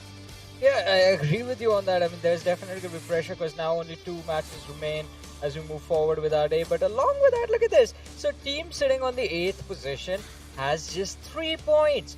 Just 3. How bad was the game for the team sitting on the 2nd page of the standings? Let's find out. Let's find out the team that's going to move on forth from that 8 all the way down to the 9th through the 16th, where we shall see what bigger leap is that going to be, because from the 7th position to the 8th position we had a 6-point difference, and from there as we move on through we find PN Crew on that 9th spot. Ocean. Yeah, PN Crew coming down 9th spot. Well, I would say as compared to their other games, this was comparatively better, but not the best that they can deliver, right? Because we saw them at 15-16, 15-16, but this time they're at 9th. Yeah, I get it. But if we compare points, I mean, 0 points and 3 points, it's still a pretty close affair if we talk about the previous games. But now Zeus, this is a team that was outshining in the first Miramar, and now in this Miramar, it was a turn of a story. Future Station, previously the team used to go for the fights, for the placement and not for the fights, but this time they tried to go for the fights. I would say Future Stations should stick to the placement strategy for now, and then tomorrow when it'll be a free day for them, then they can just think about it. Also, I just want to add one thing. I'm sorry about that. That Future Station, as Ocean said, they need to stick to their placement style of gameplay, and it's not a bad thing for them. Their positioning inside the map is actually really good. Because just the fact that you can get placement points continuously without having to risk getting eliminated early on, that takes a lot of time, a lot of time for other teams to figure out. And this team has done that perfectly. Johnny, the best part is the lad in the team is named Zone Magnet, so you get that right. So then a backtrack, it literally works for the dude's favor as well, and every single intuitive decision that he makes ends up favoring him, and the PUBG gods certainly seem to be helping out for that. With that, when it comes down to all those zone rotations that team is doing, let's talk about how the zones worked out in this game. Ocean. Yeah, talking about how the zones worked out, right? This is where again you'll see zone magnet kind of just happen to be at a place where the zones was just shrinking down slowly and steadily. So it was good. But this time you see clarity in Bablu, like the place where they were moving forward from, it was kind of working up. I mean, they had different rotations for themselves if they wanted to. But the thing is, taking those early fights kind of just did not help them overall. Moving on to the next circles, we'll see a lot of teams just clustering around in the center lines, which obviously is a thing. But what do you do when the zones move away? This is what we'll see, right? If we just pause out here, you see the blue circle. Obviously, that was the previous zone. So this was the center line of that previous zone if we just talk about it. But now as the circle shifts, so many teams want to move. They might have a few areas here and there to just stay for themselves. But the rotation that will be happening, you will be cornering down maybe one of your opponents, maybe the entire team or something. And that somehow, the hard shift of the zone actually plays against the mindset of the players. And now you see again that happens.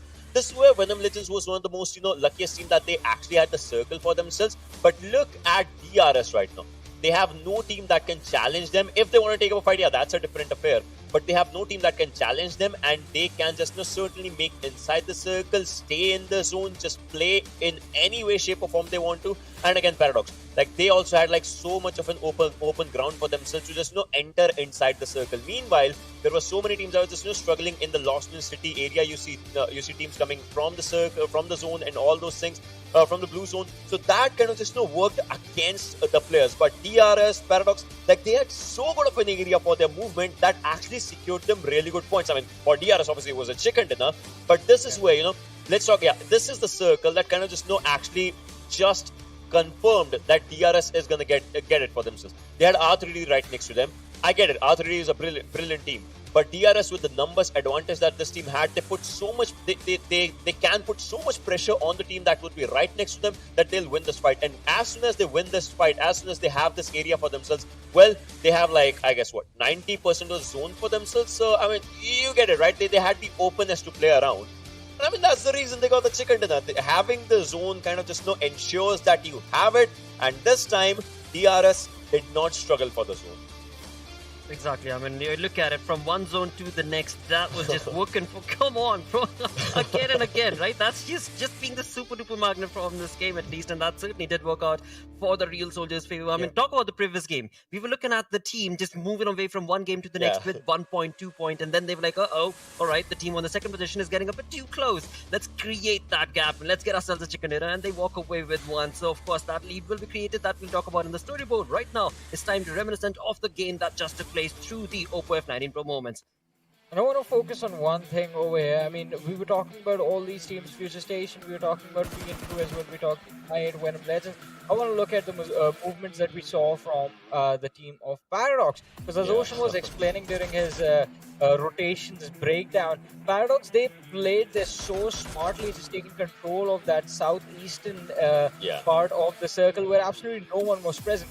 This was an interesting situation because Pablo, they had Inky outnumbered, and this Inky was still able to take down a few players over there.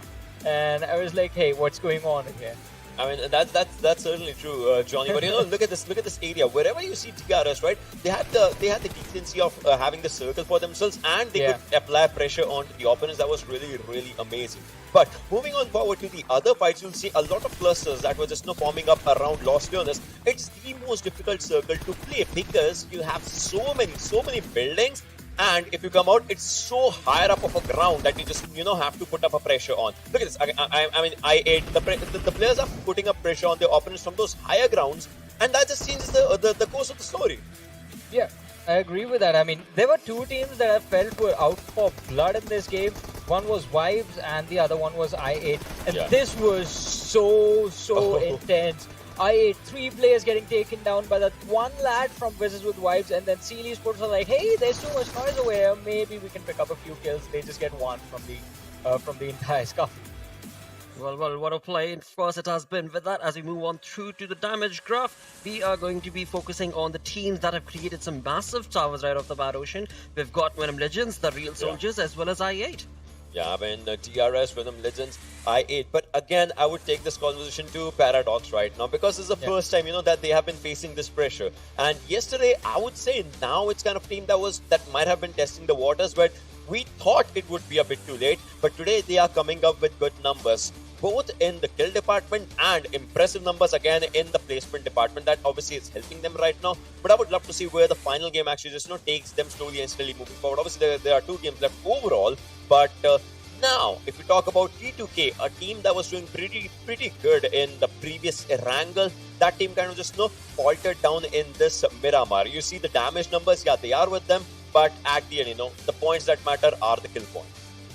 Absolutely, every single time it will be the kill point that will favor you, and of course with that kill point the placement point will also bring yourself up in the overall storyboard. But right now when it comes down to the teams who we find basically on the second page of the leaderboard are not looking good, all the way starting from high voltage itself, where we do have some unexpected names. You've got S9 right there, you've got Zeus Esports right there. Along with that, of course, there are teams that can expect to change their play side in the next remaining 2 games. Right now, let's move on to the overall rankings. That's going to be the storyboard that will dictate the lead that the real soldiers have been able to create.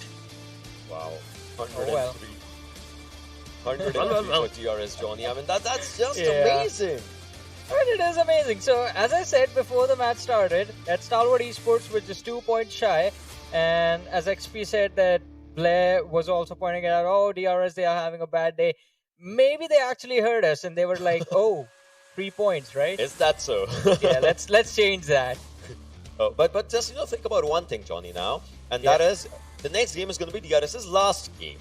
So I would love. I mean, obviously they have that massive lead, but will we see a 4th chicken dinner coming from them or not? Like that's where my eyes are right now, because we talked about it, right? This team has the chance of going YOLO. So here's the thing, right? 4 chicken dinners in league stages. Yeah, they will give you a good lead. They will make you look really good going into the Super Weekend. But if you can do that during the Super Weekend, that means $4,000. Exactly. Talk about pressure. But maybe they're just warming up. Because these are teams that they're going to be playing against. And right here, as we move on across, we do have a lot of changes taking place as well on the second page, where we do have Venom Legends making a big jump into the top 16. Well, it's not just Venom Legends. Look at Paradox right now. Well, they are in top 16. That's a good thing, and they have 2 matches left. That's where the pressure comes down to Venom Legends right now. For the starter, 7 games done, right? They have 1 game remaining. PN Crew and R3D as well. Whatever impact they want to make, it should be in that 1 remaining game. Otherwise, the storyline will be fixed for the upcoming Super Weekend. Also, here's the thing. Venom Legends, they just have 1 match remaining. Yeah. Just to be safe, I want them to get those 15 points if they want to move to the Super Weekend. Paradox as well. Paradox, I mean, they still have a safety cushion of having 2 games. But look at this. PN Crew, R3D, just 1 game to go, and they're sitting on the 18th and the 19th position. It's all or nothing in the next match. There absolutely is, and well, talk about pressure. They've got only this 1 game to take that lead all the way through for themselves, and there are 23 points, and they need to be overcoming Paradox's 31 points, where of course Paradox are going to be playing, so they'll be jumping into their points as well. And perhaps, like you were mentioning, both of you, that we'll probably be looking at a marker of 40 points, 45 points perhaps on that 16th position. So yeah, it's looking tough as we move on from 1 game to the next. With that, let's move on through our day. Let's move on to the schedule, which will now be taking us to a different map altogether, and that map is the known map, the OG map. It is time to jump back into Erangel Ocean. Yeah, definitely. It is Erangel, and it is Group A's last match, if you talk about it, right? Yeah. And a few teams might just be playing their last match. A few teams of them are happy, like talk about DRS. A few teams might just be sad. Well, they'll have to change up their pace right now, because this match matters. Again, this is second last match overall, but for 1 or 2 teams, like for 4 teams, obviously, it's going to be the last match to just look forward. So I would just want to see what happens today in this match. Well, along with that, let's also have a look at the map chance and find out what the stats tell us when it comes down to the prediction that the stats are going to be showcasing. Johnny.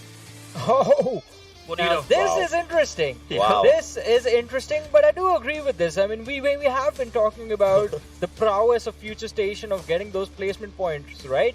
And if you can get 12 points consistently in every single Erangel that you play, what more do you need? What more do you need, Ocean? And it's just those placement points that just Future Station has been sitting on in the most amazing, impressive fashion. Because this is the thing, right? Even in this Miramar, I get it, they did not get much more of the points, but they were in the center of the circle as the zone started shifting up. So the zone favoring capability that this team is possessing right now is brilliant. They should play like that. I mean, they have a really good cushion for themselves. But again, we'll have to see that in Super Weekend again. Exactly. For that.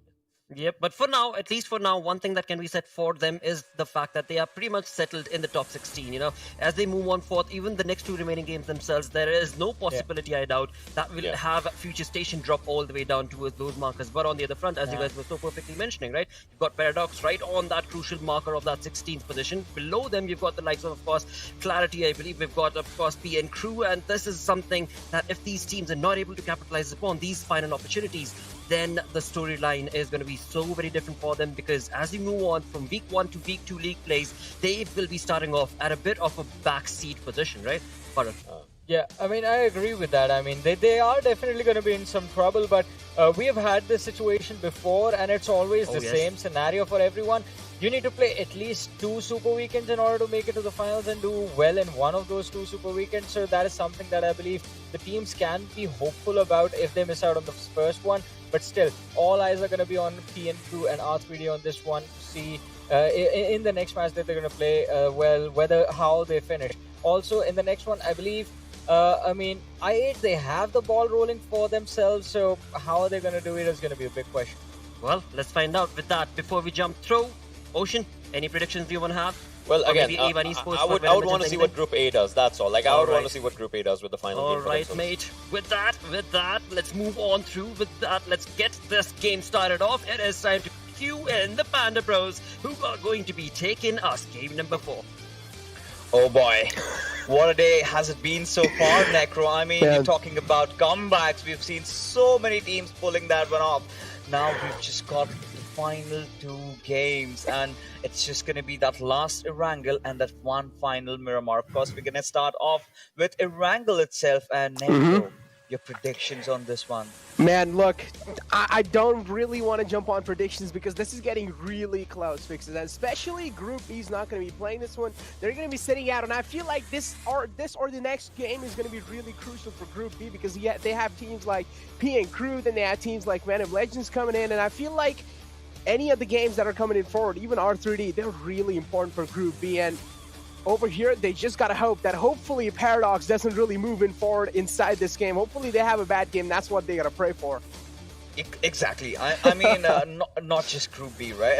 You know, I'd be a little bit contradicting to the desk over here because I'm least concerned to what Group A is doing because they're all so comfortably qualified. I mean, all the 4 teams, you know, they've been playing phenomenally well, but it all comes down. You know, Group B consists of 3 teams who apparently are in that red zone. Of course, we can leave Zeus aside. They're feeling really comfortable. As Big Bird is in the sky, we head in to the greeny pastures of Erangel, of course, as the flight path trajectory, well, it's heading from shooting range to Sosnovka military base. Man, I don't know about you, but I'm vibing to this music right now. It's absolutely great. It's making me feel love that. right. Yep, I love this music. I'm not gonna lie. But hey, playing flight path starting all the way from Zarki, ending towards the Sosnovka military base. That means I8, well, they're going to be having a great time because it's right over their drop location. On the other hand, though, so, I mean, look, yeah, Zeus, I do know they're on 10th position in overall rankings Fixes, but are you happy to see them there? I mean, it's all right. It is a-okay because, for one, league points do not really matter, right? As long as you're in the top 16, I don't care. You head into the Super Weekend. That is where I'm gonna start complaining. That's where I'm gonna, start being really critical about the teams. But you know, being critical about teams, I mean, well, I8 seems to have really pulled off quite a comeback, right? I mean, especially Johnny making the whole world of difference over here. Just that one player changing the way completely as to how they approach the game, and they haven't looked behind ever since. Now the only issue with I8 I've been feeling is that they need to focus a little bit more on those position points, but despite the fact the killing has been brutal, right? 9 points of position, 31 points of killing shows how aggressive these lads can be. But talking about this game in particular, well, we've got quite a hybrid circle over here. Yeah, exactly. I mean, I would say, yeah, it's a pretty hybrid circle. I would say, yeah, definitely. But at the same time, we have seen this kind of a circle a lot of times in the past as well. It usually kind of ends towards the George Bull side near the Big Boy Mountain. But let's just see where it heads down at this time. But yeah, the teams that we are really having our eyes out for. Definitely, one of them is going to be Paradox. Then you have Line as well. And another team over here that we really need to talk about is going to be R3D Esports, which is Bublu. Now. Yeah. For myself, I would say, yeah, their survival game has always been really good, but their firepower is really lacking here, Fixes, and they need to step it up. You know, this is where I'm just gonna have a little bit of a contradiction again, right? In terms of kill departments, they've done decent, but in terms of position points, I mean, they've done terribly bad. So this is where, the question really comes down. Khan 420, is he feeling the heat? Because, coming into the PMPL, I mean, he had to be one of those star players that I was really looking out for. And the way he had been performing during the NCs, hand this boy an MG3 and he'll show you what he can do with that particular weapon.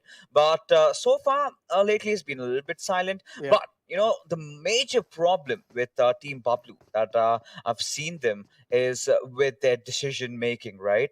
With how they're traversing around the land, the timings of the rotation, and the worst part, they take a lot of bad fights, right? They need to start avoiding that. But talking about bad fights, well, this is something that 7C, I believe, did not anticipate. Seal dropping right on them, and I think, well, I mean, considering the form that 7C are going through lately, I think Seal needs to have some early breakfast over here. Yeah, that's what I'm expecting as well. And I mean, especially a man like Hustler, who has been a former teammate of Apes, I'm expecting this lad to dominate as well. And 7C, as you did mention, I mean, this team has been struggling, and well, the prime example is right in front of your eyes. Mr. Thapa going down. That's a big down as well. And the main, I feel like the problem over here was the separation coming in through initially in the 7C, right? One player was all the way at the back. The other player was on the right side. The main player was in the front line. On the other hand, Seal, take a look at that. 3 players stacked inside one house, and one guy is all the way on the left line. So he's kind of watching their surroundings.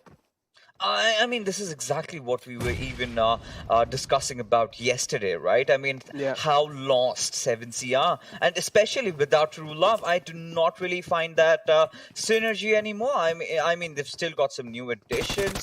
But Mr. Thapa, you've got Ale, I do not know. I'm kind of feeling dicey about them, but Fear did have that little bit of an angle. But apparently, Necro, this is a bad news for him. He's been spotted. Now, one thing that we're looking at Seal, right? We can ascertain for sure is the fact that they like to stick together, right? They're not, forming different angles or anything.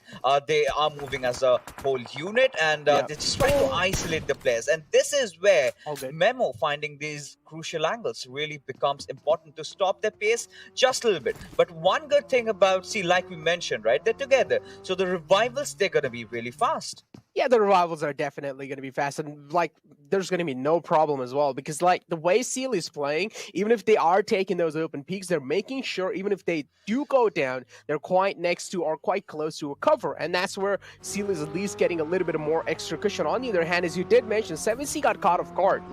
Seal dropped in, and 7C was just completely separated away from each other. Yep, exactly. As I feel like moving away from this fight is the best thing you can do, and that's what they're exactly doing, because they don't want any more casualties on their name, and that is, I feel like, a mature choice being made by this team. On the other hand, you can clearly see on the replay as well, Thapa has no clue. He was lost. Yeah. He just got caught off guard. It's not just about being off guard. I mean, that's not an excuse, they can make anymore, right? Because while dropping off, you do see those parachutes. You need to be really careful. I mean, making such sticky movements, that is, of course, going to be the cause of your demise. And that is something that has happened with 7C. Now, their start has been terrible, right? Now, the remainder of the game might just be terrible as well. It starts getting worse from around here. Where do they go? Where do they loot? Because they have not got enough loot. Or the only saving grace for 7C, I must say, is that they have got a few vehicles for themselves. But now, A1 Esports, again, dropping off in no man's land. I mean, I've seen these lads, usually heading off towards Jasnaya, but they've kind of been respecting DRS, right? They've left out on that. They've chosen a different drop location. Now have decided to lock horns against an inform Future Station 1952. Yeah, exactly. Now, Future Station, yep, as you did mention beautifully, that they are definitely in form. But, well, the opening has been found. Entry is going to be the man who's going to be giving the entry frag away to A1 Esports, and that should open a lot of opportunities. But instead, it seems like 1952 isn't going to be a team that's going to be falling prey that easily. Instead, they decide to retaliate back, or at least take a little bit of more chip shots here and there. Have managed to kind of just make sure that RX Jax is not really being hungry on those kills. They have managed to ship him away. With that being said, here's a little replay of how Amra is just dominating TDK's players, and that's a fantastic spray. What can you say, man? The M249 is just a lot in those early games.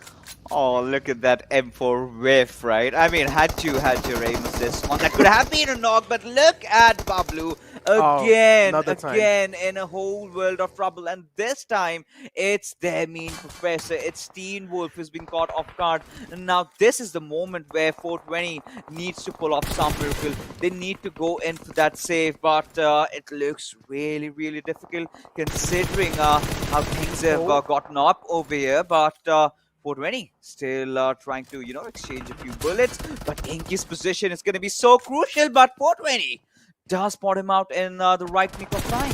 Barely manages to escape. Look at the off angle he's making, and yes, this is what exactly I was saying.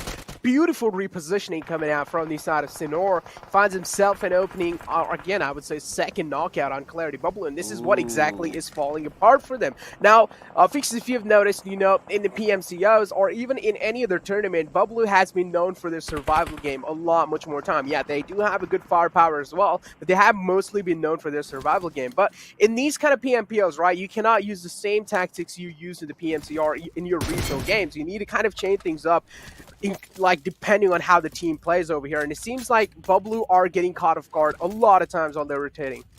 Again, I must say this. I really feel that they're feeling the heat, right? This is where the pressure is sort of surmounting on 420. And again, you need to understand, you need to do your homework, right? You do know C-Line drops right beside you. This is that junction where you sort of meet against each other. You gotta be prepared for that. And they did not. And to make things worse, they just had buggies to play around with. Now, what does that leave Team Bablu with? I think the final two players alive. We've got Zibian, of course, and I know somewhere down the line, I'm really wondering now what can be in store for Bablu, because this game is pretty much a corner, right? Unless and until we see some next level survival from these lads. But either ways, taking a look at the circle shift, we've got it a little bit centralized around that Pochinki Gatka area. Some kind of a standard Erangel circle where apparently 7C are in a decent position, but the numbers definitely is a thing of concern. Yeah, the man advantage is really important, and we have seen it kind of change a lot of teams' courses in those end moments. And Bublu, exactly, I mean, mentioning their overall ranking again, they're on 17th place. They're really close to 16, and they really need to get in the top 16. But the main problem here is that if already with this kind of a bad start, you're going to be starting the game, that's going to be affecting your morals by quite a lot. And you need to understand, as I did mention, this game is really important. Like, it has to be one of the most important games. Yeah, even though you do have the upcoming game in your hands, but still, each and every single game matters, because if you're going to let the teams below you even stack up those points against you, that can be a huge problem, and they need to realize this. Oh my God. Yeah, exactly. Talking about this particular replay, I8 has really been looking aggressive. Something that they're not quite popular for, because we've seen them dominate in the Pakistani lobbies, right? It's a cakewalk for them. But then again, coming into these international lobbies where you've got the Nepalis out there, the Bangladeshis, and of course, how can we just rule out the Mongolians? That's where things start getting really tricky, right? Yesterday was a nightmare that they would want to get over with, and I think they've done a fairly decent job at that. And again, yesterday also we were, asking where on earth is Johnny, and my man is back, and well, he's definitely delivering. Sort of inclusion of Johnny in the roster sort of eases out the pressure on crypto. But again, it's not just Johnny and crypto anymore. It's Blade who's been doing a lot of killing lately. Yeah, taking a look at the circle for now, and even the map feed, you can clearly see that a lot of teams are stacked up in the center. Now, DRS are going to be one of those kind of teams that are pretty late to arrive, but the teams that are at least in the center, that they are going to be having a little bit of safety cushion for now. But airdrop 2 is on the board. It's going to be the MK14, maybe, and let's see who's going to be taking it this time, because we have seen those AWMs also being yielded in Miramar, so I definitely do want someone to get that MK14 at least in the Erangel map. But for now, yep, as I did mention, there are a few teams that are making those late rotations, but take a look at this hard shift coming in through all the way on the southern side. Now, over here, Fixes, I would give you a task, right? Now tell me, what would you do if you were Bablu? Team Bablu completely, just go through the blue zone and take those certain compounds. That has to be so very easy. But I mean, right now, the only thing for Team Bablu is going to be about surviving. So what I can recommend is, of course, take that school route, go all the way and play through the peripheries and try to, just come down from the southern side. But no, that's not going to happen anymore, because you've got Wizis with vibes already taking that desired location, which Bablu should have taken. But now, we've got the ruthless, aggressive warriors having spotted Enki in a really precarious spot. Now, Joker, we've seen what this lad can do with a bolt action, right? Now, this time he does not have one. It's just playing around with an M4. But Necro, how on earth is Enki going to come out alive? Man, if I was in his position, I would just stay tucked in as long as possible and wait for my cavalry to arrive. Like, that's what I would personally do, because if you wouldn't try to peek out a little bit of pixel of your head, it's going to get cut off. It's going to get blown out instantly. So I don't really feel like Enki in that position. If you have a smoke grenade, then yeah, you have a good chance. But still, you getting spammed through and taking a lot of damage can be a big thing. But take a look at that. He has found himself a knock and a opening. Now that this means going to be opening a lot of opportunities for him, and somewhere down line, Raw being really unaware of Enki. Oh my goodness. I mean, Enki is starting to be a nuisance for Team Raw, right? Considering how he just managed to knock down Vishal right in front of his teammates and finish him off. But, this is where Raw need to start making some aggressive movements, and going one by one is definitely not going to help their cause. But where on earth are Enki's teammates? Are they even in a good position to provide cover fire? I believe they are, but I really hope one more player does come in, as nades are being exchanged over here, and Enki! Alright, this man somehow has a tendency to survive, but for how long? As he finally gets caught down. And there you go. Finally, Raw are going to be punishing Enki for his frivolous activities over there. But again, the question still remains, Necro. Where were his teammates? None of them came in aid. Well, they were close by. You can see the minimap, right? They were pretty close by, but it seems like for Enki, he's not the priority for them. And that hurts, That hurts. Yeah, that hurts. Yeah, if I was Enki, I would be like, guys, am I not your friend? Please, guys. And take a look at this circle shift now. I8 being the one favored, and also same thing goes with ABCDE Esports. Now, they were on 13th position in overall rankings. That means this game is really important for them as well. So this type of I would say, the PUBG gods gracing them with the zone, they have got to be really thankful. I mean, look at the splash of colors heading in from the northern side, but Deadeyes find themselves in a little bit of a kerfuffle against the lads of 7C. We've got Ale, the last player surviving, finally just getting obliterated as Deadeyes. I mean, even after having two of their players knocked out, they still somehow managed to survive. But look at the real soldiers go over here. They found out what to, and well, I mean, after the departure of Assassin, High Voltage, after a really good start yesterday, they've sort of had that downhill slope dropping by. Yeah, I feel kind of bad for 7C.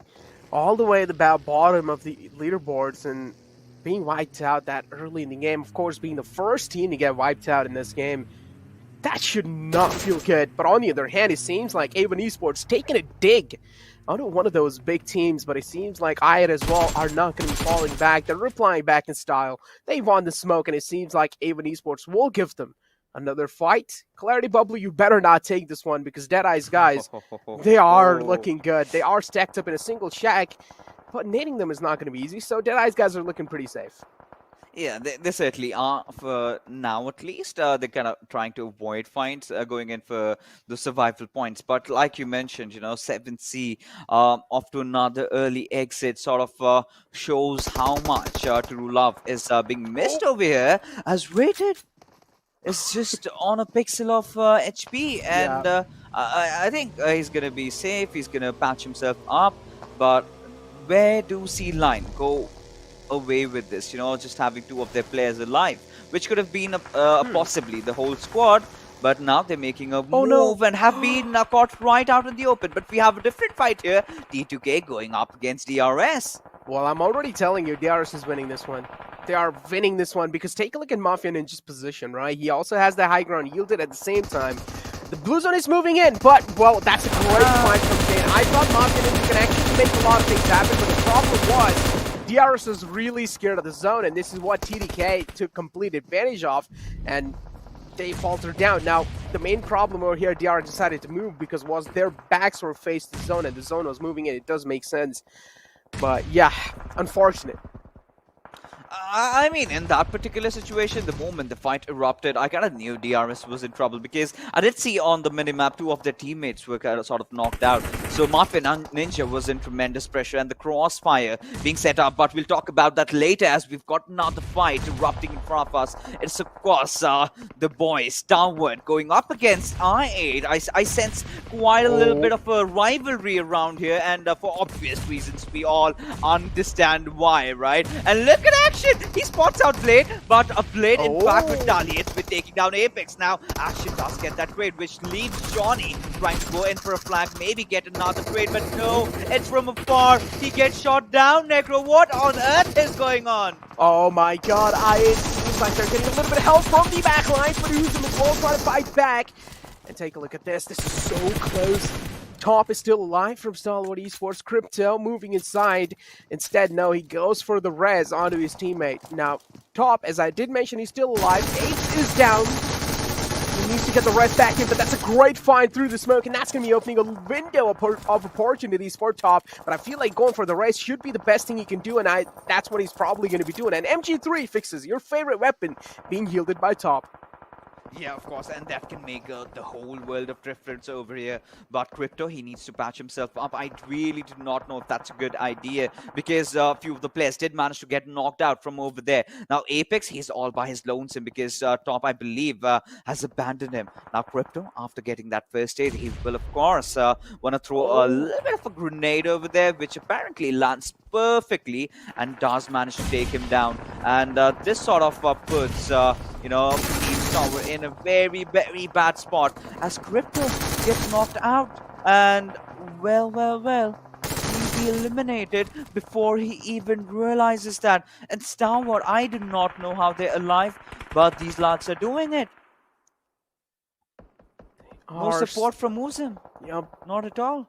Well, I mean, Uzum, it seems like he's just checking out the fight. I don't know what else to say over there in that position, because Uzum just went back all the way inside the house, and he was like, all right, guys, I'm going to be the one to actually be in the safer side and at least trying to get some positioning points for the team. But Raw, on the other hand, it seems like they are under heavy fire. Pretty much plus down low. Deadeyes have all four players alive, and this can be huge for them in those late games, because, of course, if you have all four players alive, that's going to be helping you quite a lot, because usually in those late game situations, it's hard for a team to keep all four of their players alive. Seal, though, this nade can be really damaging. Jivan Oh, he has put in some great distance in that nade, but still not really making up till the mark. Seal is looking good for now. Yeah, they certainly are, but once the smoke dissipates, things aren't going to be better anymore for Team Seal right now. Hazard just wants to go in for a drive-by. Did he knock one down? Did he take someone down as Parakeet? He's going to take a dig at the players of Stalwart as Paradox. They're finding amidst two different fight over here, and things are starting to fall down. Now you've got to decide which fight you need to choose. Either go for Seal or else go for Stalwart. You cannot go for those two fights. But Bablu, somehow they're apparently surviving for now. But for how long, as Danny finally falls and Team Clarity Bablu are eliminated from the game at 11 spot, Necro. This means just 1 point coming out from that positioning, and Stalwart now locking horns against A1 Esports.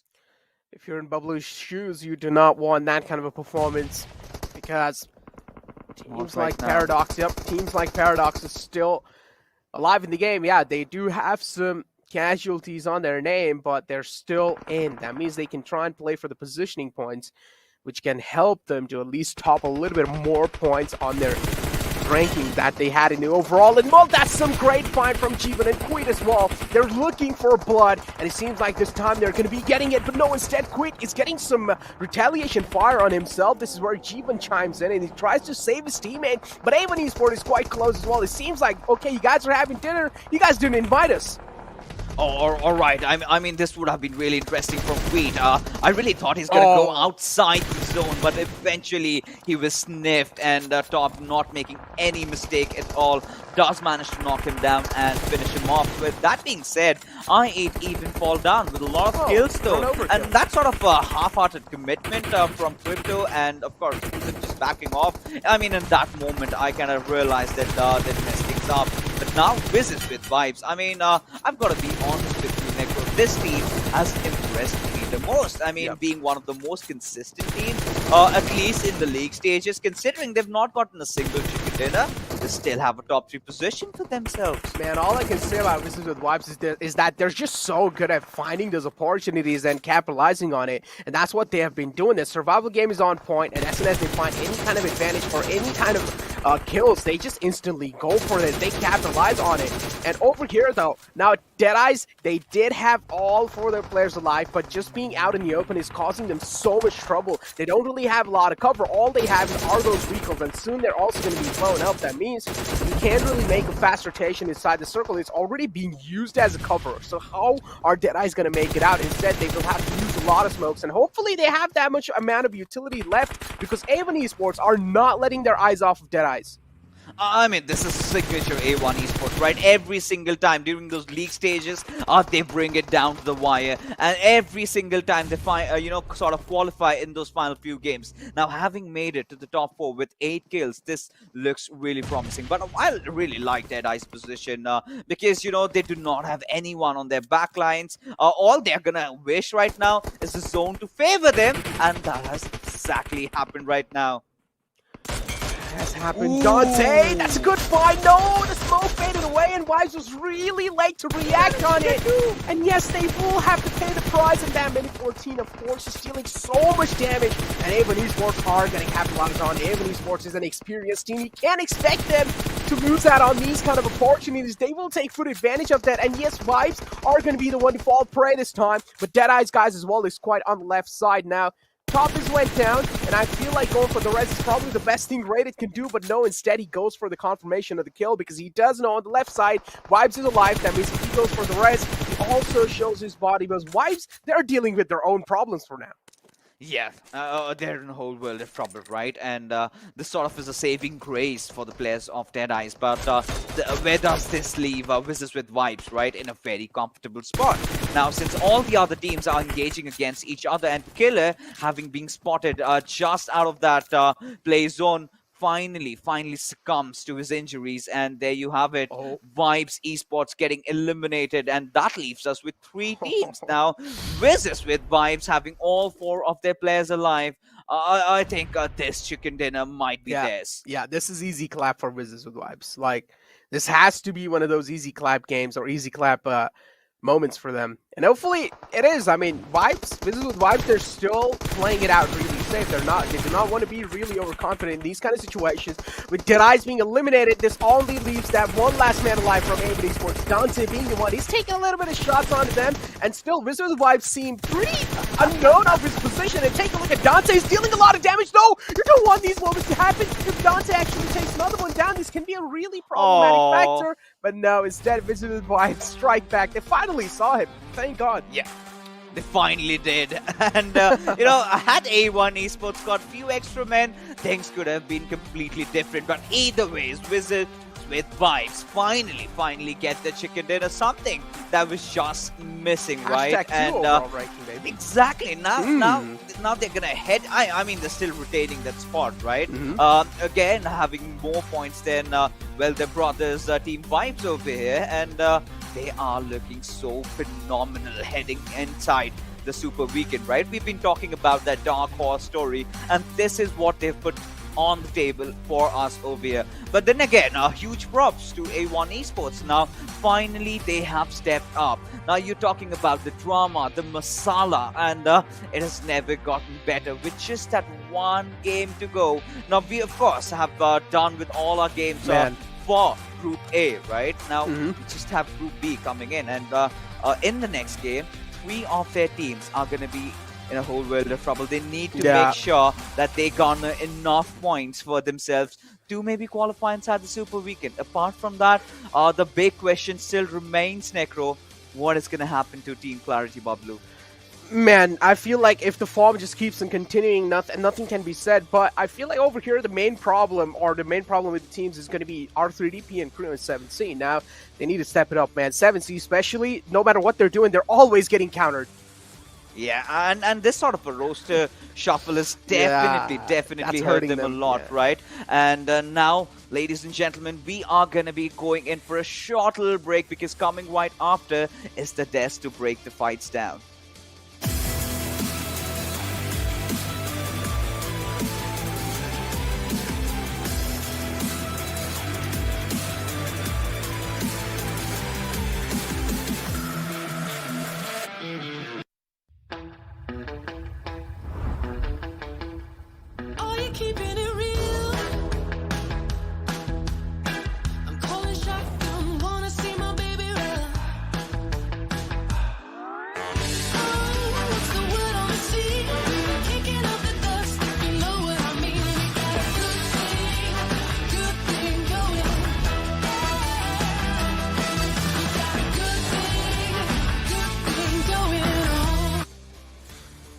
And we're back again. This is, of course, PMPL Season 4.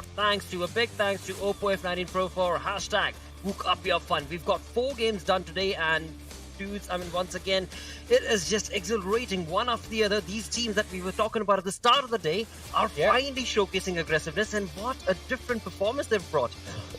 I mean, yeah, exactly. Overall, for the performance side, I would say it's really good. And again, this is the standard, I would say, Johnny, you're going to agree with me on this one. This is standard Erangel aggression that we saw this time, just happening from all sides. I mean, those compound fights that we know, those open fights that we know, it was actually the OG gameplay by the OG players in the OG Erangel overall. I agree, but I mean, no matter what we say about this game, both of you will agree with me on this.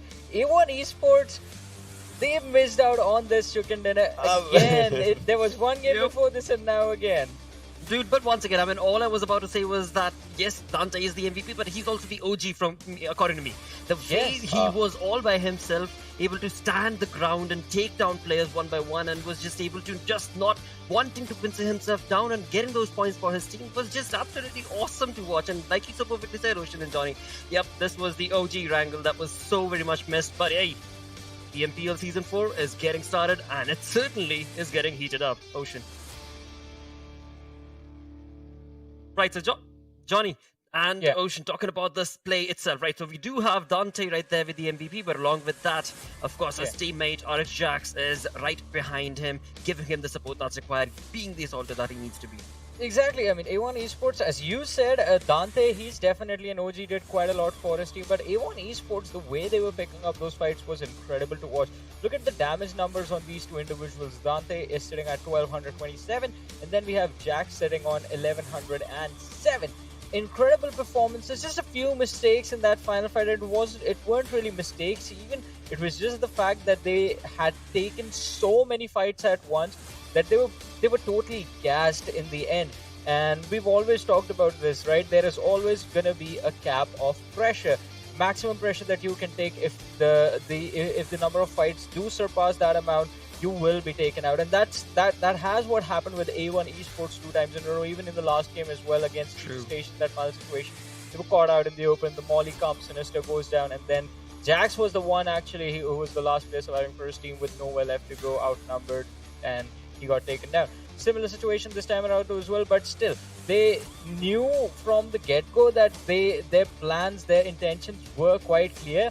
They were always just looking up to get a high finish, but priority numero uno for them was those kills. I mean, the dudes have been lurking all across, wherever it was aggression, wherever it was domination, wherever there were gunfights. This team was just lurking around behind the corner, behind the rock. They were just bringing in those kills for themselves behind the tree trunk. And I mean, again, just amazing showcase. But as you were mentioning, it's still missing that chicken dinner. But moving on to the match summary. I8, another team to talk about. Uzum right there. Beautiful. This is the day that this team were waiting for. All these teams, in fact, were waiting for. I mean, from Dead Eyes guys to A1 Esports to I8 to Paradox, all of them have been absolutely ferocious. I mean, so they've only done one thing right now. They've only changed one thing. They're not taking that first fight that they were taking yesterday. Every time that first engagement, they try and disengage right now. And that is actually working out in their favor. Because, again, I said this yesterday, I said this today as well. This team is good with those gunfights, but if you're going to keep on fighting from the early stages, I mean, there is going to be a higher probability you will get third-partied and get picked off. Also, you might lose out on a key individual in the earlier fights, and that is not going to work out for you in the later stages of the game. With disengaging from those early fights and just making sure that all four players are present when you are rotating from the fourth circle, the fifth circle onwards, and trying to move into those small little clusters that are already built up inside, I8 now have sort of put themselves in a position from where they will be able to secure a few extra points, and that has worked out quite nicely for this team. They were sitting in the top 8 before, and I believe the climb is going to keep on going. It will. There's no stopping these teams. I mean, all of these teams, in fact, I would say, that are in the top 8. All of them are on a different role altogether for day 2 of week 1 at PMPL season 4. I mean, from Visitors with Vibes, this is going to be their amazing play and 9-kill affair with 24 points is what this team walks away with. And then very shy, just 3 points shy, is going to be A1 Esports right there with again 9 kills. All thanks to Dante, I would say, as he was just able to pincer down Vibes player and then try and push on against. I mean, all 4 players of Visitors with Vibes and A1 Esports is Dante. He was the only dude, but he did not want to deter from his domination and was able to almost bring it down to a 1v4. Yeah, I mean, it was incredible the way that Dante fought in the end. I mean, till the very end, but still. I loved one more thing that we saw from display with from A1 Esports. When they were in those final few moments, we saw multiple players from A1 Esports' side take up multiple fights, and they were coming out on top. That is what I found actually the most impressive. But I'm a little heartbroken in this game. Paradox, that early exit. Yeah, that does hurt. That certainly does hurt. I mean, you're climbing, you're trying, you're delivering, and then suddenly a game ends up faltering back on you. That is not the kind of play that was anticipated from Paradox. But of course, I mean, it is a journey. It is a journey that's, of course, going to either go up or down, and there's only these 2 ways that it can ever go. With that, Ocean is back. Let's move on through and get those zone analysis. Ocean. I mean, talking about the zone, right? The zone actually had one of the most funniest factors for itself for one thing, and that is if we just keep it here. Look at this. The center lines of the circle, the cluster that there is amongst this entire area, right? You see the cluster. And the circle always shifts down to this area only. Like the first shift was here, the second shift, like the circle was just moving down here and here and here. So again, for the starters, Future Station was kind of at a really good area for them in the circle. But look at where Visitors with Vibes is onto the sides of Milta. And now if we move forward to the next upcoming circles, you'll see how the team just start contracting around. Right now, again, Future Station is having a really good area for themselves, but A1 Esports as well. This is where the zone kind of just played around them. But this hardship, just have a pause here, right? This hardship kind of just changed a lot of things, because you see this empty area, no one has it, and that's where Wizards with Vibes had the one of the greatest advantages to just enter in and have a really good safety cushion where they could just play around if they wanted, and they had it for themselves. But this is where the other 99% of the teams were just clustered around, and they had their own fights. Well, not right now, but in the upcoming circles, you'll see the numbers just decreasing because of these zones as they were just moving forward. And again, A1 Esports, this could have been their game. Just think about it. It was so much for them. But once here in the center, right? If we just keep it here, if a team is at the center in the final circles, they are being surrounded by a lot of teams, and for them the main goal is just objective is survive, defend their own marker, defend their own area, and that is where the pressure just came in. A1 Esports, well, they survived till the end, but not to become the final team that there was amongst the chaos that there was. Exactly, and as the game progressed on, I mean, of course, there were moments where there were teams that, for example, I mean, we of course did have the Deadeyes who were also looking pretty neat in terms of the playstyle that they were able to create, and the zone basically factor that was working for them. But as they moved on and as the rotations were made, so many of the players from A1 also got caught off. And again, Varun, I mean, when it comes to Wizards and Vibes, I mean, these guys were just in the perfect position. Exactly. I mean, as Ocean said, that empty area with that second shift coming in was super important for Wizards with Vibes and A1 Esports to actually control. But as A1 Esports moved in and Vibes still sticking to the eastern edge of the circle, it created two different scenarios. Ocean explained it. A1 Esports under a lot of pressure, while with Wizards with Vibes, I believe they just had to deal with one or two teams at max before they stepped into those final fights. So it was just the amount of pressure the teams had been throughout the entire match, and it was about a test of endurance for A1 Esports, because even in that situation, I mean, it did get a little bit tricky, because again, let us remind you, there are no Q markers, so you have to be on your toes. You're always going to be paranoid where the shots are coming from, even if it's not on you.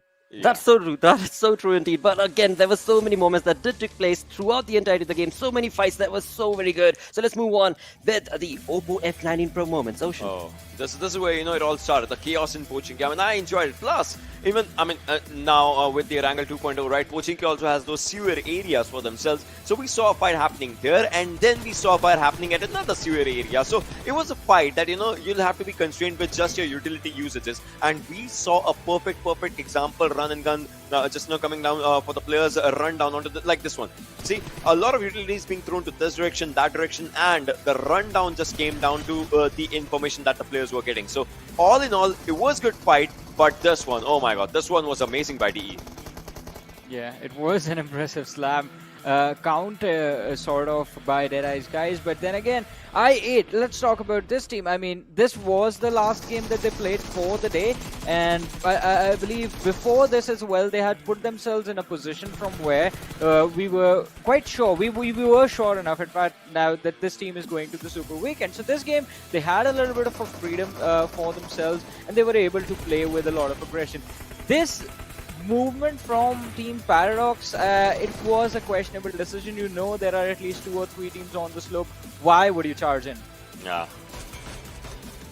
But I mean, this is where we just moved down to those final movements, and you see how much information was being given onto the sides of A1 Esports as on which they were capitalizing. But well, when it came down to the final momentum, I mean, Dante's location was already compromised, because obviously he had that minute area for himself where on the back lines it was a circle, on the front lines it was the players, he could not move. And with that 3,020 foot, oh my god, that still is an impressive number. Yeah. Yesterday we saw 3,351, the maximum number, the maximum amount of damage. Today is 3,024. Wow. That is the tower. That is the tower A1 Esports has created for themselves. And again, as they push on forth, I mean, they are here to dominate. On the other front, talking about Paradox, well, they were part of fights. They had 891 damage, but none of them sadly got converted into kills. And so, when it comes down to the overall standings or the leaderboard, like I like to call it, we'll have to see how big a dip is that going to affect in terms of their position altogether, Johnny. I mean, there is definitely going to be a dip, but they still have one more match, so I believe they put themselves in an all or nothing position, which I am never going to be hopeful about. But A1 Esports, I mean, that damage, this is what happens when you have 4 players taking 4 different fights exactly at the same time, and all of them getting like at least 1 or 2 knocks in their respective directions. This was a wonderful display. Fixes pointed this out as well during the situation. This is the OG A1 Esports, the team that we have seen make it to the international stages time and time again, and the team that everyone loves and adores. And it's really wonderful to see them coming back to their old form.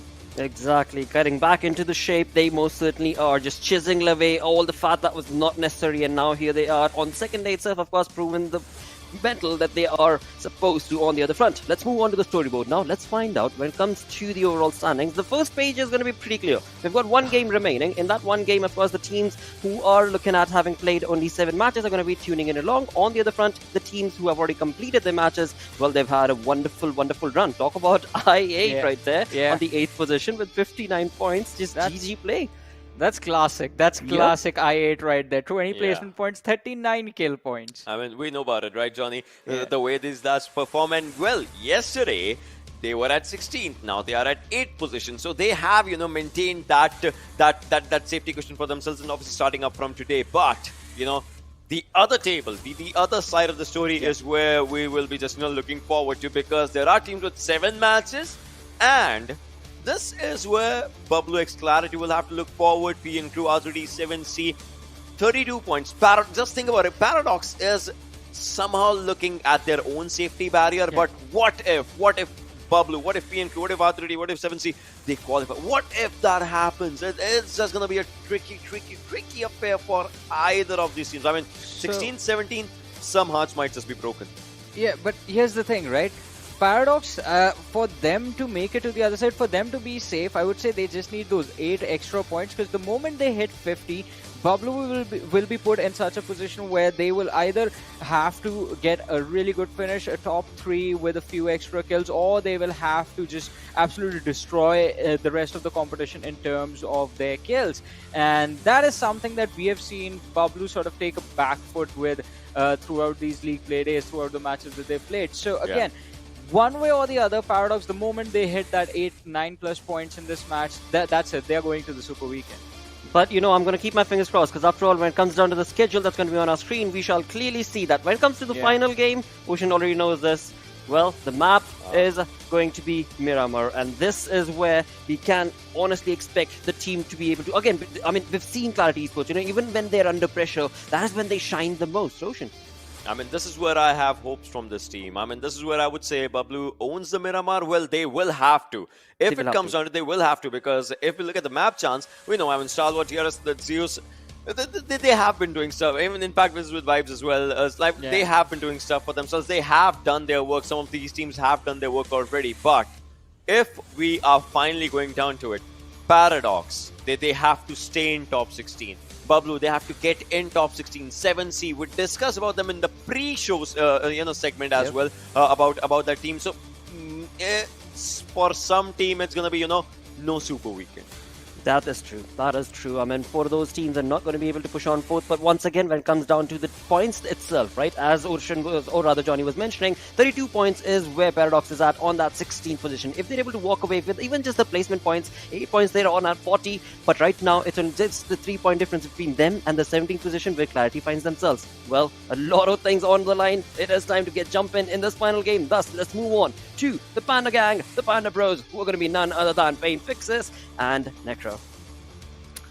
Well, one last final game and survival is on the line. Necro, things haven't looked more intense than this. And we gotta say it, right? It has been one of the most interesting league days, perhaps. I mean, what a way to start things off, right? The PMPL kicking off in all its glory. And lo and behold, we've got ourselves in quite an interesting scenario of which we're not accustomed of. Some big names struggling in that red zone. Man, I mean, big names, yeah, indeed big names, but big roster shuffles as well, and that's hurting them quite a lot. I mean, yeah, Bubble, same team, but Somewhere down line, man, it seems like they're just not able to match up to the skill level that are especially on the latter half of the board, and I feel like something needs to be changed, or they need to realize that something needs to be changed. Same thing goes with PN Crew as well. Same thing goes with 7C. Now, PN Crew over here, this is clearly that Legend and Sandesh diff being like seen in this team. Like back in the day when Legend and Sandesh used to play, this team was completely different, and now you can see them kind of missing. They joined TDK. They were like, all right, we're going to be leaving your side, and now it's our time to say sayonara, and they just joined TDK, and TDK is having a great time. Yeah, they certainly. I mean, again, another all-star lineup. We did touch upon them quite a lot, and not just Legend and of course Sindesh. I've been missing out on ABCE as well. I believe he lives in a different country altogether. There have been certain problems for which he could not play, but past behind. Let's just head into the final dessert of Miramar and find for ourselves who are those 16 teams that are going to be qualifying. Now, the desk has been talking a lot, rather ranting a lot about, Team Buffalo owning Miramar. And I don't think so anymore, right? Yeah. Because it's let bygones be bygones. Those days are gone. I mean, you had that. Yes, Pikachu was there. You had your own fair share of green run. But lately, as things have started off, they're definitely feeling the heat. And now, one of the biggest reasons as to why that's happening is quite pertaining to that drop location that they have. They've been having so much trouble trying to traverse around those territories. Now, yeah, I was just getting there. 7C! They had to do it, didn't they? Alright, okay, buddy. Okay, I see what you're trying to do. Okay, well, 7C targeting like snipers over here. The target has been acquired, but instead Clarity Bubblue are intelligent. They're intelligent. They know how to bob and weave and get out of those situations. Instantly decide to go somewhere else. So 7C are going to be a little upset because 7C thought Bubblue can be a little easy target, but Bubblue were like, nah, man, we're just too quick for you. I mean, quite a good escape, but where did they go from around here? Because this definitely is not Bablu's plan B, right? They just made a hasty. What is this? Oh my goodness. I mean, T2K, P and Crew going up against each other. Now, this is bad blood. Oh, this is the rivalry. Oh my god, okay. I'm already rubbing my hands over here, man. I want to see these lads going against each other. P and Crew is like, alright, Sandesh, you left us. It's our time for revenge. We've got to see as to how this thing's start off. But, a 3-1 split for P and Crew. But the major concern for both the teams over here has to be finding a right weaponry for them. And Lore, in a really, really bad spot, has taken quite some damage. Will have to pop in that medkit and not having armor. Look at the damage being inflicted. But Nation, with that beautiful grenade, does manage to take down Seog, though. Oh, man, Seog not really going to be happy with himself after that one. Didn't expect that to just directly blow on his face. On the other hand, TDK, as well, it seems like they're stepping things up a little bit. Legend is all the way in the back. Take a look at that. He's separated away so far away from his teammate. Suyok is there in the clotheslines where Jane can actually go near him and try and get the res back up. But I feel like, Jane instead prioritizing his position more because he does know Ayush is out in the open. As soon as someone tries to cross over, he can try and rattle a few shots. But okay, a little bit of late reaction. Yeah, I mean, then again, you just have a Tommy, right? By all good graces, he did have that holographic sight. But Legend forming a flank angle does manage to find Ayush, though. Close. Takes some damage, and Ayush does survive with that sliver of HP. Can he get into safety? That's still a big question because looking at the boys from Train to Kill, they certainly are hungry for blood. And Suyok is still bleeding, knocked out and is crying for help. But I don't think there's any chance on planet Earth that he's going to get himself back alive. Can he? Man, honestly saying, in these kind of situations, especially if you, consider that you're TDK, you put them in their shoes, the really kind of hard pressure comes down to the IGL, right? In these kind of situations where you already have a guy down in this kind of early game, Legend being the IGL of the team, he must have so much pressure on the back. Each and every single call he makes, it must favor the team. Like, no mistake should be making from his calls, because directly the guns are going to be pointed on Legend if any kind of mistakes is being made with the calls. So take a look at this. Jane out in the open. A lot of shots being rattled in his direction, but not really any amount of like critical damage being dealt. So Jane should be safe for now. I mean, this sort of an early skirmish is not benefiting both the teams, right? Both of them haven't had a proper loot. Both of them do have the circles favor, though. That's one good news. But, you know, where are they going with this, right? Objectively, where are they heading? Because, of course, they go, you know, trying to constantly fight against each other. And there you have it. The first circle has started closing in already, and these teams barely have any loot. Look at Nishan. Of course, he's managed to find that one finish over there, but has that level 1 vest. And you talk about his med, it's even worse. But Jane, he's gonna make some risky maneuvers, but well, he's alive, so that's a good thing. Man, he was just pinned down behind that little barricade. But yeah, finally, I feel like with that kind of move, at least it's going to set him free from that angle. So shouldn't really worry about a lot of things anymore. Legend as well, that should be a sigh of relief for the IGL. But take a look at the circle, right? I mean, it's like 20% of the circle, or 30%, you can say, it's out in the water. That means it's not really usable. Only the rest of the zone is usable. That means already teams are going to be facing a lot of problems when the circle starts to shrink down. And let's just see how they're going to be kind of you know, positioning themselves, because already you can see the bottom right corner of the zone is empty, but the chances of the zone shifting over there are quite minimal. You know, this is where I'm really concerned about Team Clarity Bablu, right? Yeah. We did have a conversation around it.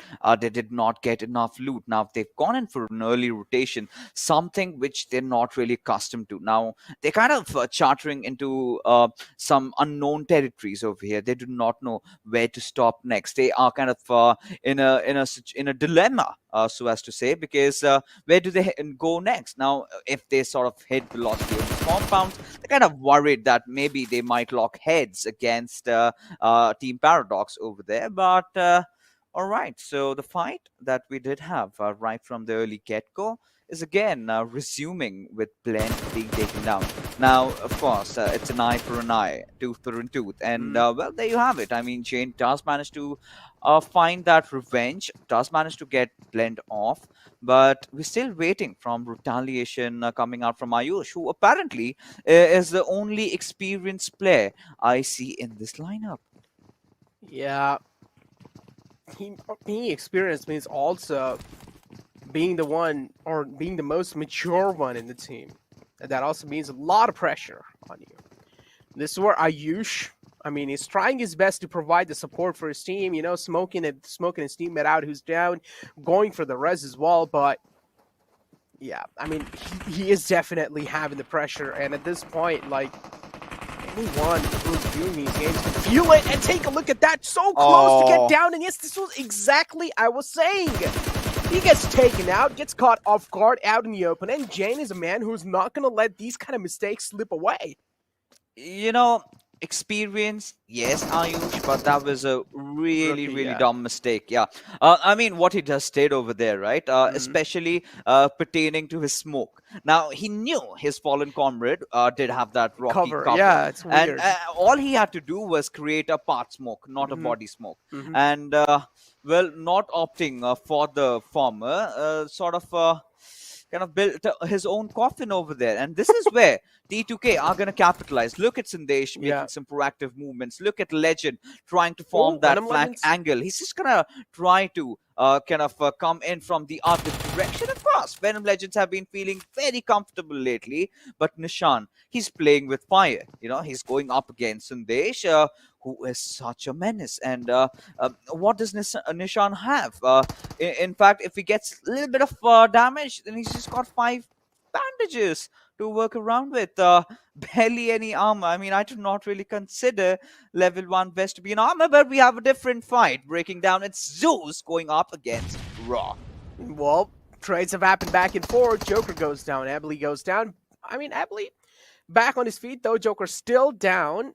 Zeus, I mean, looking good for now, but the position they have, I don't really know if that's a good position. I mean, both the teams have equal amount of position, but still, Zeus, the way they're playing, it seems like in this moment, they really do not want to be the one on the aggressive page, but that's a great nade from blah, blah, blah. That's experience kicking in right there. Another nade to confirm the kill, and it makes right on the mark, and yep, it confirms the kill as well. ABDE down and dusted means ABDE out the count. Now Zeus are down to just a 3-man squad, but take a look at Godless as well, creating a huge flank. That's a 2-1 split right there, or no, instead, Godless, what is he doing? He moves all the way in the back lines. And is he going to be able to provide that backup fire? That's the most important question, because I feel like the position that Godless have got himself is just way too far away. 100% agree with you, Necro. I mean, that's not the position from where you would be wanting to provide cover fire, especially when 3 players of Raw are after you. And ACDE, I mean, he's in such a bad situation. And this is so smart from blah, blah, blah. He sensed that. He knows Godless is over there. He's lobbed in a smoke just to, you know, hinder his vision over there as blah, blah, blah. He's going to make a move over here. Some low-toss grenades being cooked. And ACDE, my oh my, this man has been making quite some survival plays, and ACDE has actually formed a really good angle. Now Godless has some vision, but again, Raw, they're going to be charging in. This is pure aggression coming out, but ACDE is still alive. But the question is, for how long? I mean, their name is Ruthless Aggressive Warriors, and the aggression is speaking for themselves for now. They are letting the aggression speak, and ACDE being on the receiving end doesn't really know how to counter this tactic that Raw has put up against Zeus. What exactly should Zeus do in this position, especially having Godless all the way back line? He's not really able to provide any backup fire as well. And Shaw pretty much wins the fight that was between ACDE and Shaw as well. I mean, finally the backup fire is there, but I just feel like it's a little too late, man. What do you feel? I mean, Shaw went too greedy, right? He needed to understand there was no chance on earth Godless could have saved, well, ACDE over there, but in fact, he did opt for that. And Rod still they do have the contingency plan, right? They do have Sada, who's there on the back lines. I think he's the one who did all the spotting over there, and this was really smart play coming out from Raw. Now they've got the player back online. They've started rotating inside the circle, but here we go again. Team P and crew up against T2K. Now this fight has been stretching for 12 freaking minutes, Necro, and we're yet to find a conclusion. Fight definitely has been stretching for a long time. And this also means, as you did mention in the past, that this also means it cuts off their time in positioning themselves well inside the zone, and also at the same time, they do not really have that good of a loot. Take a look at Laurie. He only has like 5 bandages and 1 booster, and that's a problematic situation. But as we were talking about the zone shifting on the bottom right, and well, it seems like this is where it has shifted, and 7C has found themselves in luck. Now it just really comes down to them compromising or them capitalizing on it, because 7C has been falling apart since a long time, and hopefully they are actually able to take full advantage of this zone coming in. But take a look at the rotations being made from the team, and from the northern side there are a lot of teams funneling down all the way bottom to the center, and 7C, man, you guys better hope for the best, because there's a storm coming your way.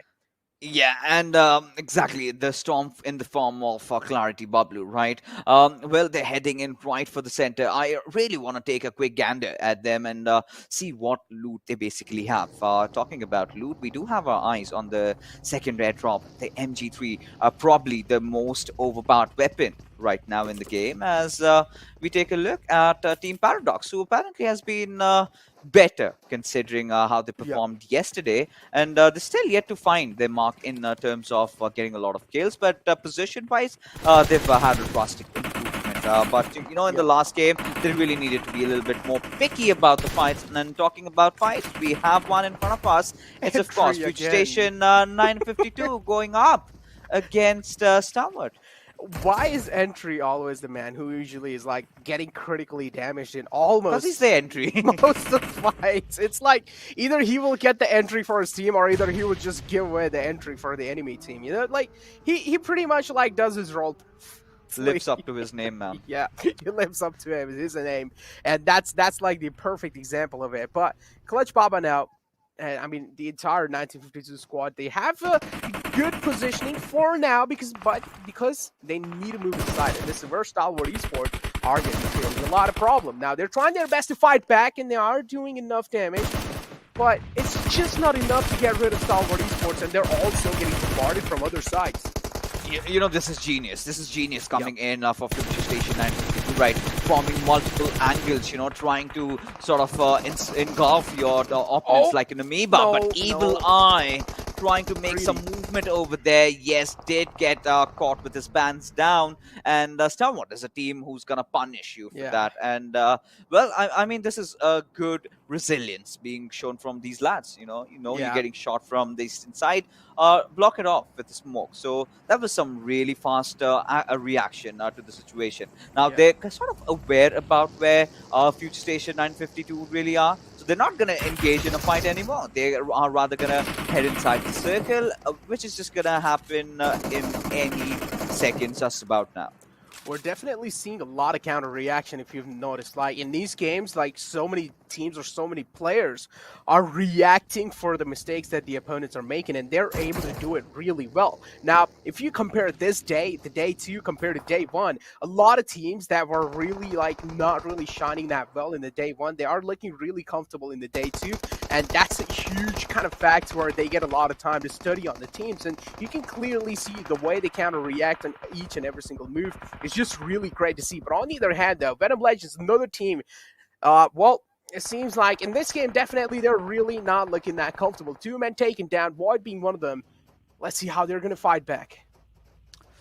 Ooh. Venom Legends in a bit of a situation over here. This is with Vibes. We know how opportunistic these lads are, right? When they find their enemies at the weakest, they make sure that they punish them. And look at how they're just forming around them. But we've got 7C in a whole world of trouble against R3D. Oh my god! They're going in fearlessly, taking down 2 players over there. And this is MG3 in action, baby. Down all by his lonesome, and Memo as well to pretty much clean the floor. Takes the final man down, and while 7C, they hold their kingdom, they hold their fortress pretty much strong.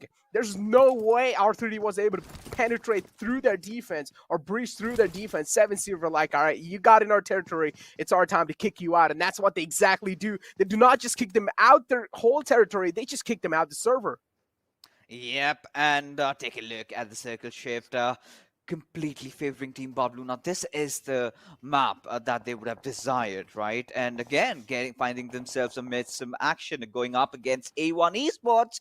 But what we have in front of us, Shifu got alone. He's got a few teammates here and there on his right-hand side, but this is with Vibes. Are they aware about Deadeye's presence? Now, they certainly are, as a few shots are being exchanged from both these teams, and Shifu, well, is going to take a few dig at Delta, who apparently does manage to take him down.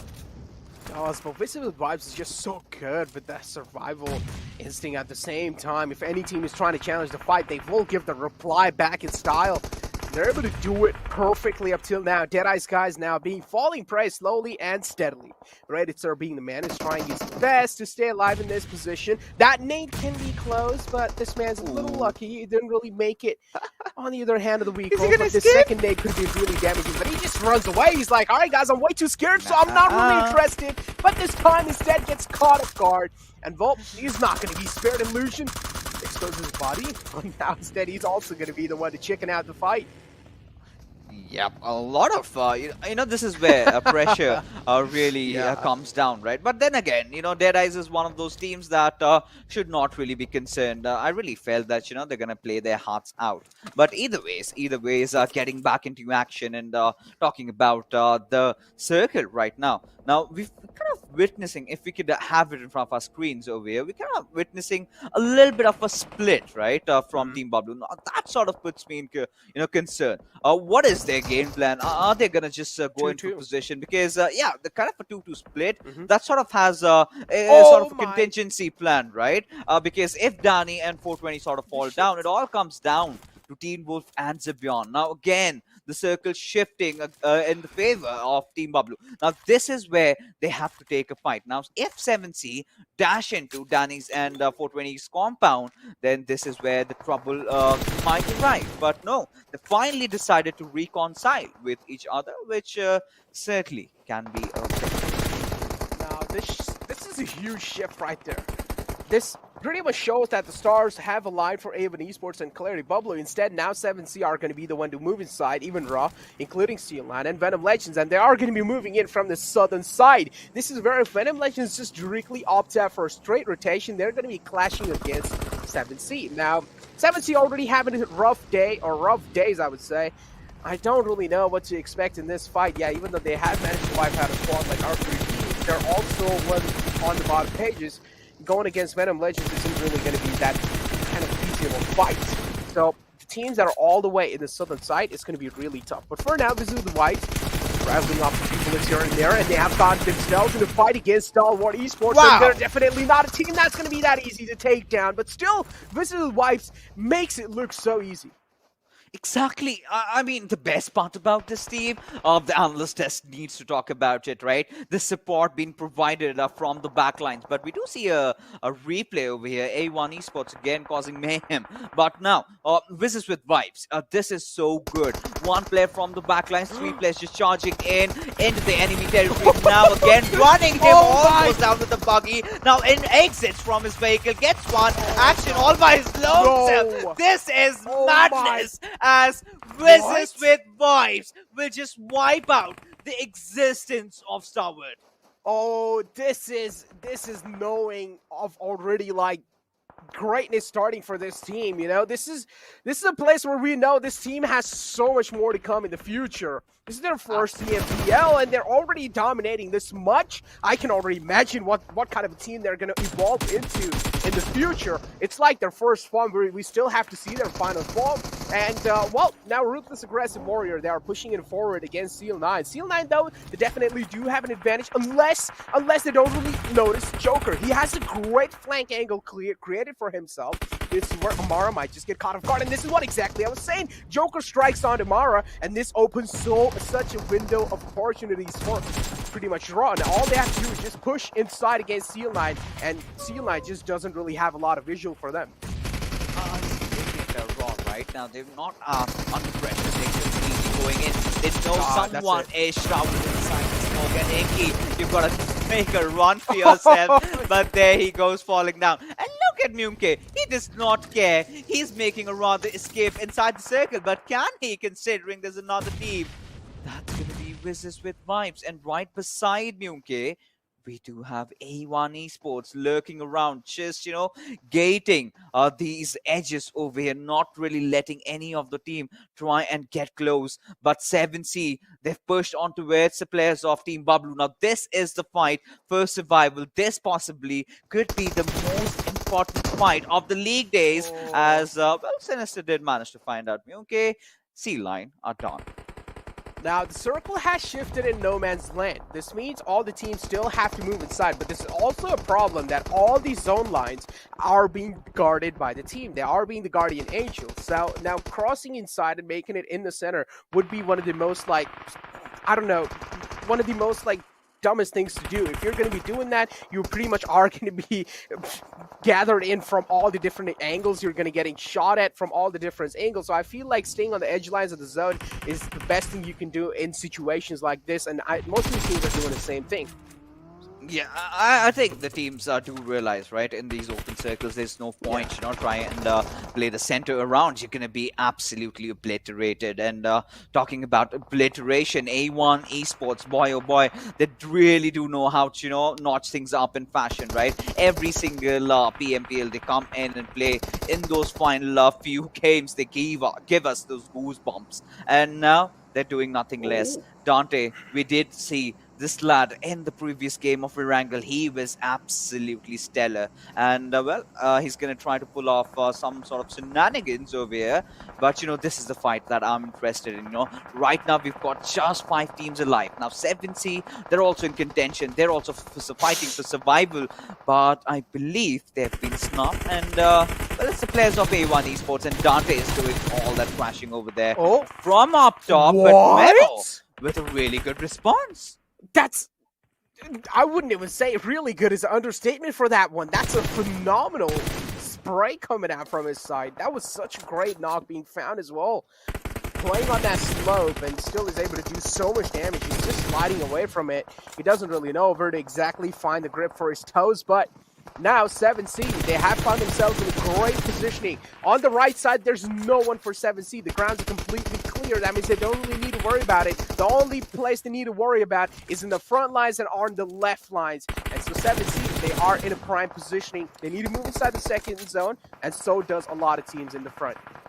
Well, they certainly have to, and now things have gotten really, really exciting. Now, again, the zone shifting in nobody's favor, really, but still, the teams fighting for survival, they're doing it, but things have gotten really, tight for Team Pop2 over there. Now, they have to make it inside the zone, and for doing that, they've got to take a lot of fight. Now, you're talking about commanding the circle. This is what A1 Esports are doing. They're still not inside the zone, 30 meters away from it, but look at the pressure that they're causing. And exactly, yes, Delta just surviving by the whiskers. He needs to patch himself up.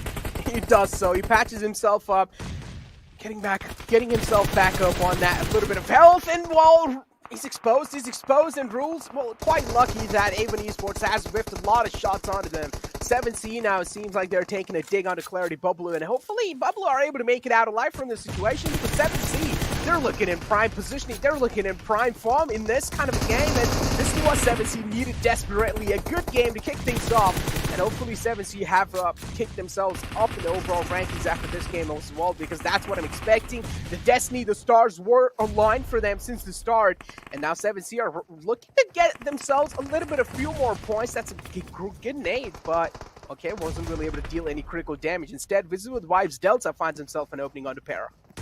Well, they certainly do. Now things have gotten really, really interesting. We still have 5 teams alive. Now this is where Clarity Bablu are finally making a move inside the zone. I believe they've been spotted, and not just by one team, but 2 teams over here. They've got to deal with multiple squads, A1 Esports and 7C, both at the same time. That is Hazard now replying back in style. The retaliation fires there. With Vibes, rules are now pretty much being ruled out the game. This leaves Delta, the last man surviving for that team. But Clarity Bubble as well doing quite a great job in the survival game up till now, but they need to get their killer instinct up, and this is the right moment to do so. And same thing goes with 7C as well. They have shouted themselves up completely inside the smoke, but this is also a little problem because now teams know they're right there. And yep, this is exactly what I was saying. Memo steps out the cover. He wants to take a few shots. He wants to get a few kills and take a look at those nades coming in from the side of A1 Esports. They're not letting 7C recover, and it seems like finally Visual Vibes Delta takes the final man down, and that's going to be it for 7C. That's a great ending, I would say, in the 4th position. They got quite a lot of points for themselves, and now Visual Vibes and A1 Esports Dante. Delta is like, all right, Dante, I'm going to let you live for now. Oh my goodness, what on earth is happening over here, Necro? I mean, Bablu, how are they still alive? How do they have the man numbers? And Delta just being that lonesome survivor. Now, this is Bablu's chicken. Yes, you've been talking about Bablu owning Miramar. They've been gifted this game of Miramar, because had those nades from A1 Esports not come in, 7C would have kept them up to life. Bablu hasn't spoken elsewhere, but now getting back into reality, Bablu inching in very close to the chicken dinner, and Delta, well, he's been snuffed out. Bablu know for a fact that they've just got one player to finish, and that is it. Delta stands between them and Bablu getting inside the Super Weekend. But can this little man, can this new lad make a difference? Can he change? Can he get a few little kills here and there? I think that was a good start from him. That Molotov being propelled in the right direction. But he's got to do more than that. All the way on the left. He has spotted Delta out, but he still doesn't want to reveal his position. Instead, he's letting Wolf and 420 to kind of reveal their position and make sure Delta is completely engaged on their side. And lets Johnny slip away off his vision. He's taking his clothes out, but well, that's a little too late, and it seems like fixes this time. We have cursed ourselves. The Coster curse has worked against us, and we said, for clarity, Bablu, they own the Miramar. We said, no, they do not really do so. And they again just prove us wrong. It seems like Ocean and the Endless Desk were right, fixes. They do own the Miramar. I mean, this time. Right now, no. I still stick to my words. They were saved, right? You know, they had the blessings and, Zone, yeah. well, the fans, of course. Not just the zone, but A1 Esports making that difference over there. You know, had those nades not come in, this chicken dinner was not coming in for Team Bablu because they were sort of surrounded. You know, they were taking fights from multiple directions. They were way outside the zone. But the only good thing that they kept themselves alive, and in that last little moment, that is where they found glory. They'd managed to get that chicken dinner, but the question still remains: is it enough? I mean, we do believe so. It is, but you know, in a few minutes, we'll of course get to know that for sure. But that being said, ladies and gents, we're finally done with all our matches for these league days. Now we're going to be heading into Super Weekend. But before that, we are going to be heading for a short little break because after that, the desk is going to come and break the things down.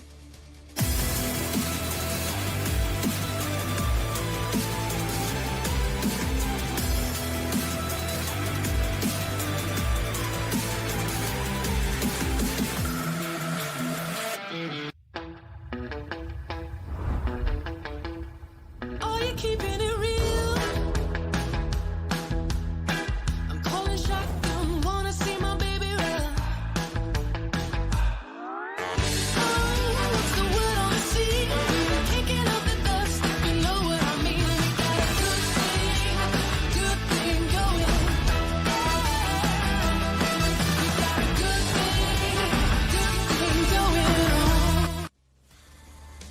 Alright, with that game done, we are done with the first week's league plays, and it is of course PMPL Season 4 where you're joining in. A big thanks to our sponsor, Oppo F9 Pro. Dudes, I mean, do I have to even point it out? Yeah. You spoke about it. Look at that smile. Look at that smile right there. Yeah, you deserve it. You ought to deserve it, mate, because you have been calling it out, Varun. Yeah. What do you gotta say, dude? I mean, I just want to say, Ocean wasn't rooting for them. That's it. He did not say in the last entire game, day. but in the last game I said if they own the Miramar, they'll have to own it now. Yes. I mean, but hey, I'm in a bit of a shocker right now because I mean, I did say Bablu, it would be required from them to actually finish in the top 3, and hey, a chicken dinner is definitely like within the top 3. So job well done, and Super Weekend, here we go. Absolutely. With that, let's move on with the MVP, the most valuable player coming in from this game, and that will maybe be going down towards A1. I don't know. Let's find out. Yeah. Let's find out who it's going to be. Oh, yes, wow. of course. Yes. This was Delta. Vibes is another team that's been going absolutely hammer on. The best part is, just think about the healing number, right? 520. That's a lot of healing done as an individual if you are taking a lot of fights. 3 assists, it's brilliant. 7 kill confirmations, that's brilliant. But the survival time, I mean, it just came down to this one, right? Versus with Vibes was doing brilliant for themselves till the final moments. But then, you know, obviously they were being surrounded. They were being pincered down onto the areas where they were not expecting the fight to be. But still, Delta did good for the team. Exactly, the entire team, the way they pushed on, were looking really, really phenomenal as well. With that, let's move on to the top players coming in from this game. We do know who the MVP is, but are his teammates going to be chiming it along? No.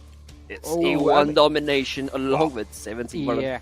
This is why we were a bit surprised. I mean, because we expected A1 Esports to be on the list, but hey, they are in the top players list, and I guess this time it was the entire team of A1 Esports coming together and just dominating those final few fights. Also, this is the second time in a row that Wiz with Vibes have actually ruined the celebrations for A1 Esports. It was before this match and in this game as well. But hey, when these two teams go head to head, there is always going to be, well, it is definitely going to get quite intense.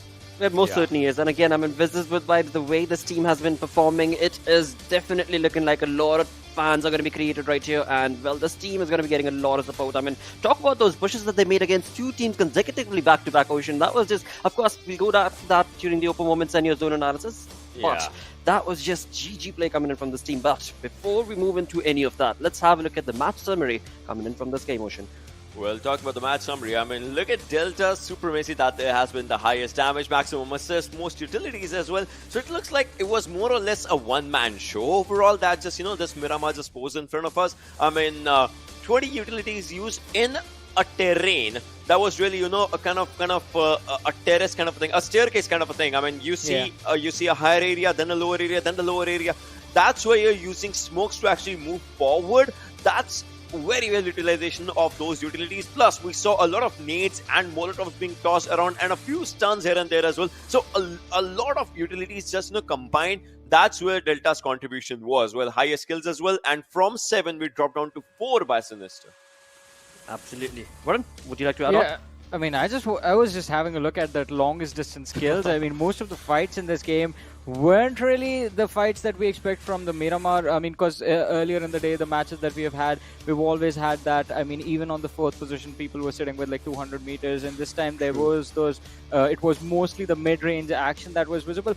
Also, Ocean, you need to explain to me what is going on with Miramar. I mean, most of the time we are seeing those eastern and southeastern circles today. Yeah, and I'm loving those circles, because it's kind of the zones shift that's just intriguing me of back to back. Because actually, let's leave yesterday. Let's include yesterday. Paradox. Yesterday the circle was not favoring them, but today the circle did favor them in like really good ways, especially like Miramar's final zones. It has been. It certainly has been. But we'll find out if the storyboard is going to be favoring them for the Super Weekend, because again, Bablu has performed in that doing so. Let's move on to the match ranking coming in where Visitors with Vibes, they are leading the chart with 27 points, 15 kills to this team. Incredible play. And right below them is going to be A1 Esports with 18 points. Well, I mean, talking about A1 Esports, I mean, Johnny, this team has been trying to get close to that chicken dinner, but I guess they're saving the chicken dinner strat for Super Weekend. What do you say? Yeah, I think it's just Wiz with Vibes denying them the opportunity to get the chicken for themselves. That's it. That's what's happening to A1 Esports. But Wiz with Vibes, incredible performance. Also, I'm a little heartbroken right now because remember what I said before the match started? Paradox, they need to get 8+ points. They got 9. And then I said, if Paradox get 8+ points, Bablu will need to either get a lot of kills or finish in the top 3. Yeah. They got the chicken dinner. They got 18 points, and I mean, we're going to find out on the storyboard. You guys are going to see this. Yeah, it was a thing, right? They had 32 points. You were saying 8 points. That would just, get them to 40 points. But it's still going to be kind of a bit of a contestation for the team because Bablu obviously is moving forward. But I don't know because Venom Legends just has 2 points and Venom Legends was at 15th with 37. So I don't know what's going on. I mean, you could very well have 2 teams drop from the top 16 and 2 teams jump up as well. Oh, yeah. In terms of the difference, you're looking at only, 6 to 9 point difference between the 2. But again, we'll find out.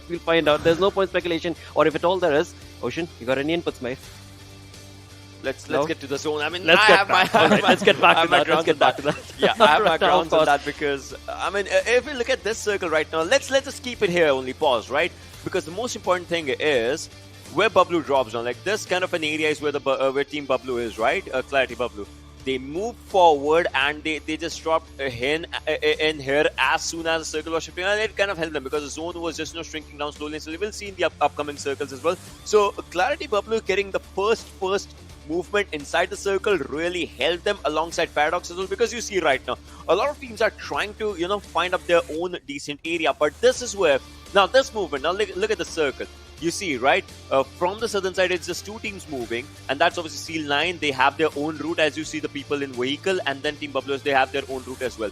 But 7C, they had really good area, and Paradox, I would say, there was a moment when the team was here, they did move up forward, but it did not help them that much because they were not being engaged in a lot of fights when this circle shift happened. But moving up forward, we'll see a lot of teams just dropping out of the equation. That's where Zeus drops out, PN Crew drops out. I mean, the teams are being eliminated. And look at this place where Team Clarity Bablu is. They had this place for themselves, and the zone favored them. Today's games, in fact, most of the games, in fact, if you remember the previous chicken dinner of DRS in Miramar, whenever the circle favors you, in Miramar, you have the game for themselves. You have the game for yourselves, and this actually happened in the upcoming zones as well. We'll see the same thing just moving on forward with the zone shift, and again they will be favored by that circle. Not a lot though, but still they'll have that area so that they could watch their backstabs. And this is the only compound that actually had the circle for themselves to move forward. Now all they had to do just is get that that airdrop as well for themselves, and then they secured the win. I mean, I remember Dani was going for that airdrop. He got that, and he had the win for himself and the team. And I mean, it was numbers game at the end. It most certainly was. What a play. What a play this has turned out to be. I mean, throughout the day, throughout the entirety of the saga, we've been talking about, well, this team is going to come back on Miramar. It is most certainly going to be bringing us that top-notch performance and getting that chicken dinner. And here they are delivering on that marker. And that does bring us to the next step in the journey, which is, of course, going to be the F19 Pro moments that are going to be talking about so many fights that started off right in the first few minutes of the game itself. Warren. Yeah, and I mean, even the casters mentioned this the revenge story between T2K and PN Crew, but PN Crew getting a little too over-eager to push on the players, and they did get, in fact, punished quite heavily for that. I want to talk about the action that we witnessed from the side of R3D as well. I mean, getting caught off guard, rushed upon, and not being able to recover was really brutal to the team's performance in this match. Yeah, exactly. I mean, I do, agree with that one. It was a lot of, brutal affair from a lot of teams that they were just doing on their opponents. But this is where, a lot of fights were happening that delivered results. I mean, fourth circle, fifth circle is where you start seeing eliminations. And if you are on the receiving end, obviously, you never know. In a map like Miramar, you'll never know from where the threat is coming up, because it's like the open affair, and you feel like you're focusing on one team, but there are like multiple teams around you, and that is what happens around fifth and sixth circle, and that's what we are seeing right now. Oh, this fight was brilliant. I mean, moving forward, taking down the spray, and then there's another vehicle just running in. This was the definition of chaos. Mayhem. Exactly. I mean, chaos, mayhem, whatever you want to call it, but at the end, the harbingers of chaos at that point was the entire squad of Wizards with Wives.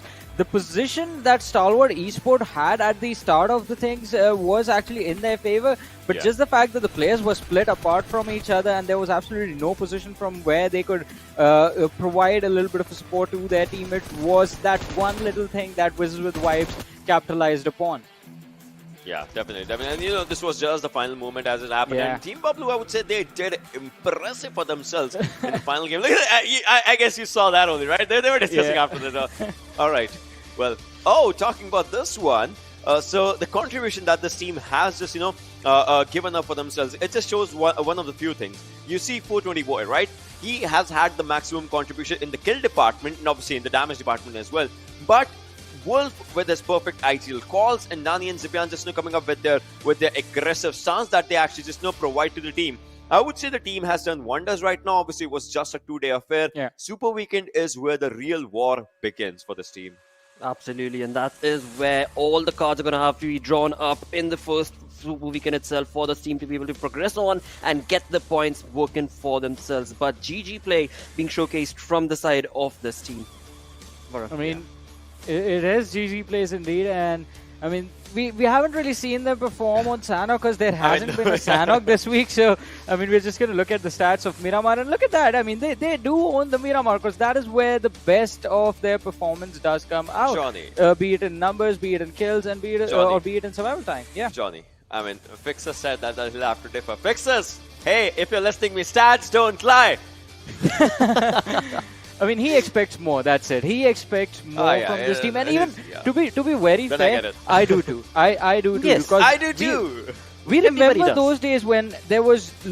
I mean, Ocean was there with me when we witnessed it. There was no team in Pakistan that could stand up against Babu on Miramar. Johnny, you remember the Lakshay and the audience. This one's for you. The first and second game that happened when we were casting the first ever PMCU Pakistan. First game they get the chicken. In the second game, it's a hill on Miramar. 4 players of Team Bubble looking in 4 different directions, taking fights against 4 different teams, doing different 1v4s for themselves. That's the Team Bubble that we remember, right, Johnny? Yeah. That's where they come from, and from there till now, a lot of time has passed. A lot of changes have happened, be it the roster, be it the playstyle, be it the meta itself. but still, based on what the name of the team is, there is a lot that is expected. But still, they every now and again they do give us glimpses of that old Bablu that we love. It's only time. Give it time and it will falter back into place, because it's not only Bablu that I would say, because I've also casted PMCO and there are other teams as well. But yes, I completely agree with you that when it comes down to that first awesome performance itself, that team that I remember, yes, it was Bablu all the way through and it was incredible, but this team needs to get back on that horse. The sooner the better is where the fans stick to, is where you stick to, and I would do the exact same thing. Everybody wants to be able to see their team do the very best that they did from first day all the way into whatever journey that they're part of. But right now, talking about the damage graph itself, we've got a lot of ups and downs being created here. I mean, on the Miramar, look at how Deadeyes were part of fights. I mean, look at what Stalwart were doing, but along with Venom Legends, not being able to sadly walk away with those lot of points. I mean, plus there's one more thing, and that is, let's have a look at Future Station right now. They obviously did not get any kills, and this is the second time that that happened today. I mean, so it looks like they're trying to just, strategize what can be good for them in the kill department, but it did not work out for them even in this Miramar. We know Future Station has been racking up those placement points for themselves, but kill department, I mean, I would love to see what happens in the Super Weekend for the team. And just like you said, Deadeyes guys, I would say Stalwart as well. I mean, for them, Miramar, when we used to see map chance, Miramar used to be a map that was being dominated by Stalwart, but in this one, well, I would say their opponents' YOLO strats actually took the better of them. It's the A1 approach that has completely changed. And talking about A1 itself, let's head into an head-to-head between two teams, which is going to be Wizards with Vibes going up against A1 Esports itself, and find out what sort of stats have these two teams been able to give us now.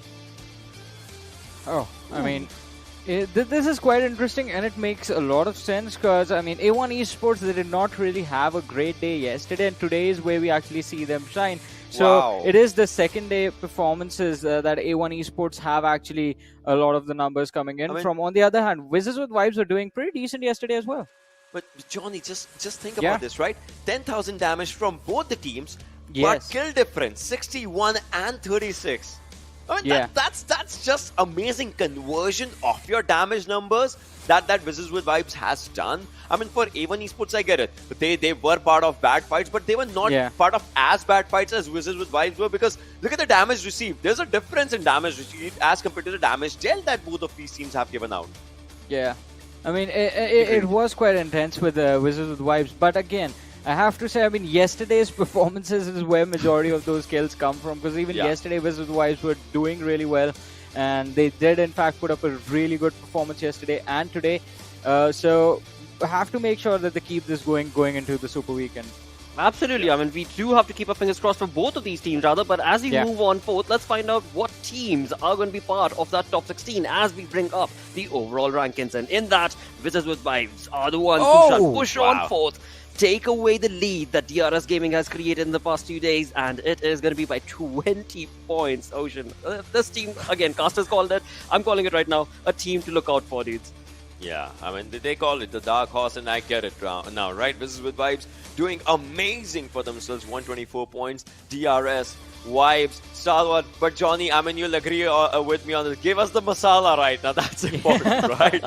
Exactly. I mean, that is what we're going to be rooting for. But another, I mean, if you want the masala, look at A1 Esports coming on the 5th position with 4 placement jump right there, and it is quite interesting because they have just managed to be really consistent today, and that's how they've made it this far.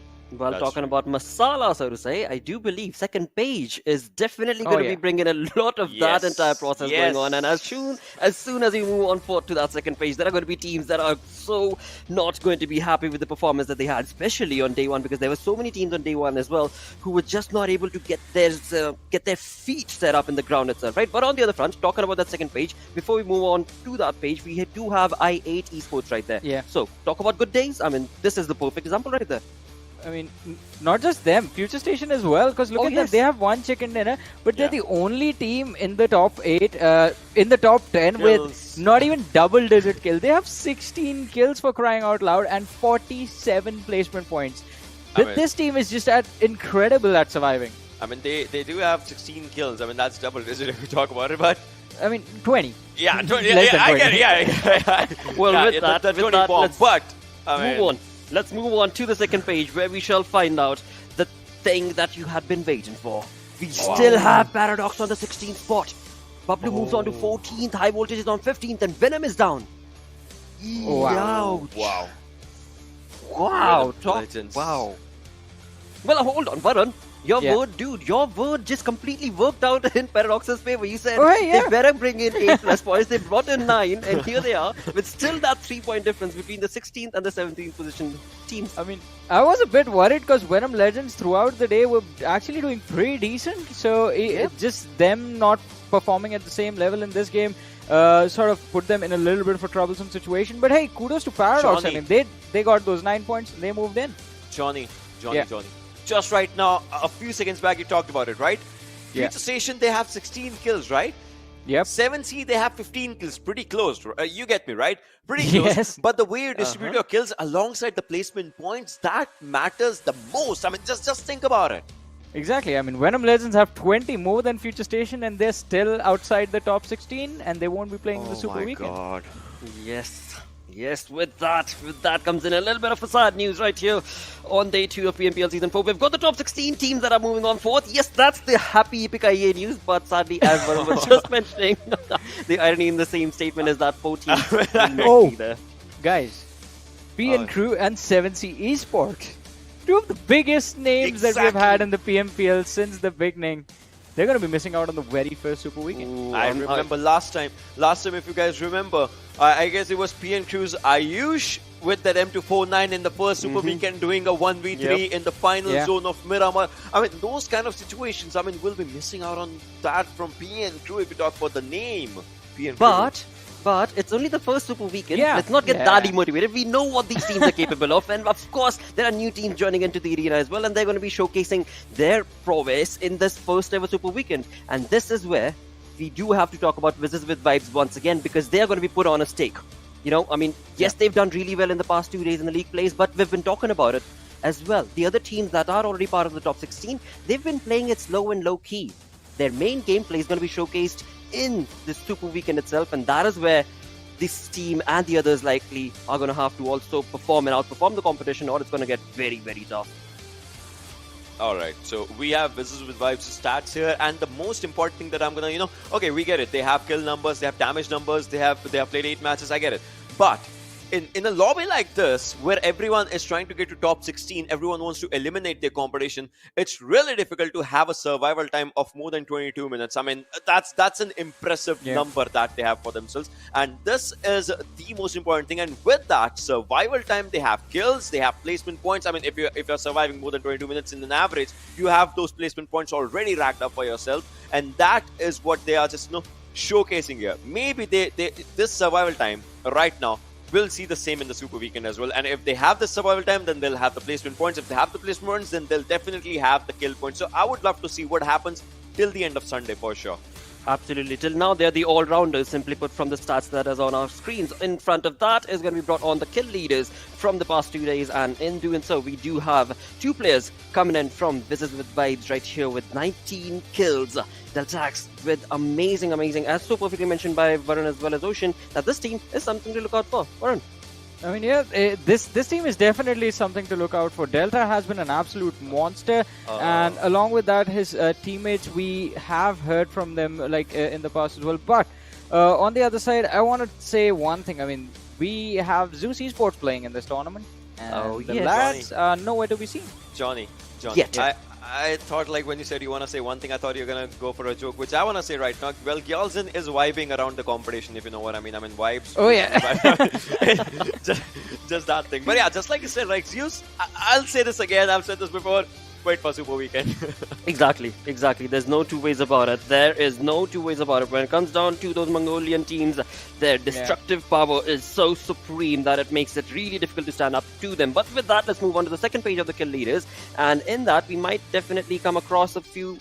Ooh, okay.